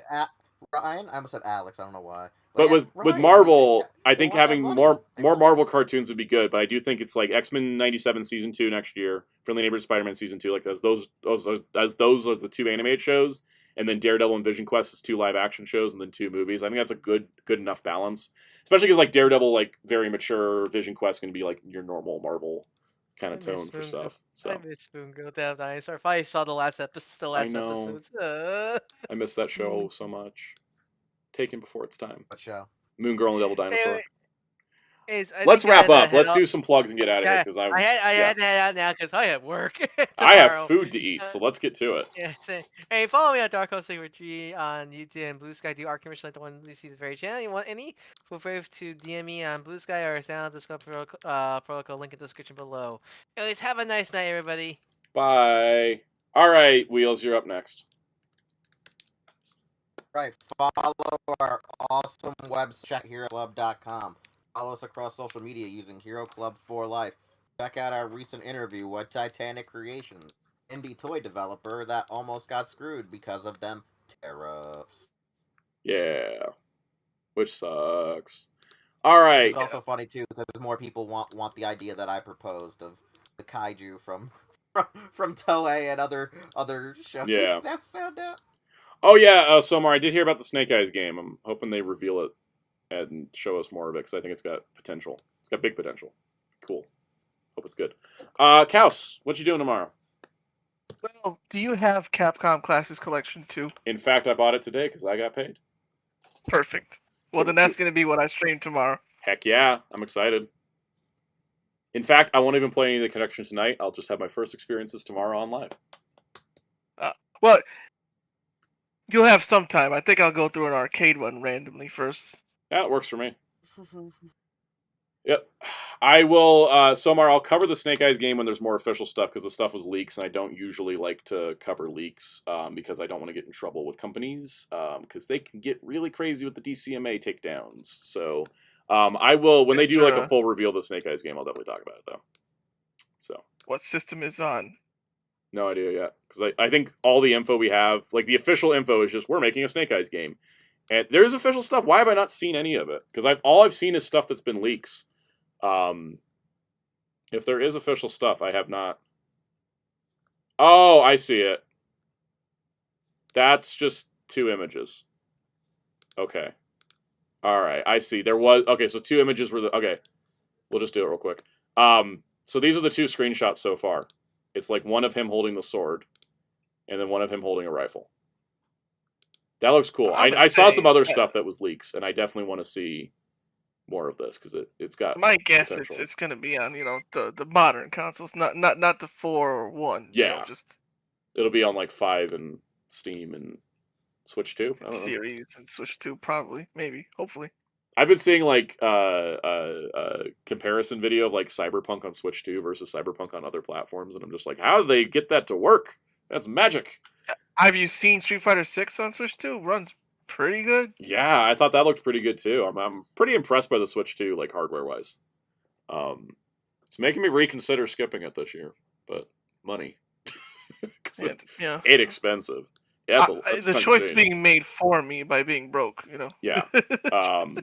Let's see. Well, it's gonna be one of those things. Like for me, it's like my income is variable month to month depending on how videos do.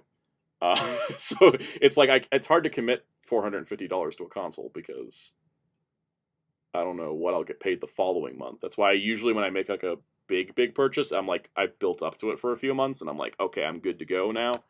Yeah, it's. I found out. Check your DMs. I took a photo that went too hard. Oh no. Casually, I wasn't expecting me. Should probably wrap up the look stream. At this photo that I. Oh yeah, that's cool. Yeah, let's wrap up the stream. So I smell dinner right now, and I'm like, ooh. Me too. Bad. The person said 450 is over half of my paycheck. I'm glad your paycheck is that high. I don't talk about how much I make on this channel, but 458 ain't one paycheck. All right. Anyways, we'll see you guys next week. Same stream time, all that good stuff. Videos this week. Thanks all for tuning in and having fun. And hopefully I made up for all the missed streams the last couple weeks. Just hanging out with you guys. So we'll see you all next time.